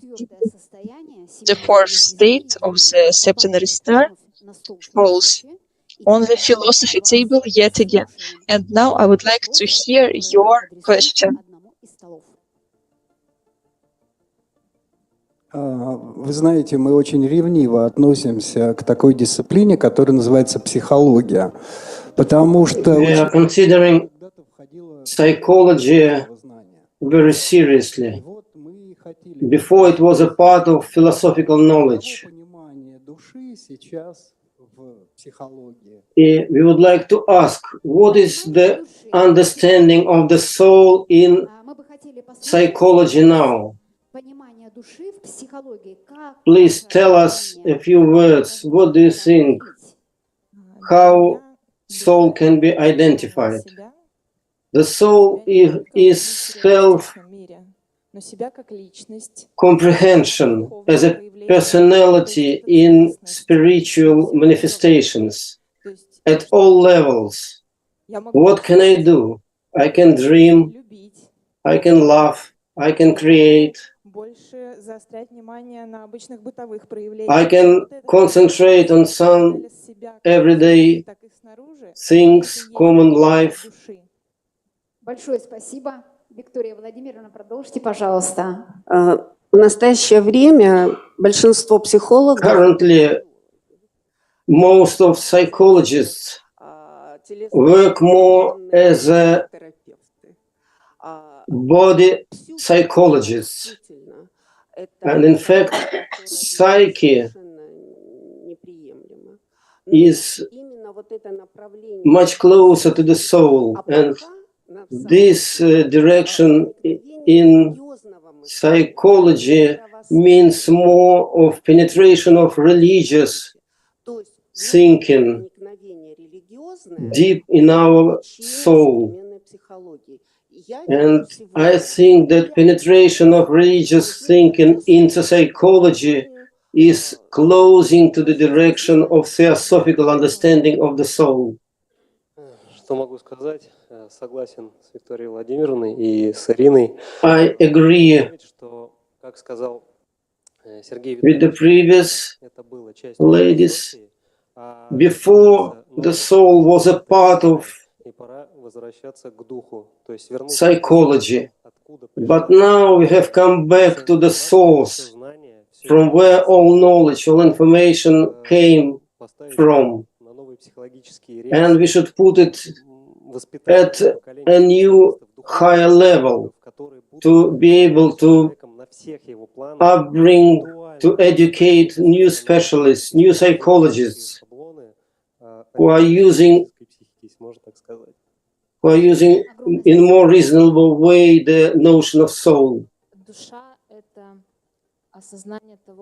I think the soul means that you are much greater than your body. Everyone should understand the soul is the way to extend your consciousness towards the greater universe. Я хотел бы уже с теософской точки зрения. I would like to approach this from theosophical point of view. Я вижу, что And I can see that responsibility which lies on us can become that great goal, that star for a personality who has understood two main laws. First of all, the law of reincarnation. And what is the opinion of the yellow table? Whether you have received good answers? Задавали очень каверзный вопрос. Yes, our question was rather complicated because since Descartes' times, we are using more the notion of conscience instead of soul. And in fact, we have received very good answers. Applause to the table of philosophy and to the table of psychology. And thanks everyone who spoke up. So this is the divine yellow ray enters into the divine heart energy. And we come to the table of pedagogics, blue ray of Jupiter. Please ask your question to some other table. And we are asking table to the table of science. And our question relates to a very important category which we did discuss so far. What is missing now in science? In the science, there is no criteria of truth, in new paradigm, we do not have that criteria, how to identify the truth. Mostly we use benefit instead of truth. And the truth is missing now in science. And so our question, where is the beauty in science? Can you identify, can you see the beauty in science? Please, scientists, can you give us some beauty? So green table, physical and natural sciences. First of all, criteria of truth. In science, only one criteria is experiment. whatever we are inventing, whatever theories we invent, all those should go through experiment. They should confirm the previous theories. We shouldn't neglect anything. And the second, good theory should predict some new phenomena. So the criteria in science are the same. Second, regarding the beauty, in the science, physics especially, we have separate fundamental and applied sciences. Fundamental discoveries normally are done not logically, but by intuition, like composers, like great artists, great writers got their creations. For example, Nikola Tesla, Albert Einstein, those theories couldn't have been invented by logic, because that was the highest form of enlightenment, achieving the highest levels in intuition. And this is the beauty. This is the highest beauty. When person attains such high knowledge, it's kind of exaltation, kind of ecstasy for a person. And those appliances which Nikola Tesla created, of course, they are beautiful. Or if a building is constructed with the use of golden ratio, of course, it's also beauty. And the last one, we should understand that more than ignorance, that science neglected something that shouldn't have been neglected. In fact, that means that people live in all the times of science. 20th century, the new physics, quantum theory, quantum field theory. And it doesn't mean that previous science was wrong, but quantum mechanics generated new notions, notions of virtual particles, virtual worlds. And it doesn't mean that in future those new notions, new ideas will not be able to combine with the previous ones. And I can tell you that modern science, modern physics is the most beautiful edifice. And when you can see the beauty of equations, beauty of ideas which are built in those equations, they are phenomenally beautiful. And it's well known, when you write very big equation and it doesn't look beautiful, that means it's not right. It's because equation should reflect the nature, and the nature is beautiful. Now we have online another participant, candidate in physics and mathematics, Yegor Turley. Please, a word is given to you. And please, what is truth and what is beauty? Так, прошу прощения, вопрос кто? Вы уже задали? Или я должен задать?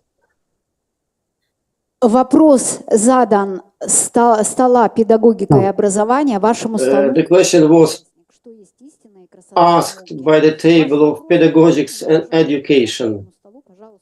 Но в контексте тогда, когда я дойду до зеленого стола. Устремление к абсолютной истине, aspiration to absolute truth, так трудно и практически невозможно. Very difficult, almost impossible. Человека, от ученого, it demands from a scientist не только very intense work, both moral, intellectual, and physical, в ходе своей using all the skills acquired. И поэтому those belonging to monad, personal monad. And there is a very good perspectives for the creation of beauty in science. And I think the science allows us to see beauty in many discoveries. очень много возможностей And especially in applied sciences. Because we have very good aspirations. Открывать The nature itself gives the ability for the scientists to open new harmonies, new beauties in nature. Другие, там, где начинается спряжение наших, переход от нашего физического плана на другие планы. Especially it's interesting the point of transition between our material plane and submaterial planes belonging to where belong all the virtual particles, virtual worlds. And it has very nice and beautiful nature, all those transitions between different worlds, different understandings. And it's a very big leap in terms what scientists are using now in terms of tools and appliances. Because now there is a very great advancement in terms of instrumentation which our modern scientists are using to achieve their results, to perceive the world, and to be able to see the new beautiful discoveries. Глобальные тенденции. Огромное спасибо. Thank you so much. Такой ответ, наверное, удовлетворил стол образования и педагогики. Most probably such an answer should be very good for the table of pedagogics. Это устремление к абсолютной истине. Егор Владимирович, огромное спасибо. So the beauty is the aspiration to the absolute. And this is very close to theosophical concept. Now we have Mikhail Cheryatiev. Please add something to this question. Красота, конечно, великая сила. The beauty is the most powerful instrument in the world. And Dostoevsky said that the world will be saved by the beauty. And the Rerich said that when beauty becomes the conscience of ourselves, of our higher self, then it will save us. When the higher energies of beauty will start penetrating our lower bodies, then everyone will be approach the level of Arhat, savior of the world. And our teachers have achieved this immortal state. And regarding the science, unfortunately, the science of man, of human, psychology, medicine doesn't deal with energies, doesn't deal with subtle ideas, because they do not deal with the soul, they do not have the ideas of the energies. There is no understanding of astrals, lower and higher astrals. That's why there are such impasses which cannot be passed without that synthesis of theosophical science and the modern science. And only through this understanding of the energy of the higher knowledge concerned and linked close to love, only through this the science will become fully and closely developed. Thank you so much for such dynamic speech and such powerful direction which should be followed. Могут открывать эти познания в основе тех основополагающих принципов. And it's a great joy for us to see these revelations based on the core principles of theosophy that can fill in any substantial points that are empty now, but there is no emptiness that cannot be filled in. And right now, the new teachers are coming to fill in this emptiness inside a human being so that a human being learns how to think. These new forms are filling in the new body of human mind. Thank you so much, Mr. Charatyev, for your thought that you have just pronounced. Table physics and natural sciences. Are there any comments, any further comments on this point? I'll be brief. In what already said, science is based on a repeated character of all the tests and experiments, but there is something that's impossible to repeat, and that is the sacred doctrine. Cosmogenesis and Pralaya point is the book of stanzas, is what we cannot explain by modern science.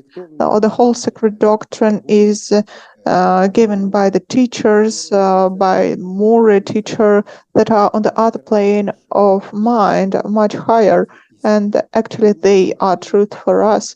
And we cannot check by our five sensations, much of which is written in the sacred doctrine and Agni Yoga. No, we're just based on and we believe that what is written there, we believe our teachers, and that is the highest truth. For the Rerichs and Madam Blavatsky, thank you so much. Question to a table is, what is beauty and what is truth in science? Brief answer from 3 words, please. Truth is works by Madam Blavatsky and Rerichs. Thank you so much to our guest from Germany and main editor of Psychic Energy Almanac.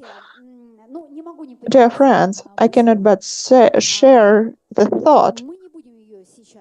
We'll not discuss it right now. I'll just speak it out. What do you think? Probably ever you posed yourself this question. Why did Madam Blavatsky in comment to every slok of Dhyan stanzas, despite the fact that the first 3 stanzas up to the 4th are devoted to Mahapralaya and Pralaya partly? Why did she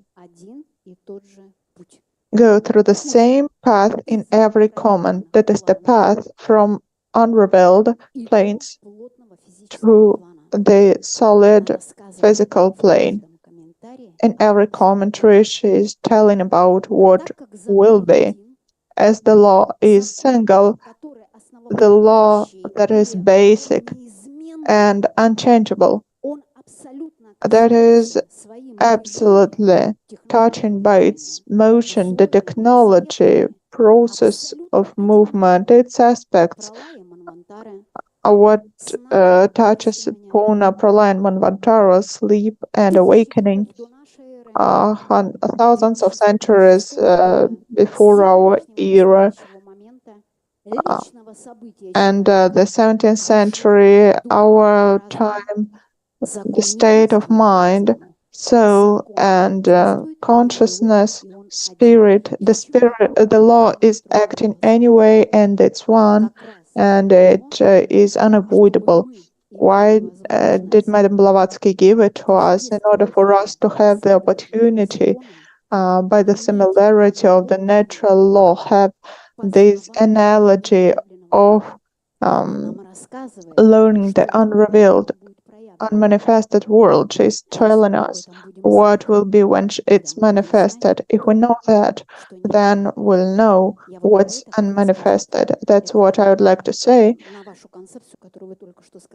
in answer to your concept that the sacred doctrine is not possible to understand and to learn about, at least for Laya. There can be many discussions on that, and they're saying that if it's the absolute, we cannot discuss it, but these people who say that forget that in the first stanza, Madame Blavatsky is also mentioning the three aspects of the absolute in the prologue. She gives the full definition of it, and that every essence of any human being becomes logos when he starts speaking. Where is the beginning? Beginning of every ray goes from the absolute. Here is the answer.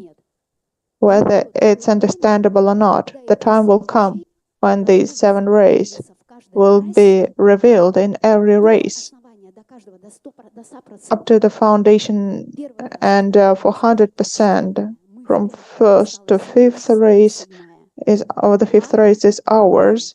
Atma embodies the 6th and the 7th races remain, and then the human being will go to another stage. He will be equal to gods.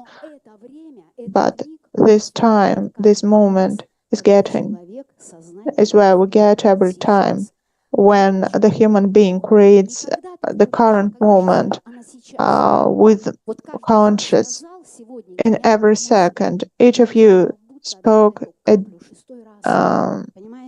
magnificent thought today, and it would be a droplet to the 7th race. Thank you so much. The next ray applauds.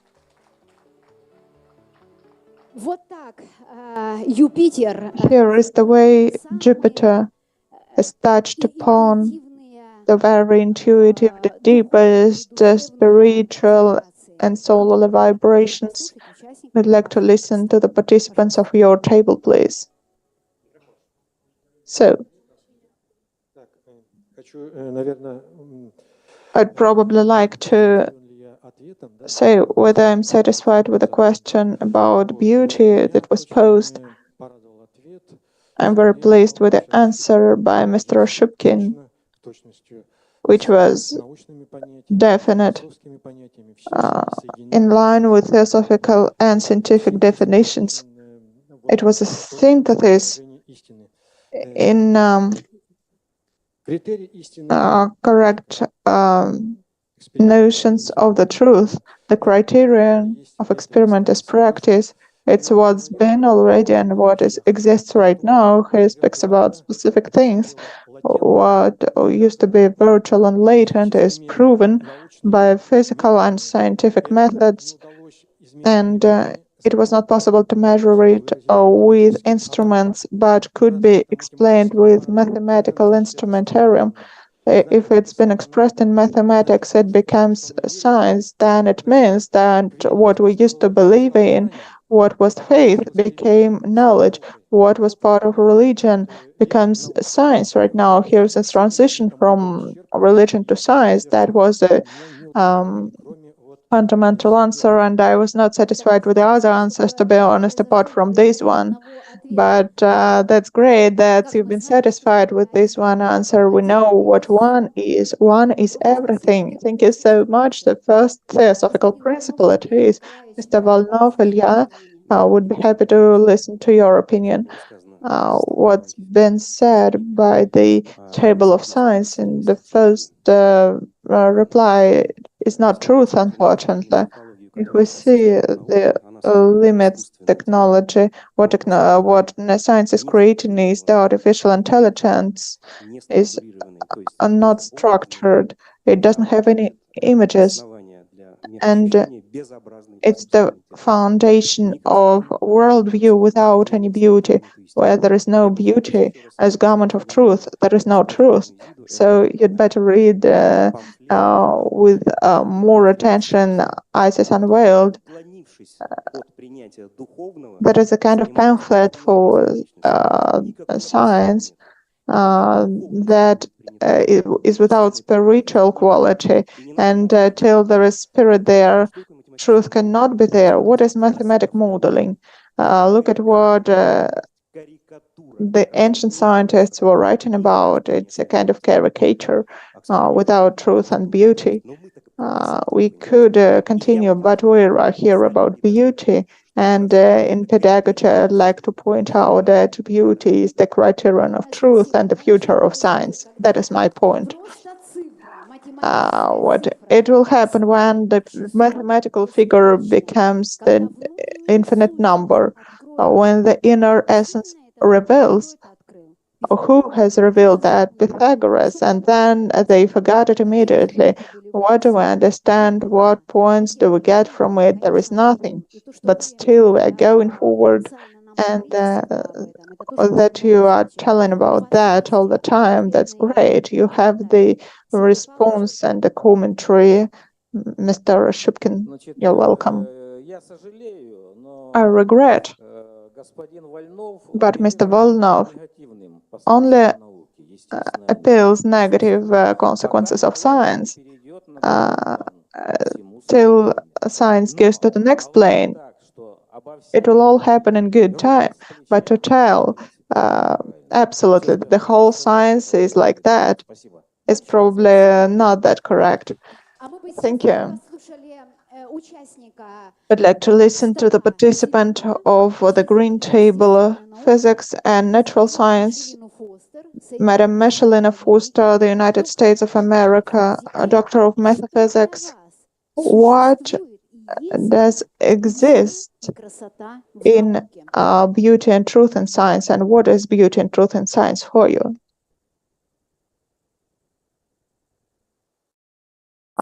Kindly switch on the microphone, ma'am, please. We don't hear you. Madam, could you kindly switch on the microphone? Okay. Would you repeat the question, please?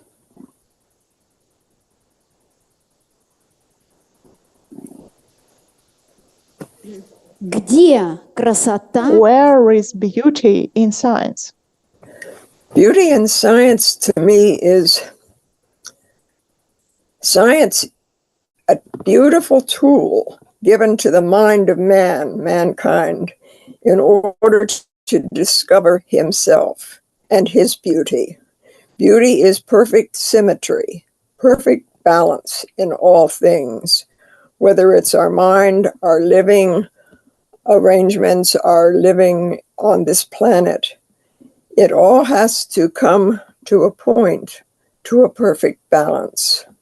And the symmetry, as we find in all of nature, from the snowflake to the mountaintop, the symmetry that is already present is here. Science is uncovering it because our minds are not yet ready to understand the beauty, the symmetry, the divinity in which we live and move and have our being. So here in the planet Earth, we are the children. We are learning. We are being given these beautiful tools to help us and uncover our own divinity, our own accomplishment that we can do in the universe in which we live. And when we're finished with this one, we all just move on to another one, because the planes are unlimited and life goes on to the infinite levels, past anything that we could ever understand, to more beauty, to more truth. Thank you. Thank you so much. So, what is the difference between physics and metaphysics? You see, there is the poetic attitude, this inner beauty, and this rays of our heart and heat coming from the heart. Thank you so much, dear Michelina, for finding harmony in every notion and finding beauty in every notion all the time. If it's so, then you are already in truth. Thank you so much. Hails from us to you. Additional comment from the physics and natural sciences. I'd say a word for the physics. Being on the in the first year of studies in the university, there was a lecture in mathematics, a very complicated one, and it was rather difficult to understand. But in the end, I got it. The theorem and the graphs. When I got it, I was in real ecstasy. The same way I feel when I read Agni Yoga books and when I'm in the museum nearby a picture. This trance, this ecstasy is a kind of subjective feeling of beauty. I remember this feeling when I looked at this mathematical formula in the university and looked at another student and he didn't feel it at all, he was bored. So the feeling of beauty is subjective, I believe. And the eternal discussion between the physics and the lyrics, you see, is that beauty is a subjective feeling. When we get to more spirit, then we'll have expanded feeling of beauty, and we'll see beauty in mathematics and physics and poetry, in arts as well, and in life. Thank you so much. The purer the mind is, the more beauty we can see in any element around us. Thank you so much, Mr. Chernov. You're welcome. I really like the answer. When we're in the world of thought, when we think, that's what we are doing in science, because there are scientific conclusions and answers to questions when the subtle plane then, and when the answer comes to us, then we're in happiness, and there is the feeling of beauty we have. We feel this beauty. It cannot be seen from the side. It's only seen by those who cry out Eureka, and we are all similar to these scientists who find answers that they were looking for so long, and going through this maze. That was the beauty. Right now, they're saying that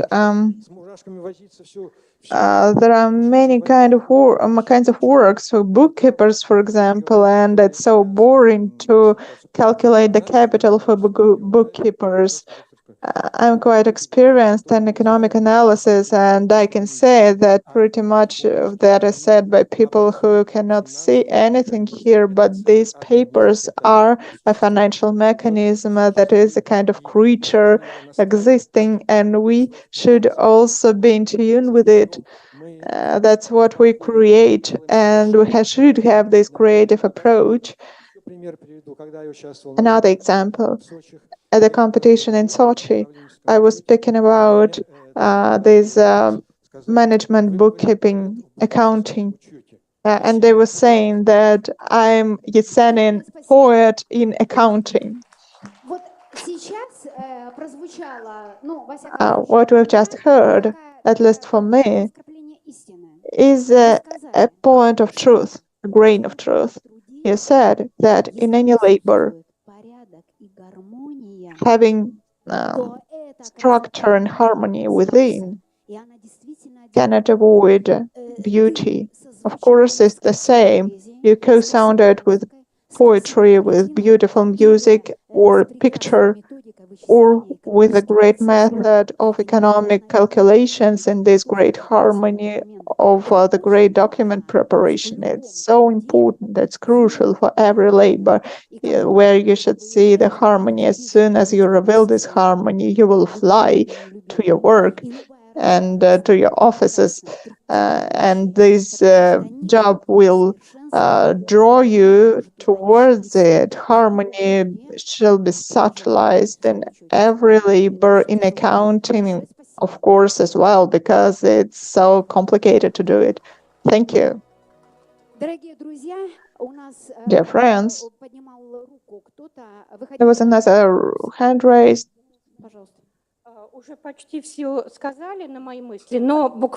What I was thinking has already been mentioned, almost all of it, but there is also one thought I'd like to express. Creativity is absolute in all the spheres and areas. It's not only about harmony, but also about right character of action and thought in right direction. Then, as the response reaction of the universe with high vibrations creates this feeling mentioned by colleague and the physics. Thank you. Thank you, Madam Tatiana.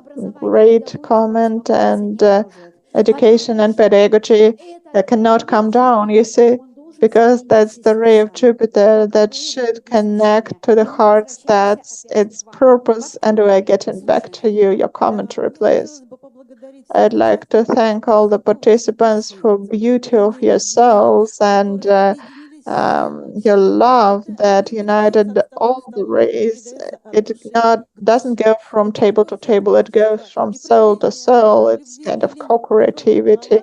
And these revelations of Madame Blavatsky is the single ray of your beauty and love.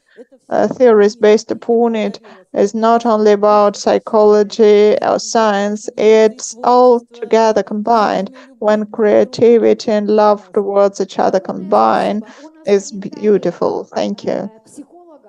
Commentary from psychologists who are also as active as they should be.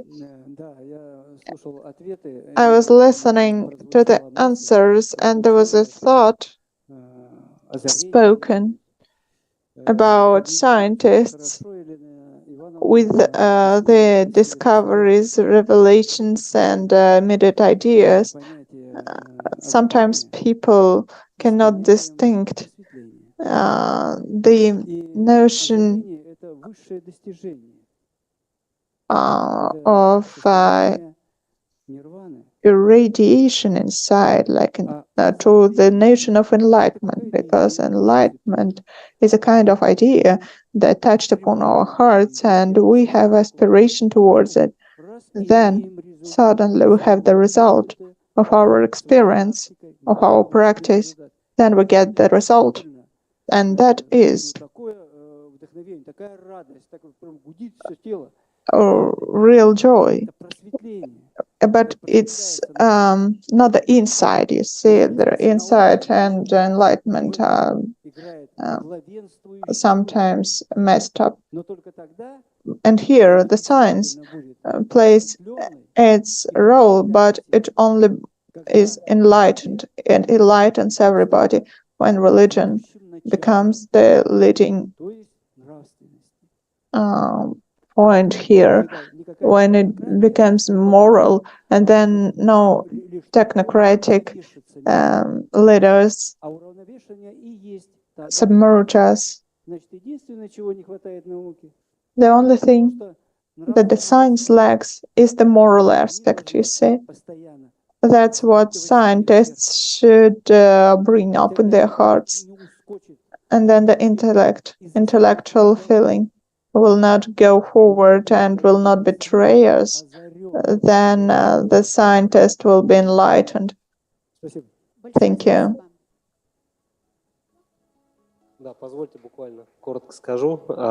I'd like to say a few words to protect all the sciences. As Madame Foster said, all the sciences present at the material plane are the instruments for the human being given from above, according to the evolutionary path that we are going along. as we can understand, were given, and in the teachings it's said that any religion, any teaching leading us to beauty and spirit is better than no religion at all. Thank you. Thank you so much. Speaking of instruments. Владимир Анатольевич. Give me a second, please. Сейчас говорит Платонова Екатерина. Madam Platonova is speaking of instruments that help us explore everything that exists in the world. Here is the theory of fractals, and in this theory there is beauty. In nature, it can be seen, and it's a spiral formed побережье моря, которое имеет фрактальную форму. Это кроны деревьев, это облака. Spiral file, sized shells or trees or something else that we can find in nature, and that's what we should show to children. If we make them look in the microscope, there are small particles moving, they can see there, they see the micro world, and that is the way to prepare them to understanding what the structure contains. Thank you. Thank you for the structure of existence, and we have additional commentary to the commentary of Mr. Yari about insights and enlightenment. Mr. Chernov has 30 seconds. Education and pedagogy. I have a different belief. Actually, enlightenment is the process where the person is in, because the person gets to know something, it's perfection. And the inside is the sparkle. And the moment when we understand something, that is actually the inside. The sparkle in the moment where he was looking for something and found it. But when he is looking for enlightenment, enlightenment is what happens in motion, inside aspiration, inside our actions. That's why insight is more subjective and enlightenment is more objective, where we compare a subjective to objective. Here is my belief. Thank you. Thank you for your commentary. Accepted. We have additional commentary from Madam Sofia Shirokova, Education and Pedagogy. I would like to add that beauty is subjective, and of course it depends on your worldview. And I like Oscar Wilde's citation that the beauty is in the eye of the beholder. So you can always find love and beauty somewhere where other people won't necessarily see it. That's great, thank you. Thank you, dear colleagues, for accepting me on your table. I've spent my whole life working with culture, so art and social studies is something that has shaped me. And of course, I would like to hear your opinion on this, because beauty is about culture, first of all. The things that we've spoken about, love, warmth, about ambition, about the truth, this all is encompassed in culture.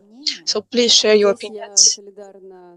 Well, I agree with Sophia, and maybe it's just because we both are pretty young, but for me, beauty is also subjective. And for example, when you see a sculpture or a painting and you see beauty in them, but some people, for example, will see beauty in formulas or in the Fibonacci sequence, but we all have gathered here because we have different opinions and different worldviews.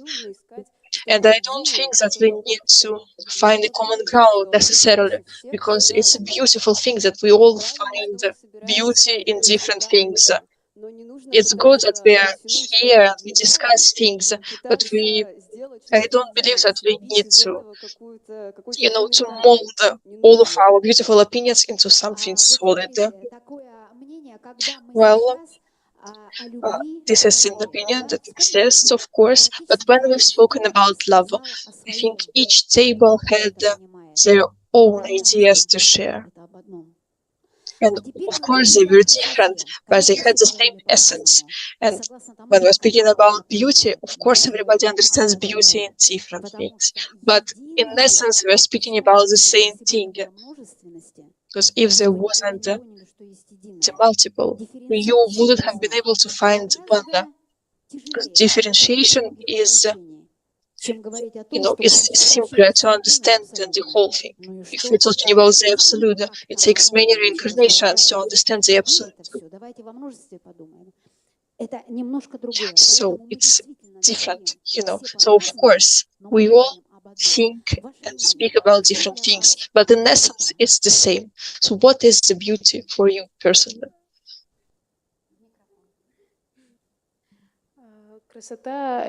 Beauty, I think, is a part of a person.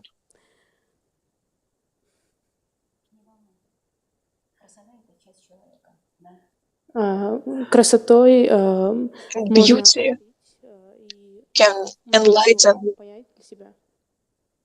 and it can help you understand many things about yourself and life. For me personally and honestly, those words were most important.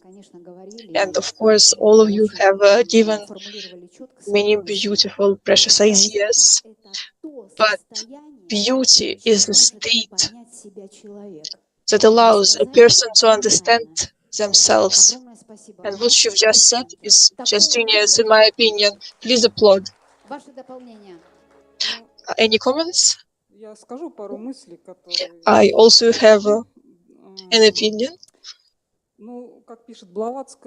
As Blavatsky writes, there was only one science at the beginning that was further developed into philosophy and religion, but in the future they will all yet again become one.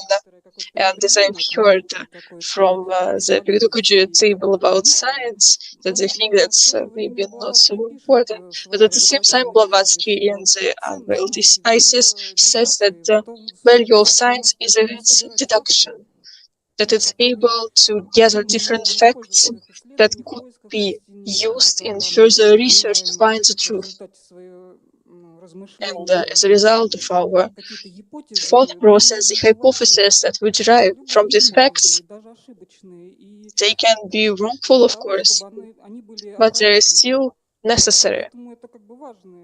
So I think science is useful and it's necessary in our life.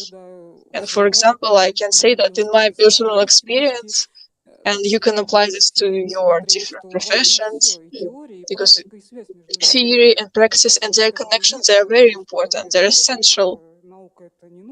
So you just can't outcast science and say that philosophy is more valuable.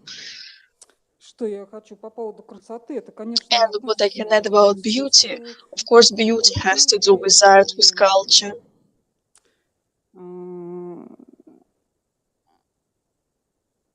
Тут уже звучало, что красота это It has been already said that beauty is the truth, and beauty is the eternity in its complete form, as one of the classics said. And Blavatsky writes that our human evolution is one of the ways that could be utilized.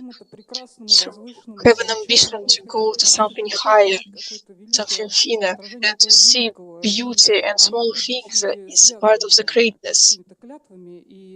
When you give an oath, and Blavatsky, she had an oath, so she couldn't, share many ideas with common people. So she used citations of poets who, even though they weren't philosophists and they've never come upon philosophy, but they had an inkling, a genius, so they could see more things than philosophists and scientists. And so she used their citations in her works, despite the fact that they weren't philosophists, but yet they were able to touch the truth. Okay, thank you very much for your opinion.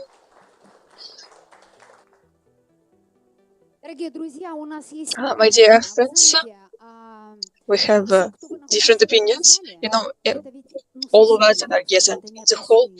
It's all of the people are diverse, and the people that are now live in Zoom, maybe your ideas are more profound, more nuanced, and I would like to ask our support team.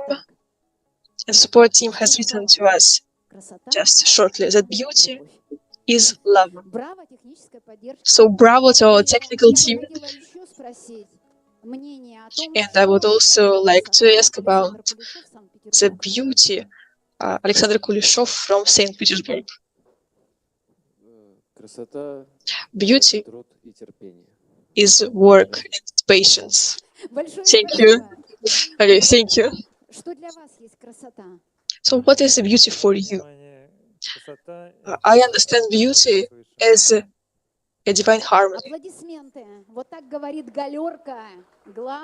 So this is the opinion of our technical team. So what is beauty for you?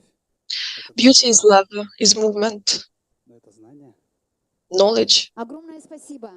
Thank you yet again. What is beauty for you? For me, it's beauty means to be yourself. Okay, great answer. Thank you. Hello, what is the beauty for you? Beauty is when the crystal of psychic energy is in your heart and you can resonate with this love and you can radiate it and influence other people and make them happy. So when you live for the greater good and not just for yourself. Thank you. What's the beauty for you? Well, beauty is love. Thank you. What is beauty for you? And as it has been said, love is the true beauty. And I think that beauty is the positive feelings, that you receive from other people. So when there is beauty, a person can become better. Yes, exactly. So this is the true opinion voiced by a young person from the audience. And those are the volunteers from the most volunteer organization, a governmental organization that can sum up just in a few words the genius during the Great VII Congress dedicated to Helena Petrovna Blavatsky. Thank you all for your hard work. So what is beauty? People are created in the image of God.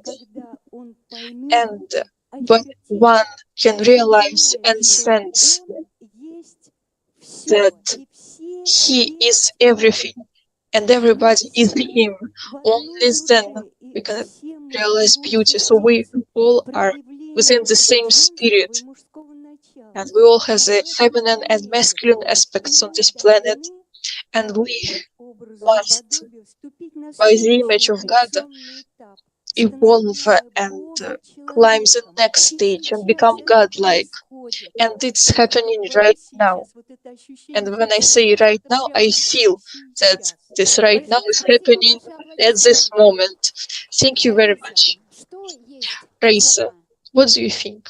I think that beauty is the individuality of each person. And as a volunteer, I can say that beauty is your desire to make the world a better place. Thank you. What is a beauty? I think that beauty, well, of course, it's subjective. And for me, for example, beauty has to do with the material world, with the physical and the mental. And for instance, I like the sunset. Cleaning my room is beautiful, I think, because it gives me the sense of completion and satisfaction. Well, that's all. Well, that's it. When you respond to the beauty, everything is possible.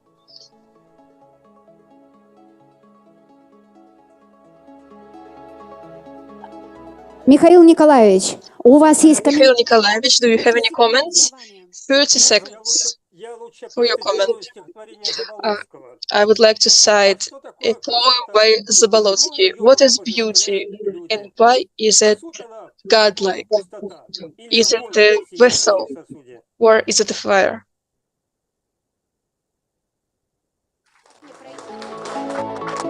Огромное спасибо. Thank you very much. Well, as you can see, it's not easy to come back once you go to volunteers and ask people what they think. So what do you think? What is love and what is beauty? Well, let's start with beauty. Beauty is the final video we will make of the Congress.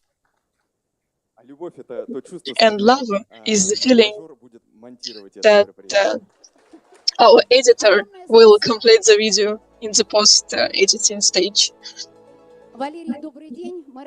Valery, hello. We're happy to welcome you to the live session. He's our photographer. How can you make thousands of pictures and not make it a bother to everyone? So what is the beauty for you? Well, beauty for me is the soul.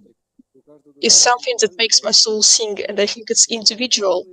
So of course, everybody will feel that beauty is in chemistry, in maths, in different things. Well, that's great. Thank you very much.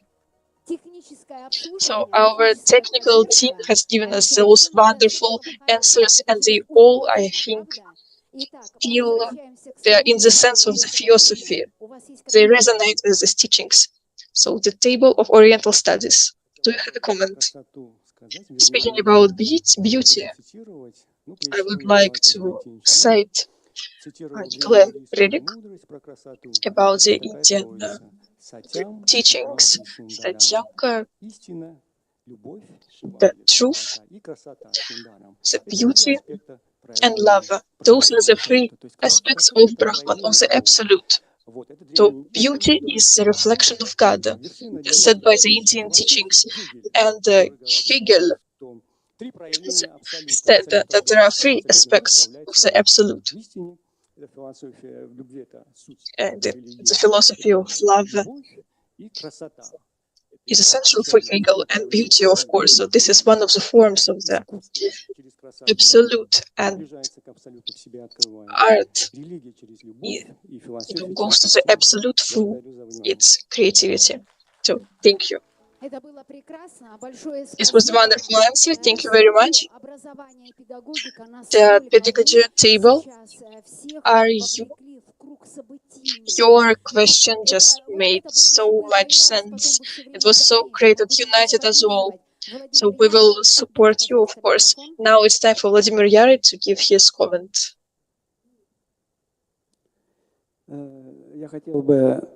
I would like to cite Державин. О ты, пространством бесконечный. Oh, you, the eternal space, the life movement of the substances, the movement of time, with no faces and yet with three faces, the great God, beyond omnipresent, who doesn't have a reason and space, who cannot be understood by anybody, but yet who expands through all the space. The one and true God. It's hard to say for sure how you can describe God. So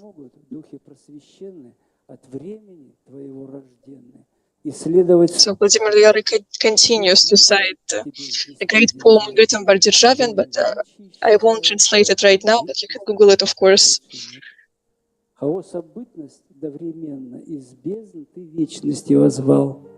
А вечность прежде в век рожденну себе самом ты основал. Себя собою наполняя, собою из себя сияя, ты свет, откуда свет истек. Создав и все единым словом, в творении простираясь, он нам ты был, ты есть, ты будешь век, ты цепь существ себе вмещаешь, их всех содержишь и живишь, конец с началом сопрягаешь, и смертью живот даришь. Как искры сыплются, стремятся, так солнце от тебя родятся. Так в мразный ясный день зимой пылинки инея сверкают. Вратятся, зыблются, сияют, так солнце в безднах под тобой. Светил возжженных миллионы в неизмеримости текут. Твои они творят законы, лучи животворящие льют. Но огненные сии лампады, или рдяных кристаллей громады, или волн золотых кипящий сон, или горящие эфиры, или вкупе все светящие миры пред тобой, как ночь пред днем, как капля в море опущена вся твердь перед тобой сия. Но что мной зримая вселенная, и что перед тобою я в воздушном океане онном, миры умножа миллионно, 100 крат других миров, и то, когда дерзнут сравнить с тобою, лишь будут точкою одною, а я перед тобой ничто. Ничто, но ты во мне сияешь величием своих доброт, во мне себя изображаешь, как солнце в малой капле вод. Ничто, но мир я ощущаю, не сытым, никаким летаю, всегда парением высоты. Тебя душа моя быть чает, вникает, мыслит, рассуждает. Я есть, конечно, есть и ты есть природы чин вещает. Гласит мое мне сердце то, меня мой разум уверяет, ты есть, и я уже ничто. Частица целая вселенной, поставлен мнится мне. В почтенной средине естества я той, где кончил тварей ты телесных, где начал ты духов небесных, и цепь существ связал ты мной. Я цепь миров повсюду сущих, я крайняя степень вещества. Я средоточие живущих, черта начально божества. Я телом в прахе истлеваю, умом громам повелеваю. Я царь, я раб, я червь, я Бог, но, будучи я столь чудесен, отколи проишел безвестен, а сам собой я быть не мог. Твое создание я создатель, Твоей премудрости я тварь, источник жизни, благ, податель, душа души моей и царь. Твоей-то правде нужно было, чтоб в смертную бездну приходило мое бессмертное бытие, чтоб дух мой в смертность облачился, и через смерть я возвратился, Отец, в бессмертие Твое.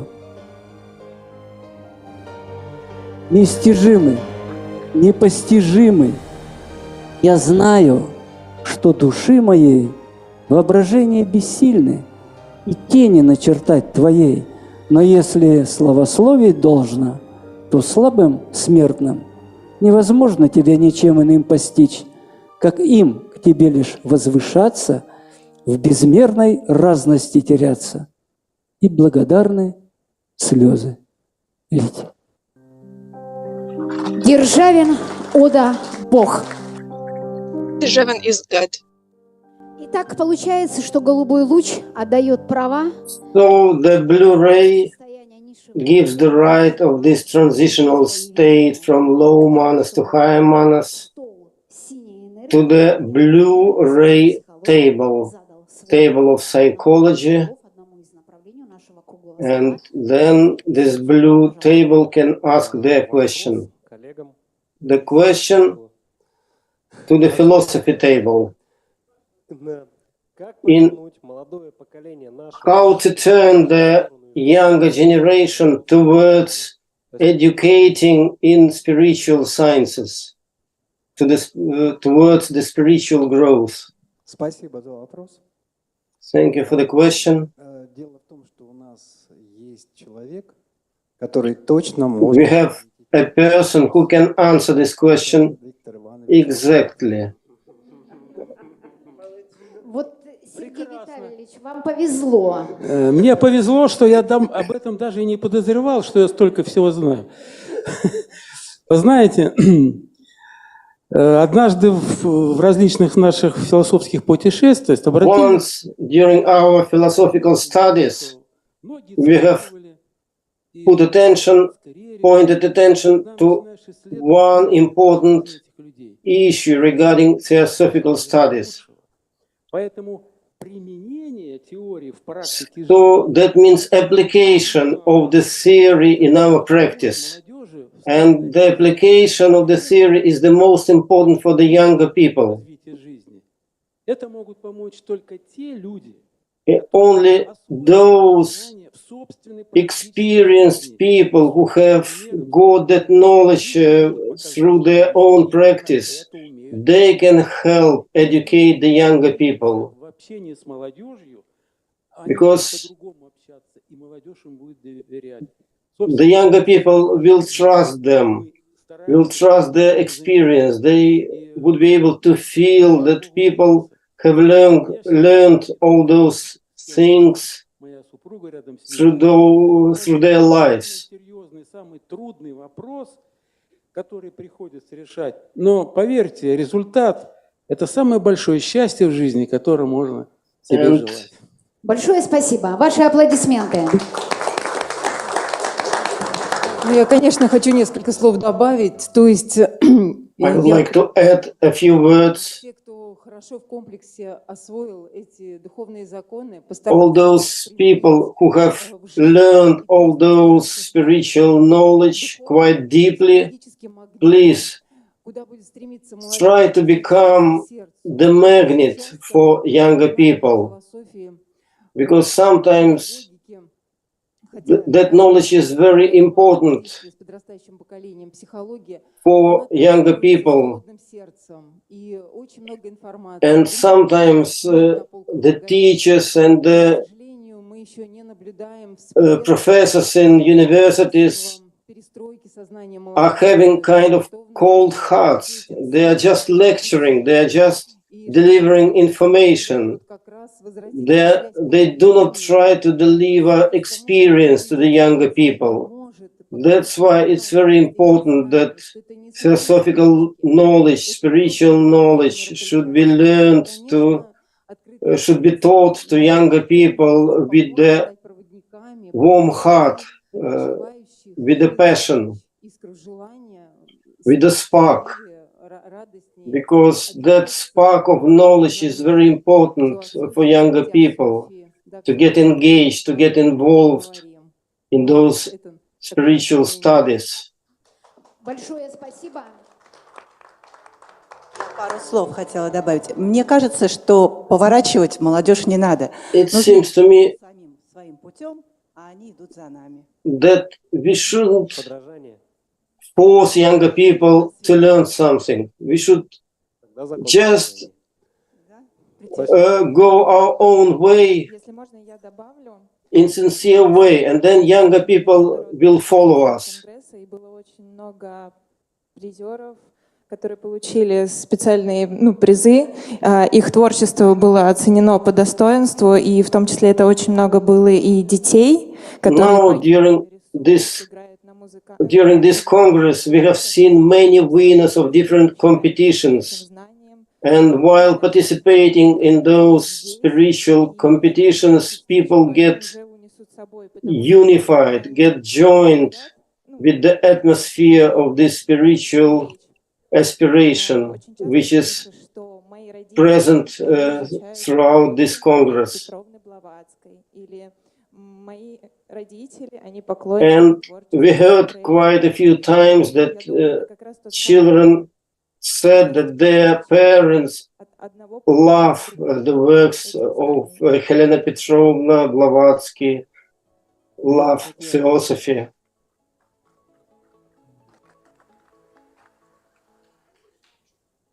Я бы хотел добавить, I would like to add what is necessary for children to aspire towards higher knowledge. First of all, two laws. Two laws should be brought to their hearts. Reincarnation and karma. So our old teachers gave us those two main laws of reincarnation and karma.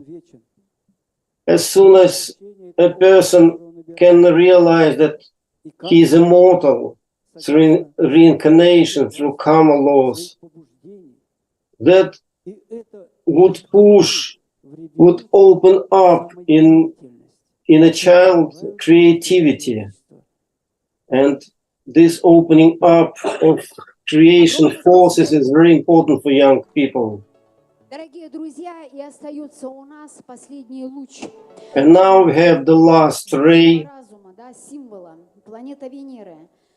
from planet of Venus, which is symbolized by blue color of psychology. Мы идем или мы бросаем свет к столу зеленому. Зеленый стол. Now we are moving the ray to the green table, physics and natural sciences. Основной вашего стола к любому из направлений. Пожалуйста. Please ask your question across to some other table. It's well known that modern quantum physics can predict everything through probabilities. As far as I know, astrology also is a science of probabilities regarding each object. The question sounds like this. This probability prediction, is it just because we do not know everything? But if we knew everything, we would be able to predict everything in future. For example, the Russia tomorrow will look like the following. We would be able to predict exactly if we knew everything. This probability prediction links to the limitations of our knowledge, or this is the principal foundation of the physics, that we cannot predict everything. The probability is inherent to the nature. Пожалуйста, представьтесь, как вас зовут? Меня зовут Соколова Анна. Откуда вы приехали? Из Москвы. I am from Moscow. Sokolova Anna. Повторите, пожалуйста, еще раз вопрос.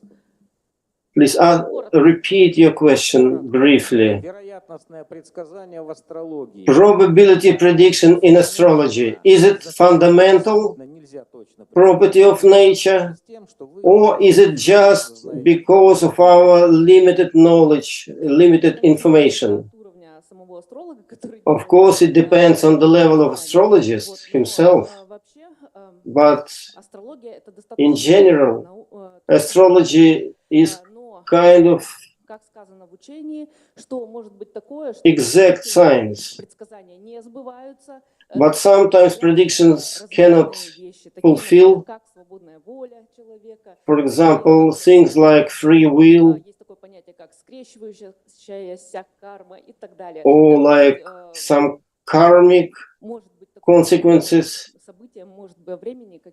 But sometimes the event can be linked to the certain date, but may happen sometime in the future.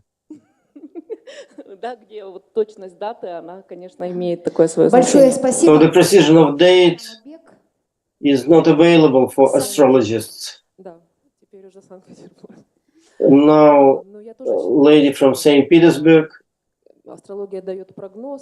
I think that astrology gives just prediction, forecast, of course, depending on the level of astrologist. But free will can manifest itself within the certain karmic range. And the better astrologist knows the karmic foundation, the better astrologist can predict. And now Смотрите, есть разные направления. There are different directions in astrology. Eastern astrology, Oriental astrology, Western astrology. Western also has some classical form, And in our academy in St. Petersburg, there are some periodical laws and cyclical laws. And through those cyclical laws, we can identify which planets control which people. And sometimes it gives up to 98 probability rate for our forecasts. А в качестве управителя Скорпиона Плутона, поэтому 50 на 50 в прогнозировании. То есть, in other cases, probability can be just 50-50. And of course, astrology is empirical science. Also, like physics, uses a lot of empirical laws.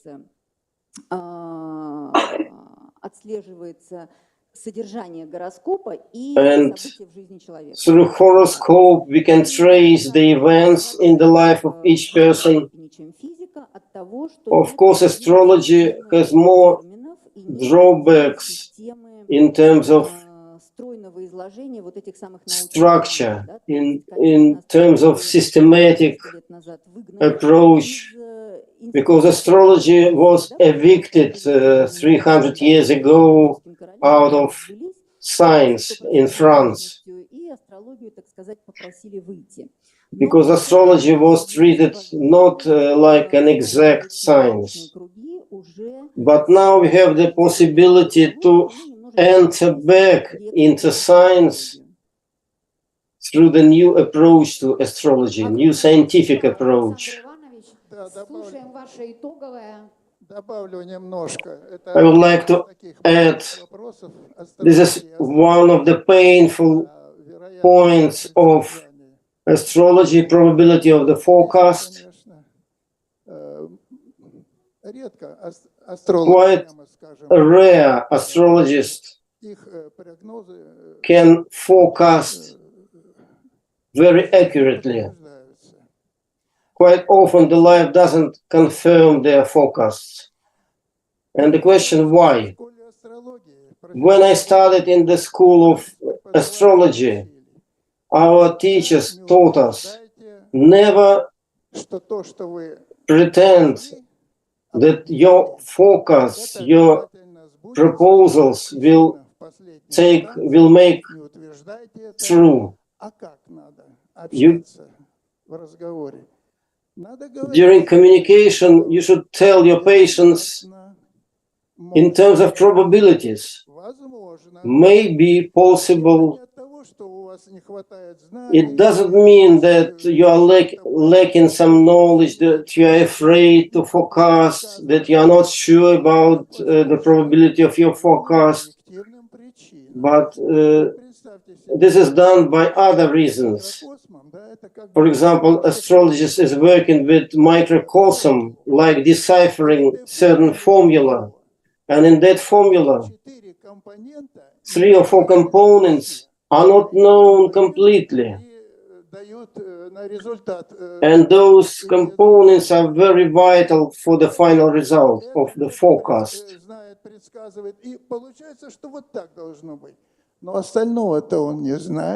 And so, even if knowing certain factors without knowing others, no astrologist can predict with high rate of probability, because too many components are involved in any forecast. Because too many things impact the outcomes in the life of each of patients.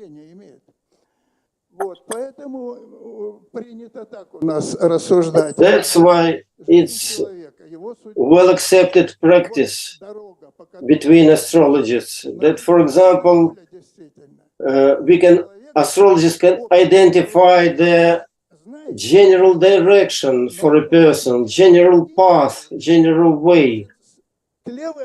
But of course, there is a free will, and a person on his way can make different decisions, can make different choices, and depending on those choices, the way can even turn, can even bend from straight line. Only through statistics can confirm the quality of the forecast for each astrologer.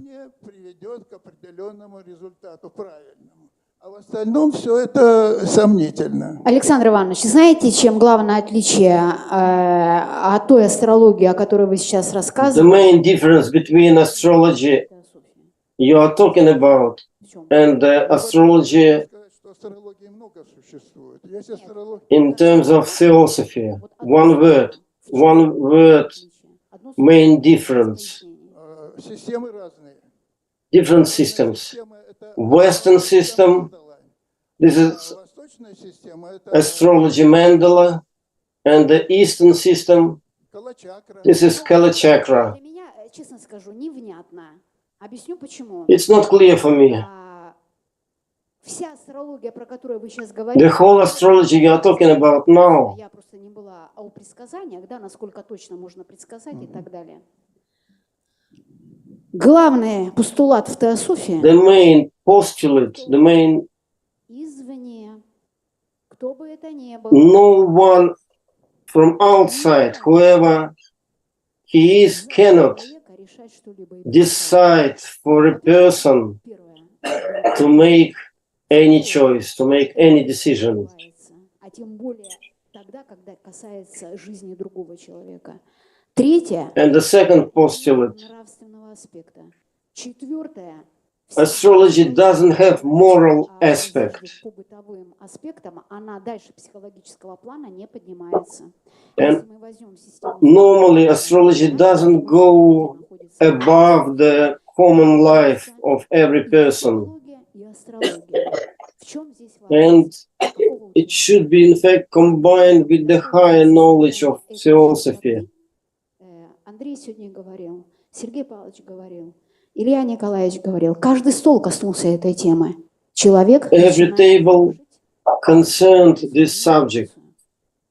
That the person through higher knowledge starts to listen to one's own intuition. И совершенно все равно, все эти воплощения прошлое, которые были, не надо знать. Only through the intuition it's possible to know the most probable outcomes. И был в прошлом, понимаете? Ничего нового там не было. И оно никогда, прошлое, не будет вам открывать тот настоящий момент. And in fact, if it doesn't involve higher knowledge, higher intuition, you cannot go deeper into the past to identify the root causes, and you cannot forecast anything in the future without knowing the real chain of events in the past. Only through the work of intuition and the work of heart, the person can predict to the highest probability what will happen to him. Я вообще хочу сказать, что действительно сознание-то не изменилось, что 2 века назад, уж 200 лет скоро, все собираемся тайную доктрину изучать. Поднимите руки в зале. So, secret doctrine was written almost 2 centuries ago. And who studied all 3 volumes of secret doctrine? Please raise your hands. Это, вы знаете, а здесь важно что? Вот 3-й том, который Франческа Ладью, да, дала, да, и мы знаем, что это учение. In fact, the 3rd volume is said not to be written by Helena Petrovna, but still, when you read the 3rd volume, you can see that this is the truth inside this volume. And in theogenesis, very deep and secret knowledge is explained. That's why seven ray stars can be drawn with one movement, and it's sacred. And I would like to present the final word to Yari briefly. Слушая вас, да, Well, listening to you, dear astrologers, I admire you because you understand that you don't know something, and that's crucial. When we don't know, then we listen to ourselves, because Kalachakra is a phenomenal image. There is a mandala, there is a calendar. Normally we deal with a calendar, and the system of Kalachakra calendar, if you imagine, has already been there. Some calendars have been present in any civilization up to the sixth humanity. This knowledge is open about the wheel of good law, is what Madame Blavatsky described in Cosmogenesis, Anthropogenesis. That's what she described. Kalachakra is a phenomenon of studying the secret doctrine. It's already here. It happened in 1989. The synthesis was already there, and we should understand this major point. Then the Theosophists normally reject the concept of Kalachakra system, but the calendar has been created. The calendar is here, the Kalachakra calendar, and the wheel of this good law has already been launched. The era of Aquarius started from this calendar. We already have it in the law. All the kinds of religions are there. The astrochemistry, astrophysics, astrology, all sciences of the ancient times are there in the system of Kalachakra. Madame Blavatsky describes them. In the commentary, in all her works, we should find it. She said, I hail those who gather Kalachakra on their way.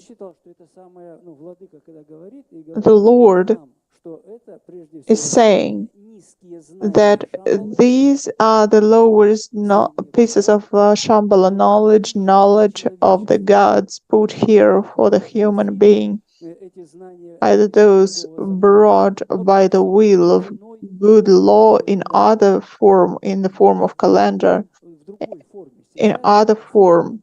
Right now, the form is built as per the Russian or Sanskrit consciousness of images. That is the new phenomenon in this era we're entering. I've heard that, and it's never been accepted, that there is knowledge of Kalachakra when its creator, Mr. Bakhanov, was trying to penetrate everything, enter all societies. The IDR did not take him, did not accept him for 10 years, and he was trying.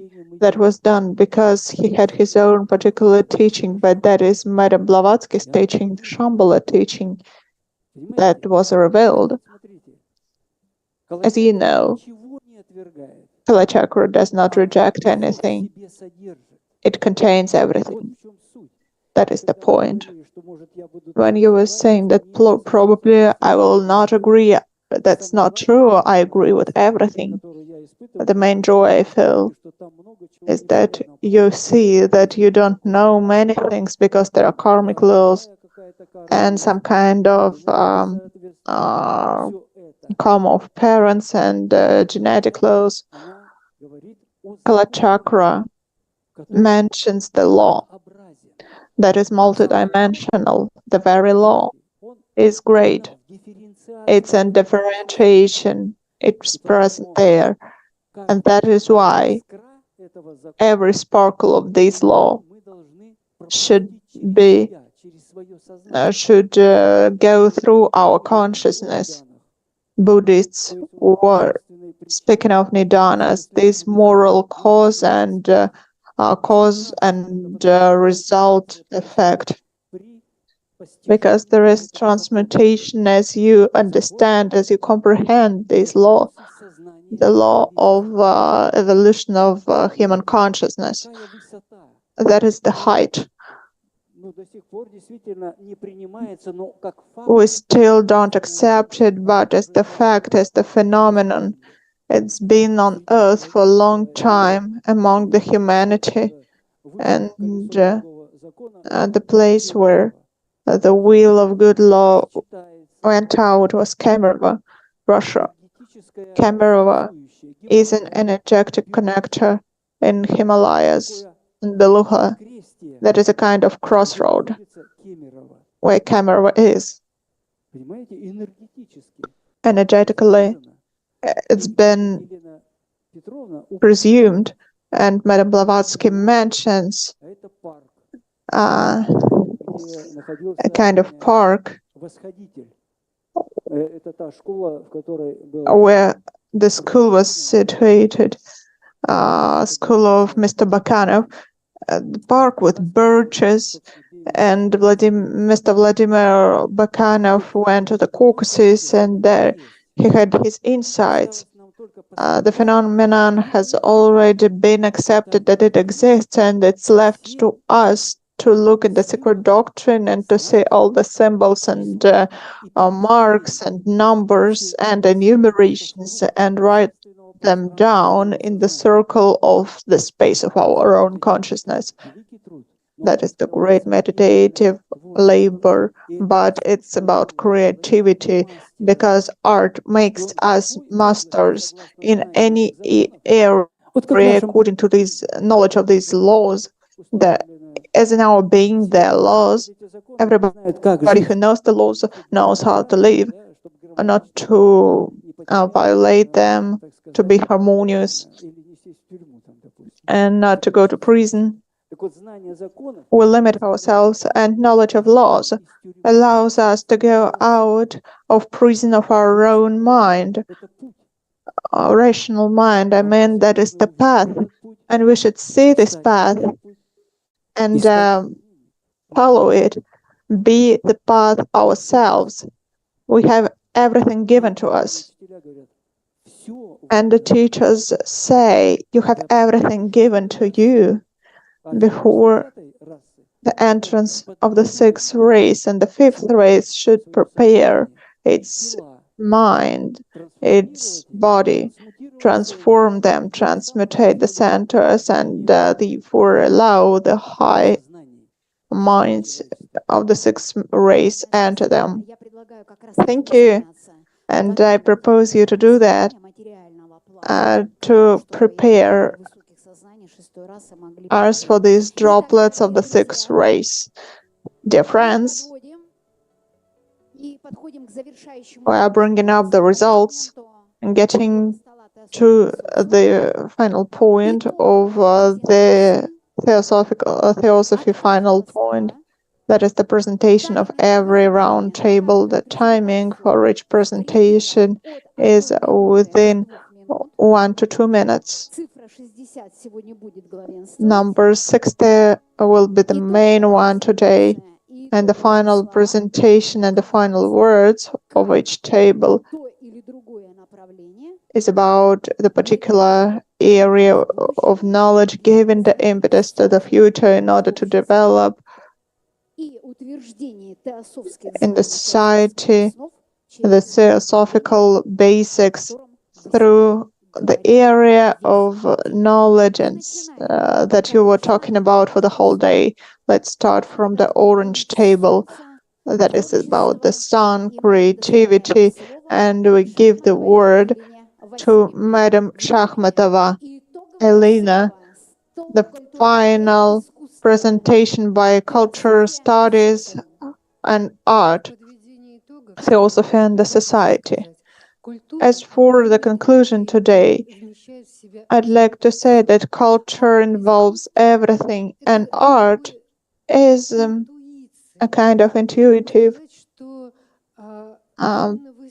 phenomenon. In art, at the level of art, we reveal firstly what will be revealed in reality.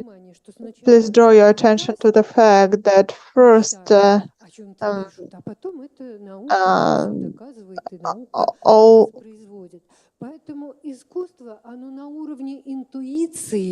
the fantasists dream of something, then it happens, and that is why culture at the level of intuition accepts some kind of signals from the subtle world.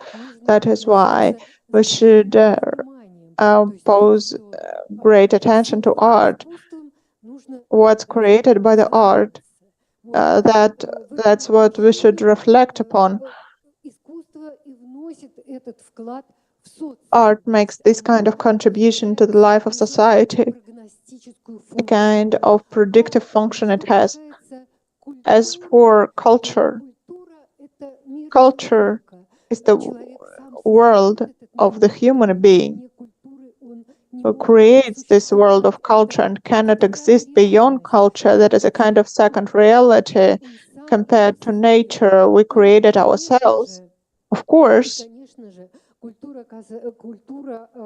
culture includes absolutely all the aspects. Here, we should seek creativity in everything. We should seek unity of everything in order for the human being to be harmonious and for the society to be harmonious as well. Thank you so much. What do you think of the work of your table today? Does it confirm the fact that the theosophical knowledge has a particular basis that society lacks, and that in a particular aspect it is an impetus for the development of culture and the art? Definitely, theosophy seeks synthesis of everything, and we lack it. I address the culture of the Silver Age, the renaissance of the Russian culture.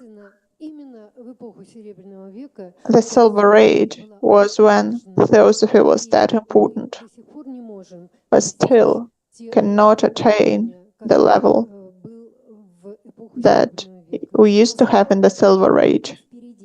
So we have the great path ahead. As we go along it, we will attain this very direction. Thank you so much for everyone working in culture studies and art today. Applause from the whole hall, and we support you. As well as those watching us online. Purple ray corresponds to history and Oriental studies. Your final resolution: what is the way the society has history and Oriental studies, in particular because we see the primary source of the teaching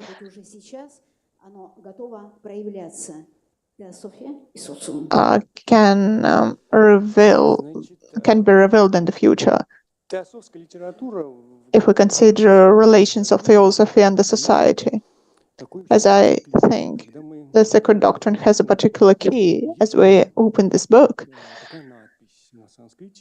It's written Satyat Nasti Parut Dharma, meaning there is no truth, there is no religion above truth. So there are truth is open for humanity that should make us go forward and live in ethics. Is the next stage as we open the living ethics. It's also mystery and the keys that can give us the way forward. That is the essence of these teachings. Aum Tat Sat Aum. That is the higher purpose. Tat Sat is the higher reality attained thanks to ethics. As we describe Oriental studies, I'll tell a bit from the point of view of Buddhism. The Buddhist philosophy is saying that in order to transform the human being, its heart, and the society, we should develop the two wings and the two paths, prajna in Sanskrit and karuna. Prajna, it's the wisdom, satyam, opening the sacred doctrine, and karuna is love or compassion. If only we have their own, their right shares of them, they will transform humanity. So without the condition of knowing the truth and the living ethics, the living ethics and the sacred doctrine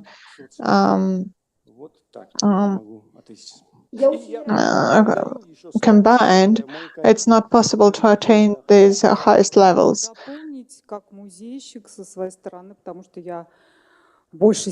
As a museum worker, I would like to add from this point of view, because I'm not an Oriental scientist. So the medallion of Blavatsky, it's apparitionist. It's a complex history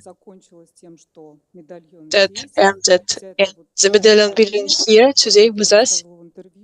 I have already told this story in an interview before, and I would like for it to happen that in Moscow we will have a museum dedicated to Helena Petrovna Blavatsky, and to create a commission where we could bring together experts that would work in the generational politics. We need to speak with the younger generation to ignite their hearts, because the young generation is the future of our planet, and what we're talking about, the knowledge that we have, needs to be passed down to the future generations. And now, the young generation, young people, they talk via the internet. So maybe it would be useful to have interactive internet programs that would help them understand teachings of the Reich family and Helena Petrovna Blavatsky. I think it's important to think about, because what we've talked about today is just what we've talked in the inner circle, and this information, it needs to go out of the circle. And I think it's a goal of this Congress. So this information isn't just discussed within the singular event. I think we need to create a museum dedicated to Helena Petrovna Blavatsky, because there is a museum of the Reich family. There are multiple of them even, but there is not a single center or museum dedicated to Helena Petrovna. And I think we have the people and we have the drive. Let's come together, let's find experts, and let's do this. This is my greatest wish, and I hope that this Congress becomes something even more than it is today. Thank you very much. Now, please pay attention to the screen. The VII Theosophical Congress is one of the projects of the foundation of Theosophy. This foundation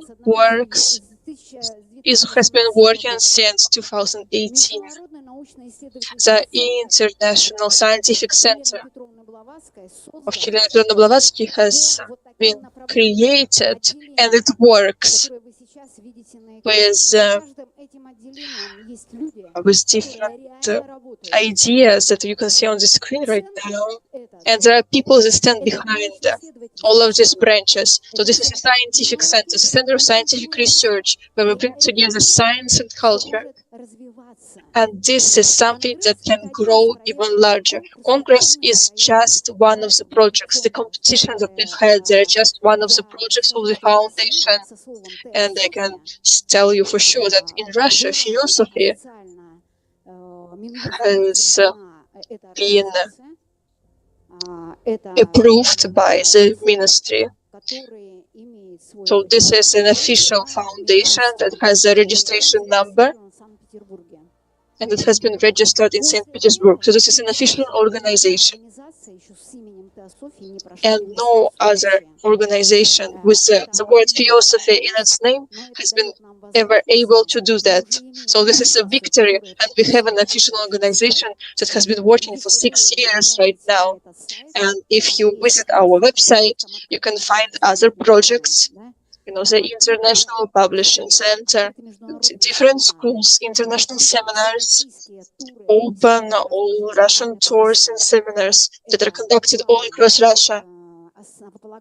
So these are the foundations of the living ethics and the secret doctrine. So we have everything that is needed. It's just that we have to start working. And I propose to you, and as it has been said by the colleagues from the Oriental Studies and the Round Table, that this information has been embedded in the society for so many years that for us it's just the time to act. So please applaud the Round Table of Orientalism and History. And now we will pass to the new ray, the red ray of Mars. So please, your final thoughts. Astrology, Kala Chakra, how can they help to form a theosophical worldview in society, to help propagate this fundamental knowledge in Russia and the international community? So it has been mentioned by Vladimir Vasilievich, the law of karma and reincarnation should be taught in school. It should be taught in school to children and their parents, because parents and their children, they need to know this information. And me having an educational degree, first of all, I understand how this is important, and to know oneself, to know your identity, you need to know your horoscope. We've been talking about high vibrations today, but for each individual that comes into this world, to understand oneself, you need to understand your horoscope and its aspects and the points of tension in your horoscope. So it's important for parents and their children to know this point and to know their horoscope, to grow as people and individuals, because without this, the individual spiritual growth is not possible, because our horoscope has our divine goals, the ways for our self-realization that can be achieved through astrology. Of course, you need to go, you need to see, you need to learn how to read your horoscope. You don't need to go to an astrologer just once a year or Google your horoscope on the internet. You must learn how to read it properly. You need to know it how you know your ABCs. And moreover, I think the basis of astrology, any astrology, is Theosophy of Helena Blavatsky and Agni Yogi of Helena Rillich. This is written in each book written about astrology. Thank you so much for your final words and for your emphasis on fundamental knowledge, and that it's important for it to go into society and to go into our schools. And our next round table is Yellow Ray, the ray of philosophy. Please, your conclusion. Theosophy and Society. So I think during this round table, I think we all have become really close to each other, and I believe that I can ask anybody in this round table to draw a conclusion. For example, Mr. Makarov, but I won't do this, of course. And I would like to say that Plato, for example, said that philosophy searches for eternity in transitional things. And we know for sure that the secret doctrine, the teachings of Blavatsky, is a generalized knowledge. And in philosophy, the great characteristic of the philosophic knowledge is generalization. And we see how Helena Petrovna was able to use the polemics, the great heritage of the great teachers of the past, the great thinkers of the past. And I understand that, of course, the knowledge hasn't been differentiated during this time, but you can see, you can look at the great thinkers that were mentioned by Helena Petrovna. They all left a remarkable heritage in history. So, philosophy, the secret doctrine, they are very important. And I think these teachings, they are necessary for students to understand the secret doctrine and the unveiled Isis, for example. So, curate philosophy into philosophic knowledge, because it will persist within generations. Thank you very much. Now we pass on to the table of psychology. PhD in philosophy, Sergei Vitalyevich Kolganov. I would like this table to give an oath, the philosophic oath that you think that the fundamental knowledge of Blavatsky and Rick is still actual to these days and necessary for each individual consciousness. Is it true? Do you swear by it, Vitaly Vasilyevich? Well, since you asked me to swear by these words, of course, I swear by all my heart and subscribe to these words. We will try our best in our life to pass this knowledge to our students and the people we know, to help them become more cognizant. Okay, thank you very much. And now one of the other tables, pedagogy and education, your final resolution. How can education and pedagogy that has reached a dead end, pass it using the knowledge of Helena Petrovna and the Rerek family? So how can this be realized? Well, pedagogy is the sole science that can work with the future practically, because a child is the future, and we, in this sense, are working with time. But, of course, we know that there is no linear time, it's a chimera. And in the works of Helena Petrovna, we find that the time is cyclical or eternal, and that's it. So this is an important idea that needs to be understood by pedagogy. And the Institute of Education should be restructured, where it should pass from the linear time to cyclical time, because in linear time there is no future. Future is just the continuation of present.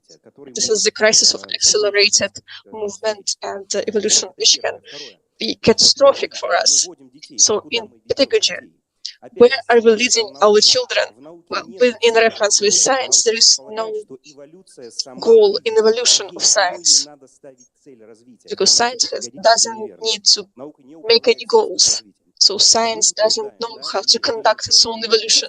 And Blavatsky helps us to understand that the goal of our evolution is beauty and truth. You know, I'm in the company of great people, you know, two beautiful women and two great men. And one of them has shared with us a great sensation and shared her musical talent. And And thank you very much. The main speaker, Volnov Igor Nikolaevich, the PhD and the head of the Moscow Polytechnic University, Russia, Moscow.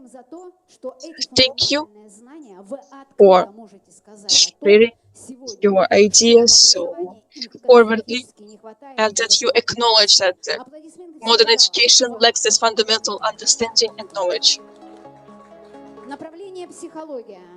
The psychology round table. Please share your final resolution. How can this great science that has not yet been understood completely, how can it develop in society on the basis of philosophical works?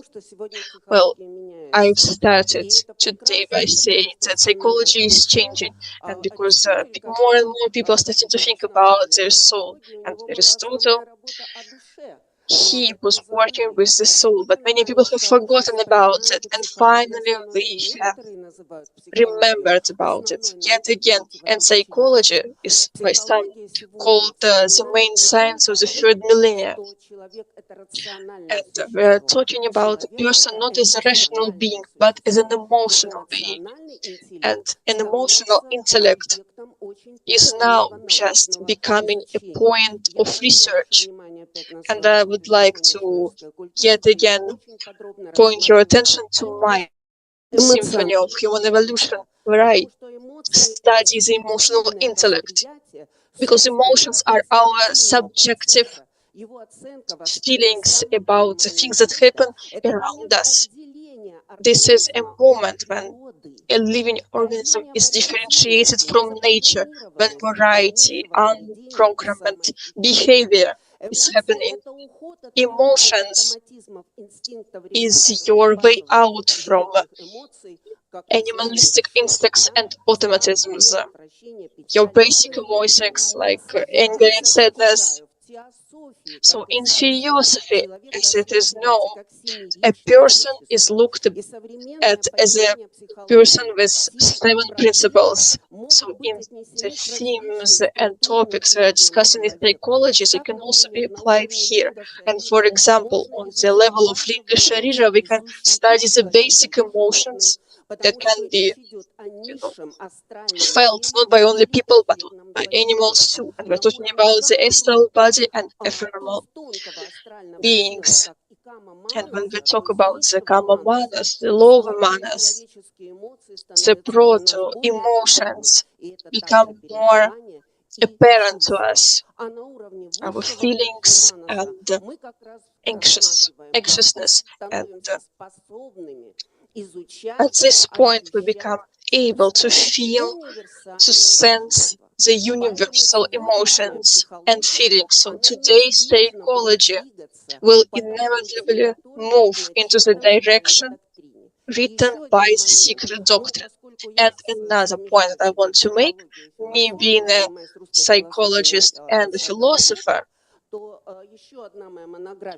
I have another monograph called The Mysticism in Cosmos and Culture, where I look at the secret doctrine. But the secret as a term needs to be understood emotionally. It needs to be felt. And that's exactly what we've been doing today. And in this we view our main goal, philosophical and psychological at the same time. Thank you very much. Psychology as science in Theosophy and Society acknowledges the necessity of a systematic approach to Helena Petrovna Blavatsky's work and work of the Rerich family. Vladimir Yary, now a word to you. I will repeat myself, I think. The idea that I have. Знай себя, и ты познаешь мир. If you understand yourself, you understand the world. Thank you. And dear friend, this was Kravchenko Victoria Vladimirovna, who has a double PhD in philosophy, professor of the International Law Institute, Russia, Moscow. And now the word goes to the round table, the green table, physics and general sciences. Their final word. on the work of the round table during the last day of the VII International Theosophical Congress, dedicated to Helena Petrovna Blavatsky and her fundamental work, The Secret Doctrine. How can the general science, physics, use theosophy? Дорогие друзья, я хочу поблагодарить всех за I would like to thank everybody for very nice discussions, provoking, generating many insights. Везде идут глобальные изменения. Everywhere in the world we can see global changes, and I've been trying yesterday and today to show the problems in physics. This is the major problem of fundamental comprehension of all the new changes in physics. And I have expressed my point of view that through theosophy it's possible to change the approach and to change the physics. That's why our main task, we can see, to promote the ideas of theosophy in universities, in schools, by all our means. And I'm sure, I'm looking forward that within next 10 years there will be a major breakthrough in terms of new understanding of the world view based on the Helena Petrovna works.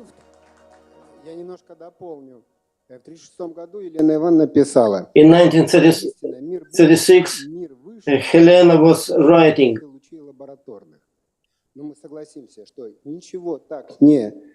убеждает, как научно построенный опыт. Nothing can be more proving that good experiment. And like my colleague said, that quite soon, hopefully, new type of scientists will show up who can combine spiritual knowledge with the scientific knowledge to be able to make a major breakthrough towards our worldview. И эксперименты, научные эксперименты, которые построены вот на недоказанных истинах. Также переводим многие труды Рейхетбаха, например, Месмера, которые And we are doing our best to promote theosophical literature to our students. Читайте, есть сайт в интернете, можно все загрузить. We are publishing many works by Helena Petrovna. Please do your best in terms of understanding the works by Helena Petrovna. Главный спикер стола физико-естественной науки Рощупин Сергей Павлович, доктор физико-математических наук, профессор высшей школы фундаментальных физических исследований Санкт-Петербургского политехнического университета Петра Великого. Россия, Санкт-Петербург. Огромное спасибо. Фостер Мишелина, участник этого стола. Егор Владимирович Турлей. Michelina is a participant of this table. Chiratyev, thank you so all, a member, participant of the yellow table. Dr. Srinivasan, thank you for being with us. Дорогие друзья, dear friends, так получилось, что каждый по-своему утвердил everyone confirmed the direction of our society in terms of studying theosophical works based on fundamental works by Helena Petrovna. Тайная доктрина. Спасибо большое каждому спикеру, который Thank сегодня... you for all the speakers Ваши аплодисменты. who are confirmed this fact. И искусство. Аплодисменты. Applauses to the table of culturology. Доцент ГИТИСа, город Москва, Россия, Шахматова Елена Васильевна. Аплодисменты. Направление история и востоковедение. History and Oriental Studies. Applause to the main speaker. Государственный музей Востока, город Москва.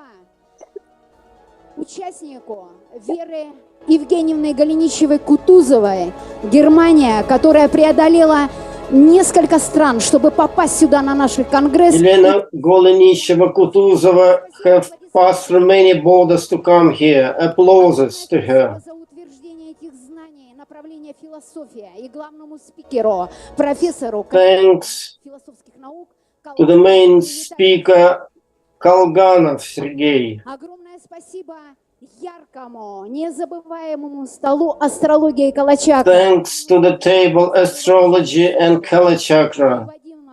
Белокуриха и Москва. Мы вместе.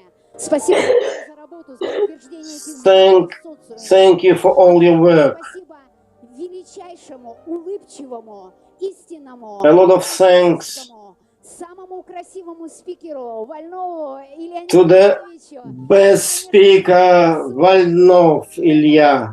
Образование и педагогика This is the table of pedagogics and education. России. И мы подходим к естественным наукам. Огромное спасибо. And thanks a lot to Sergei Rashchukin. Вы в Германии на русском языке. Вы издавали и издаете альманах «Психическая энергия». Also for all publishing work in Germany by of publishing of all theosophical works.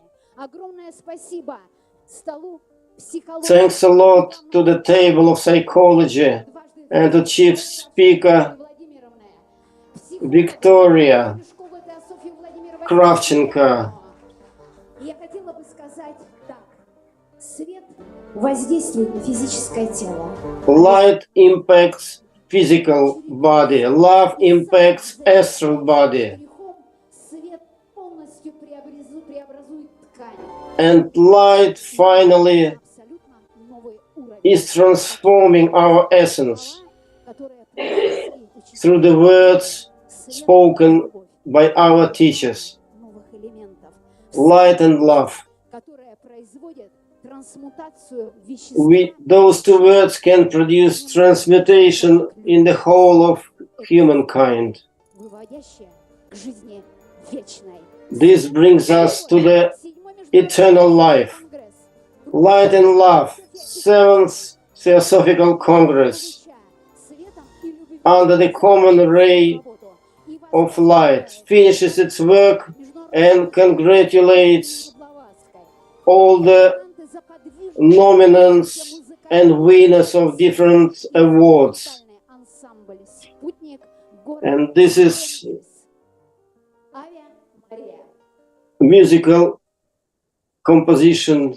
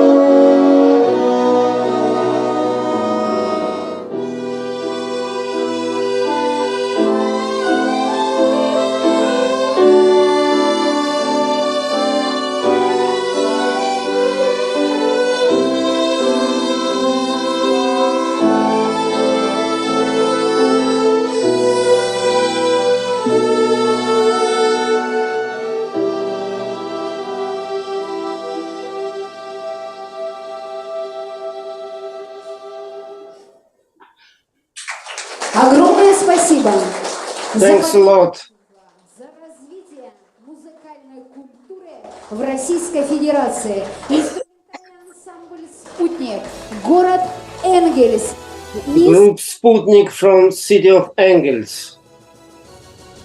От 7-го международного теософского конгресса, посвященная Блаватской. Вам всем в добрый путь творческого потенциала, раскрытия So ваших... we wish you a great success in your creation, in your musical achievements.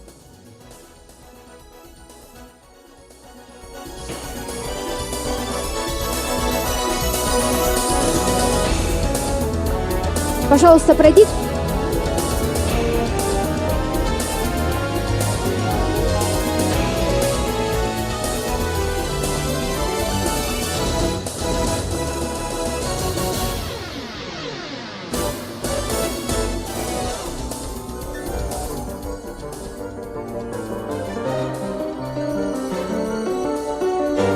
Дорогие друзья, для нас очень Dear friends,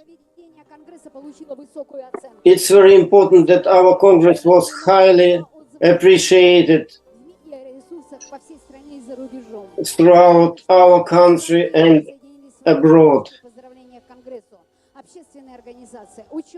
Many scientists, many organizations supported us from different regions of Russia, from many other countries, Ukraine, Moldova, Slovenia, Latvia, Lithuania, Canada, Morocco, Finland, Austria, India, Australia, Ireland, USA, China, Turkey.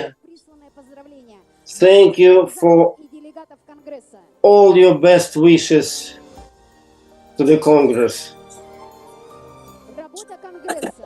The work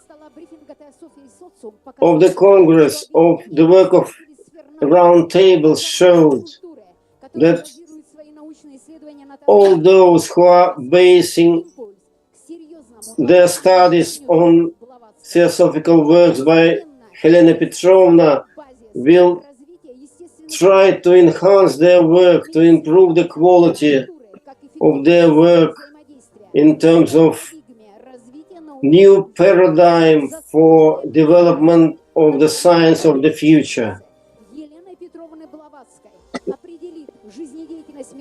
So the work by Helena Petrovna will promote the progress of our society and first of all of Russia in terms of patriotism and spirituality. Please, let's do our best realization of all theosophical projects on the side of a Theosophy Fund, which helps to enhance the spiritual development of our society, spiritual values based on theosophical values. Thanks to everybody who cooperated, who donated to the work of our Congress. Thanks to the translators and interpreters, 7 interpreters, Alexander, Babko, Tamara Kondratyeva, Polina Romancheva, your applauses, Sergei Nasetkin, Ksenia Persova, Tatiana Rusimova. Dear friends, you are the best translators, interpreters in the world. You are the 7th team who helped us through those 3 days to identify our path, our way forward. And thank you to our technical support, Maxim Yedgorov, Alexander Kuleshov, St. Petersburg, Alexander Brezhnev, Moscow, Yuri Butin, Saratov City, Mikhail Bogatyrev, St. Petersburg, Staroverova Olga, Moscow,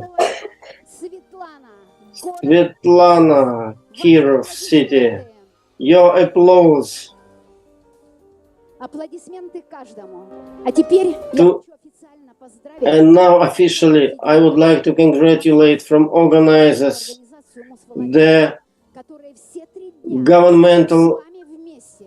organization Moscow Volunteers, who helped us a lot, who helped to all delegates. Thanks a lot. Many, many thanks to you for your help. Мы не прощаемся. Пишите We свои are not предложения, отзывы. Будем с вами на связи. saying goodbye to you. Please write all your proposals through our points of contact. And we are looking forward for the good impulse to be given through this Congress to all our future work. На книжной экспедиции вам всем 3 дня обслуживала вас, предлагая великолепные книги, научные исследования. Many thanks to our librarian, Natalia Koshay, who was offering the works by Theosophical works to everyone. Формирование исторических фактов. And there are just 3 people. Gelbing Voronezh, he organized all broadcasting. Valery Skriba. Thanks a lot. That those 3 days you have done your great work to present us on internet. Helena, thanks a lot to you for being with us and to help with our live broadcasting. Applauses from the whole audience and from all those online. Many thanks for being with us. Thank you all for your cooperation, and it's easy to be together. Love and light.